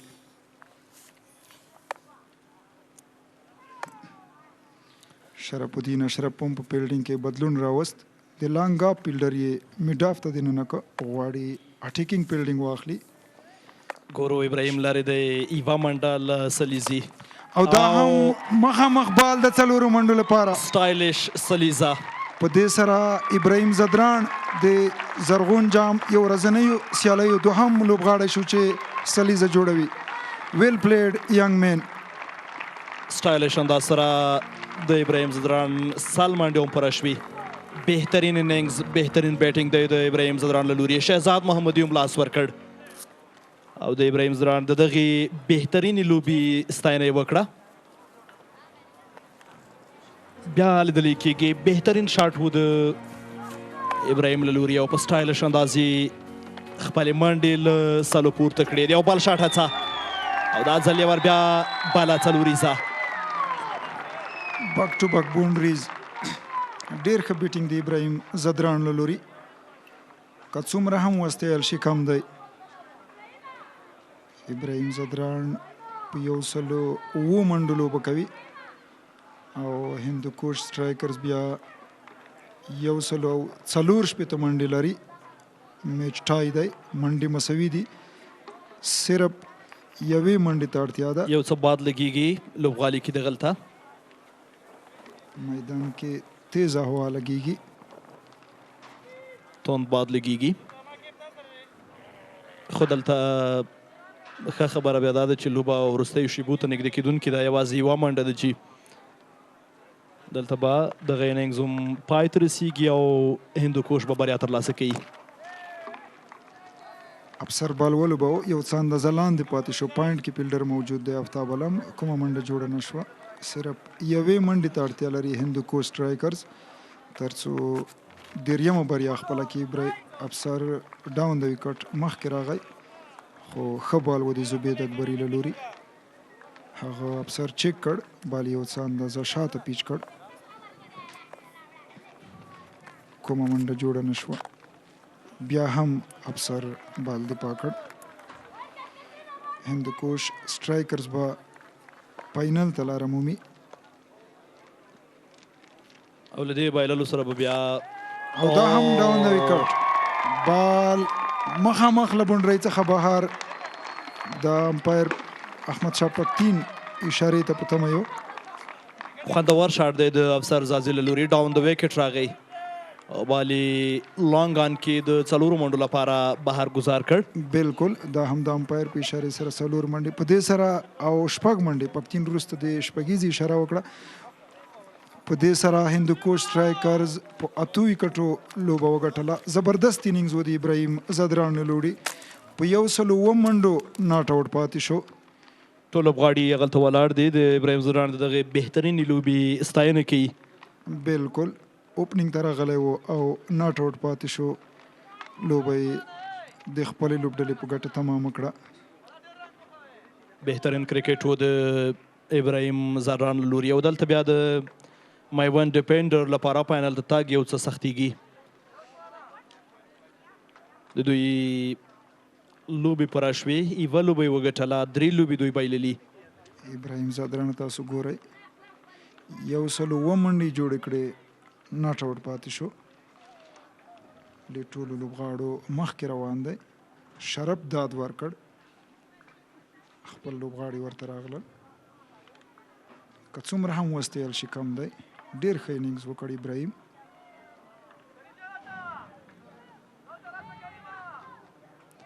له دې سره هندوکوش سټرایکرز وکولی شول چې بله بریا ترلاسه کړي او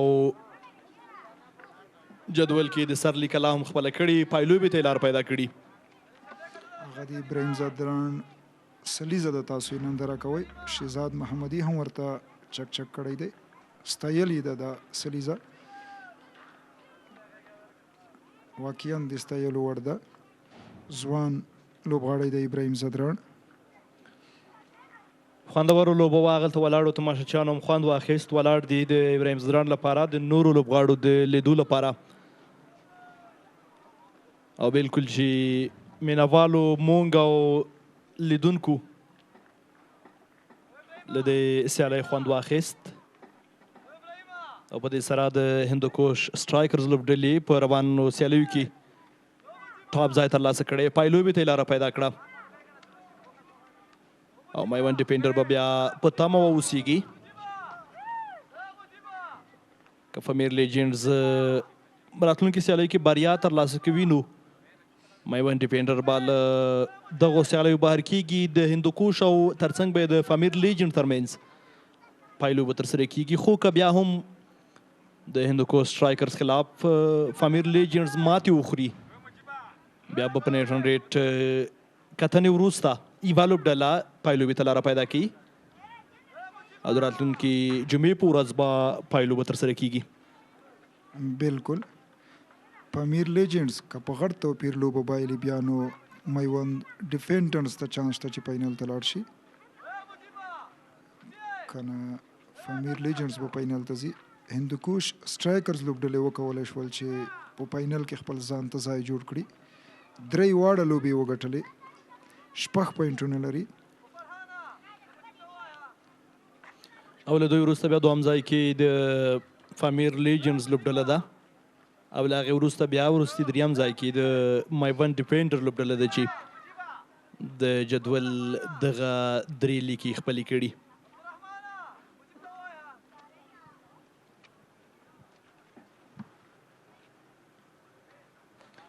دا هم ښایسته انځور دی د شیخ زاید پوهنتون د مسجد د منار هغه خوندور او ښایسته انځور بریښي.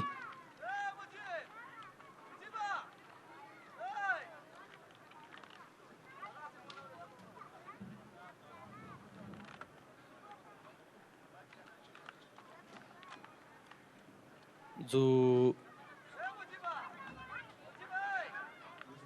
لوبغالي ته.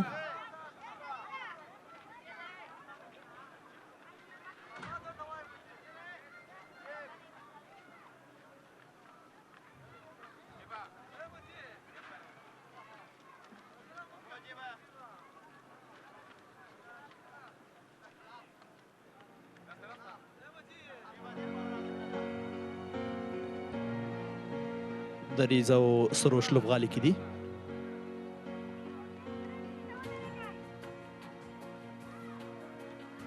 زه سروش او دریز ته لوبغالي ته.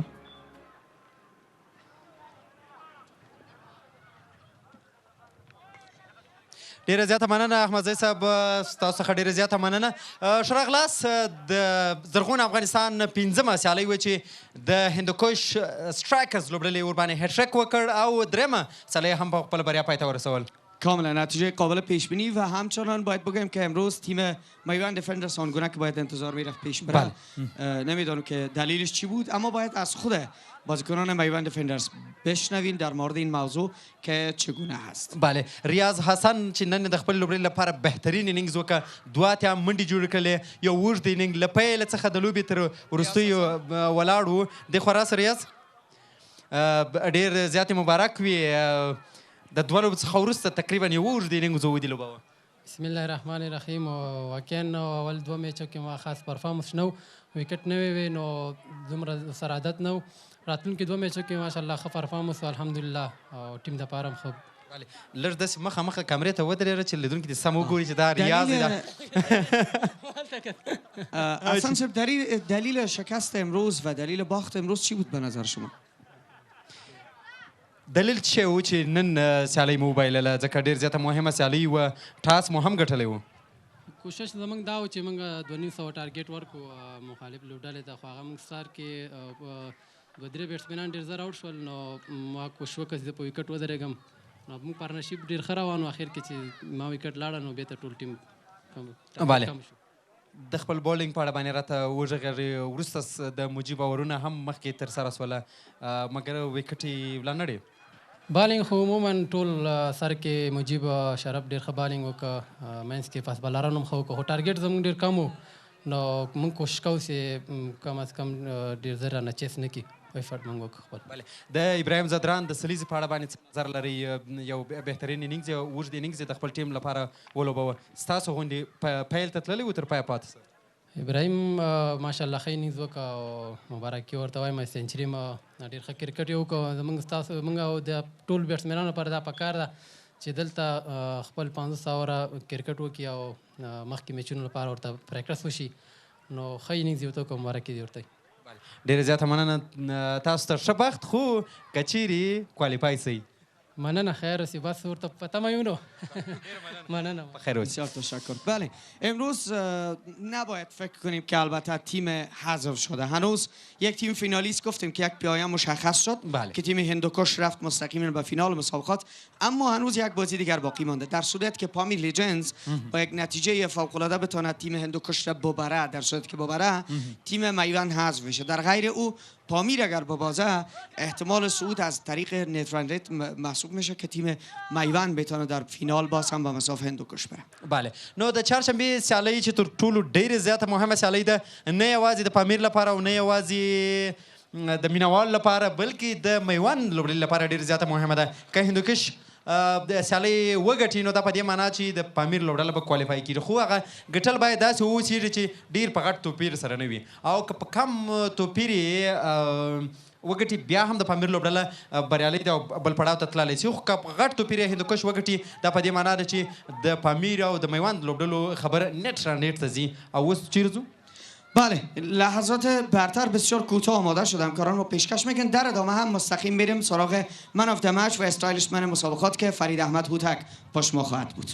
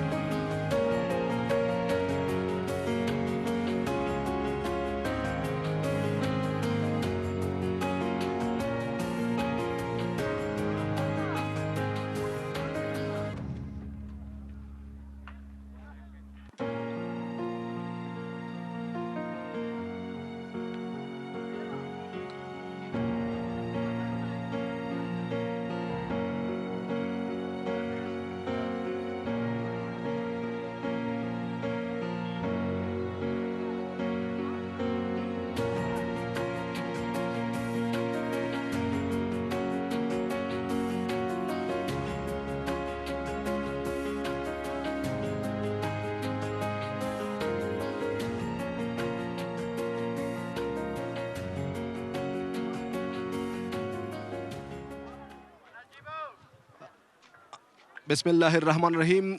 جالب او په پورې صحنې مې د سیالۍ چې تاسو ولیدلې په نننۍ زرغون افغانستان کپ سیالیو کې د مایوند ډیفینډرز او هندوکش لوبډلو ترمنځ لوبه ترسره شوه چې د لوبې جزئیات تاسو ولیدل. ټاس یا پچه د لوبې مایوند ډیفینډرز لوبډلې شرف الدین اشرف وګټله او خپله توپوهنې پرېکړه وکړله چې د سیالۍ پایله دا وه چې هندوکش ټرایګرز دغه لوبه هم په خپله ګټه پای ته ورسوله. زه یو ځل بیا هم د خپل سپانسرانو څخه مننه کوم چې په دې سیالۍ کې زموږ سره مالي ملاتړ کړی ده، دفا نیوز او د خوست ملي بانک څخه چې په دې برخه کې ونډه اخیستې ده، او د نشراتي برخه کې هم مننه آریانا ټلویزیون څخه چې دغه لوبې هیوادوالو ته په ژوندۍ بڼه خپروي. زما سره ډېر قدرمن مېلمانه دلته موجود دي. د افغانستان کرکټ بورډ اداري مسؤل ښاغلی محمد خان، د خوست څانګې د افغان ملي بانک مسؤل ښاغلی عزیز الله رسولي چې دوی ته ښه راغلاست وایم، په خیر راغلی. له هر څه وړاندې غواړم چې د مایوند ډیفینډرز د لوبډلې لوبډل مشر سره وغږېږم. ښاغلی شرف الدین اشرف راځي.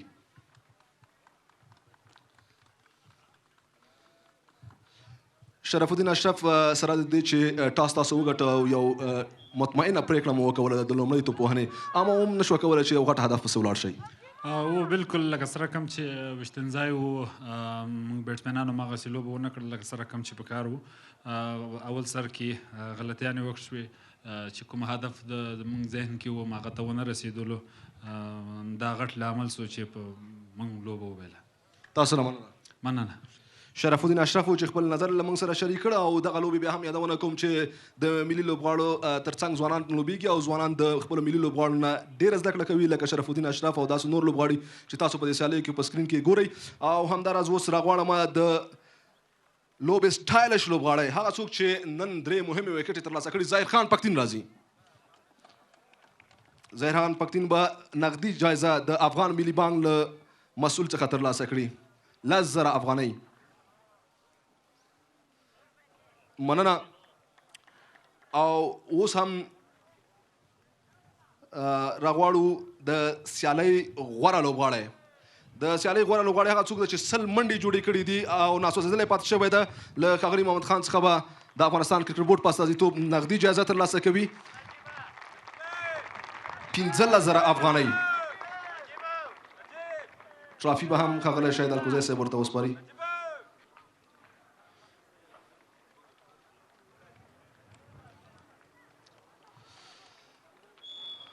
ابراهیم، مننه.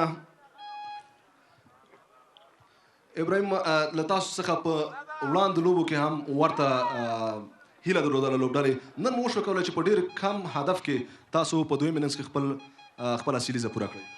او بالکل که دا ټورنمنټ کې وګورئ، زه اوله کې ښه سټارټ کوم، که نه بال به ښه کېږي، بیټ باندې میډل کېږي.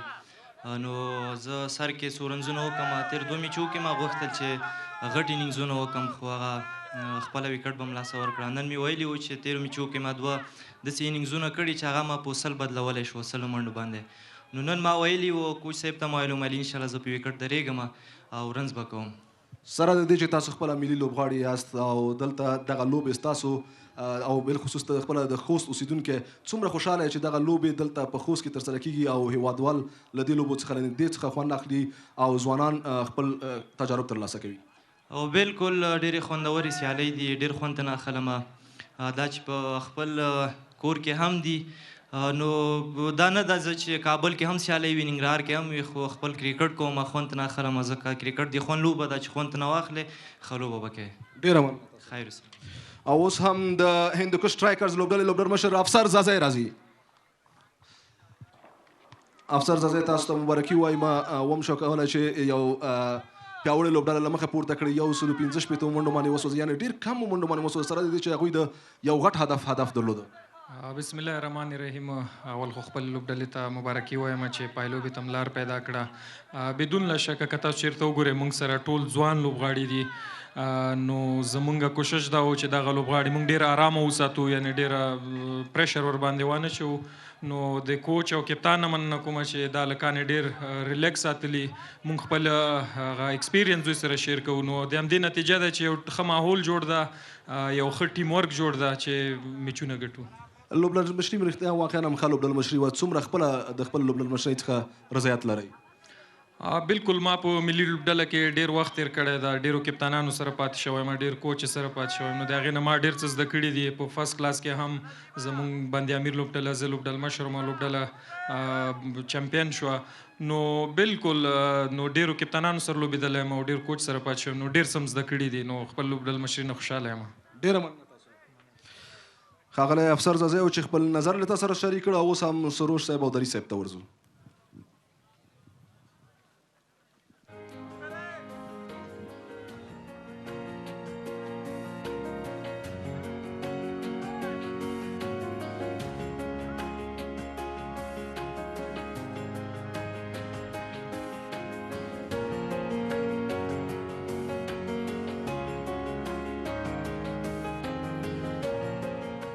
بله تشکر از فرید احمد هوتک بخش من آف د مچ و همچنان استایلیشمن مسابقه رو معرفی کرد که صحبت های کاپیتان های توی تیم را هم چنان شنیدیم. بله ظاهر خان پکتین درې مهمې وکټ ترلاسه کړلې د سیالۍ ډولي یا سټایلش لوبغاړی سو او دغه ترڅنګ ضیاء الرحمن اکبر دغه سره یو بل وروته پاچونکی و چې هغه هم وکولی سو درې مهمې وکټ د خپل ټیم په ګټه ترلاسه کړي خو تر ټولو مهم د ابراهیم زدران سلیزه وه چې د خپل ټیم په ګټه یې جوړه کړله او تر سلې زیاتې نسوزدلې منډې جوړې کړلې یقینا په بریا کې ډېر ستر رول ولوباوه هغه دی چې د غوره لوبغاړي جایزه هم ترلاسه کړه سروش د میوند لوبډلې له روزونکي ښاغلي کریم خان صادق سره غږیږو کریم خان صادق د افغانستان د ملي لوبډلې پخوانی اتل لوبغاړی اوس د دې لوبډلې روزونکی دی چې دی را سره وغږیږي د دې لوبو او د دې لوبډلې په اړه باندې کریم خان ډېر ښه راغلاست میوند لوبډلې یو غوره پیل واخیست خو دغه څخه وروسته دوه سیالۍ د لاسه ورکړلې ستاسو نظر څه دی او بخا پوښتنه مې وانخیسته میوند لوبډلې خپل لومړۍ سیالۍ میوند به ستاسو لوبډله هغه ده میوند ده ښه صحیح میوند لوبډلې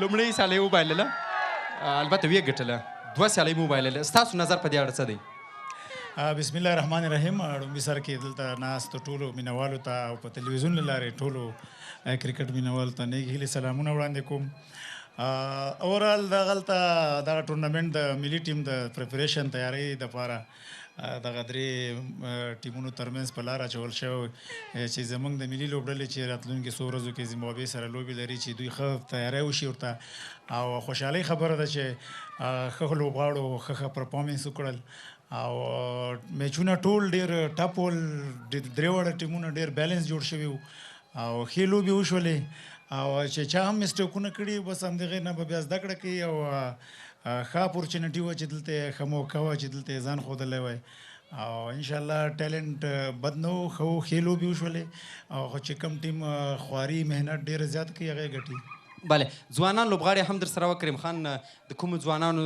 داسې سیالۍ وي چې تاسو یې متاثره کړئ او تاسو د هغوی سیالۍ ته مثلا حیران وي چې د افغانستان یو فیوچر دی یو راتلونکی دی بالکل د کې شک نشته دلته چې څومره لوبغاړي راغلي دي دا ټول په استعداد راغلي دي او ښه لوبغاړي دي او یوازې زه د دومره ورته وایم چې فیلډینګ اکثریت د ځوانانو لوبغاړو ورسره علاقه نشته مینه نشته شوق نشته او دا یو ډېر مهم پارټ دی د کرکټ او خصوصا بیا په 500 اوریزه لوبو کې نو فیلډینګ پریکټس باندې باید ډېره توجه وکړي یو ښه فیلډر چې بیا هغه ته د بیټینګ او بالینګ ډېر اسانه کېږي هغه کانفیډنس مورال ترلاسه کوي چې ښه کیچ ونیسي یو ښه رن اوټ وکړي علاقه ورسره شوق نه لري زمونږ یوازینۍ دوی ته مشوره هم ده ټولو لوبغاړو ته د نورو ټیمونو لوبغاړو ته هم دا مشوره ده چې کرکټ د دوی کار دی او مونږ ډېره هیلې لرو د ځوانانو نه چې راتلونکي کې افغانستان دپاره ښې لوبې وکړي نو دوی ته یوازې ډېر زیات محنت پکار ده خواري پکار ده او انشاءالله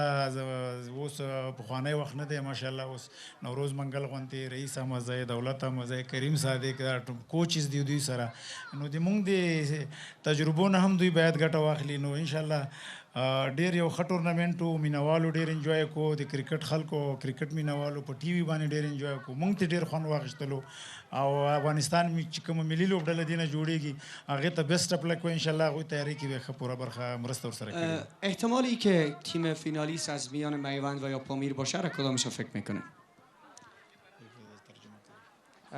ستاسو په نظر باندې د دغه لوبډلو څخه چې د هندوکش سره به فاینل ته وځي اوس څه نظر لري کومه یوه پامیر ستاسو هم چانس شته؟ بالکل چانس تر اوسه پورې شته ده او بله ورځ چې کومه اخري لوبه ده هغې کې که دولت خان دی لوبډله چېرته 160 رنزو باندې آوټ شي او نوروز دی لوبډلې په زر په تیزو اورونو کې پوره کړي نو موږ لوبډله کولی شو چې بیا هم فاینل ته راشو. ډېره زیاته ډېره مهرباني. په خیر اوسئ، شب بخت. کریم خان صادق د میوند سټرایکرز لوبډلې البته میوند ډیفینډرز لوبډلې روزونکی و چې د سیالیو په اړه باندې او د خپل لوبډلې په اړه د ځوانانو په اړه باندې غږېده. سروش راتلونکې چهارشنبه پامیر او هندوکش یوه ډېره مهمه سیالي لري. ما پیشاپیش گفته بودم ما 3 فینال در پیش داریم. یک فینال گذشت و حالا یک فینال دیگر قبل از گراند فینال خود پیش رو داریم که او بازی را باید بیننده‌های ما ببینن لذت ببرن از رقابت. بله دغه څخه مخکې عبدالباقي پوپل د افغانستان د کورني کرکټ ستوري لوبغاړی دی. دی راغواړو او د ده سره هم یو دوه خبرې کوو. نن لومړۍ سیالۍ وه باقي ډېر ښه راغلې لږ مخکې ته راسئ. لومړۍ سیالۍ خو ډېر په زړه پورې بالینګ که څه هم وکټ مو یوه ترلاسه کړل خو ډېر مهم رول مو ادا کړي د خپل ټیم لپاره. بسم الله الرحمن الرحیم. ډېر خوند یې وکړ زموږ کپتان چاول ټاس وګډئ پیچ بیټینګ کوي چې یو غټ هدف وټاکو نو بیټسمینان نه وتوانېدل چې غټ ټارګېټ کړو. بیا هم موږ خپل کوشش وکړئ چې څومره ټارګېټ و زموږ بالرانو خپل دغه وکړه چې موږ نه وتوانېدل چې دوی م آوټ کړی وای. د ابراهیم زدران د توپوهنې په اړه باندې څه نظر لري؟ بالینګ دې ډېر ورته وکړ. ابراهیم زدران ډېر ښه بیټینګ وکړي ماشاءالله ډېر ښه لوبغاړی دی او دا پر وکټ ودرېدی دا و چې زموږ څه میچ هم وګټې او در پایه پورې ولاړې. د راتلونکي سیالۍ په اړه باندې څه نظر لري د پامیر او د هندوکش ترمنځ چې د ستاسو برخلیک ورسره تړلی دی؟ نو انشاءالله موږ خو امید لرو چې وکړو موږ ته انشاءالله امید شته چې انشاءالله موږ فاینل ته موږ وځو. ډېره مننه ښه بخت ولرئ. عبدالباقي پوپل د میوند ډیفینډرز لوبډلې لیگ بریکر توپ اچونکی و چې د سره ما خبرې وکړې. سروش خب رسیدیم به لحظات پایانی مسابقه امروز و خیلی تشکر از همه هموطنان عزیز که در سراسر افغانستان بیننده مسابقه بودن و خیلی از هموطنان ما که بیرون از افغانستان مسابقات امروز را تماشا کردن و لذت بردن. از طریق اپلیکیشن آریانا تیوی و همچنان از طریق فیسبوک ما میتونید مسابقه را تماشا بکنید. لحظه پایان بازی صحبت ماست و فکر کنم که دیگر فرصت نداره به که مهمان داشته باشیم. فقط لحظات برتر مسابقه را باید پیشکش کنیم. بله همداسې ده. نو راتلونکې سیالۍ د چهارشنبې په ورځ میوند ډیفینډرز د البته پامیر لیجندز همراه با هندوکش استرایکرز او د جمعې په ورځ باندې به پایلو به وي چې هندوکش استرایکرز لوبډلې له مخکې هغه سیالۍ ته لاره موندلې ده. چهارشنبې به معلومیږي چې میوند لوبډله ځي او که پامیر لوبډله ځي.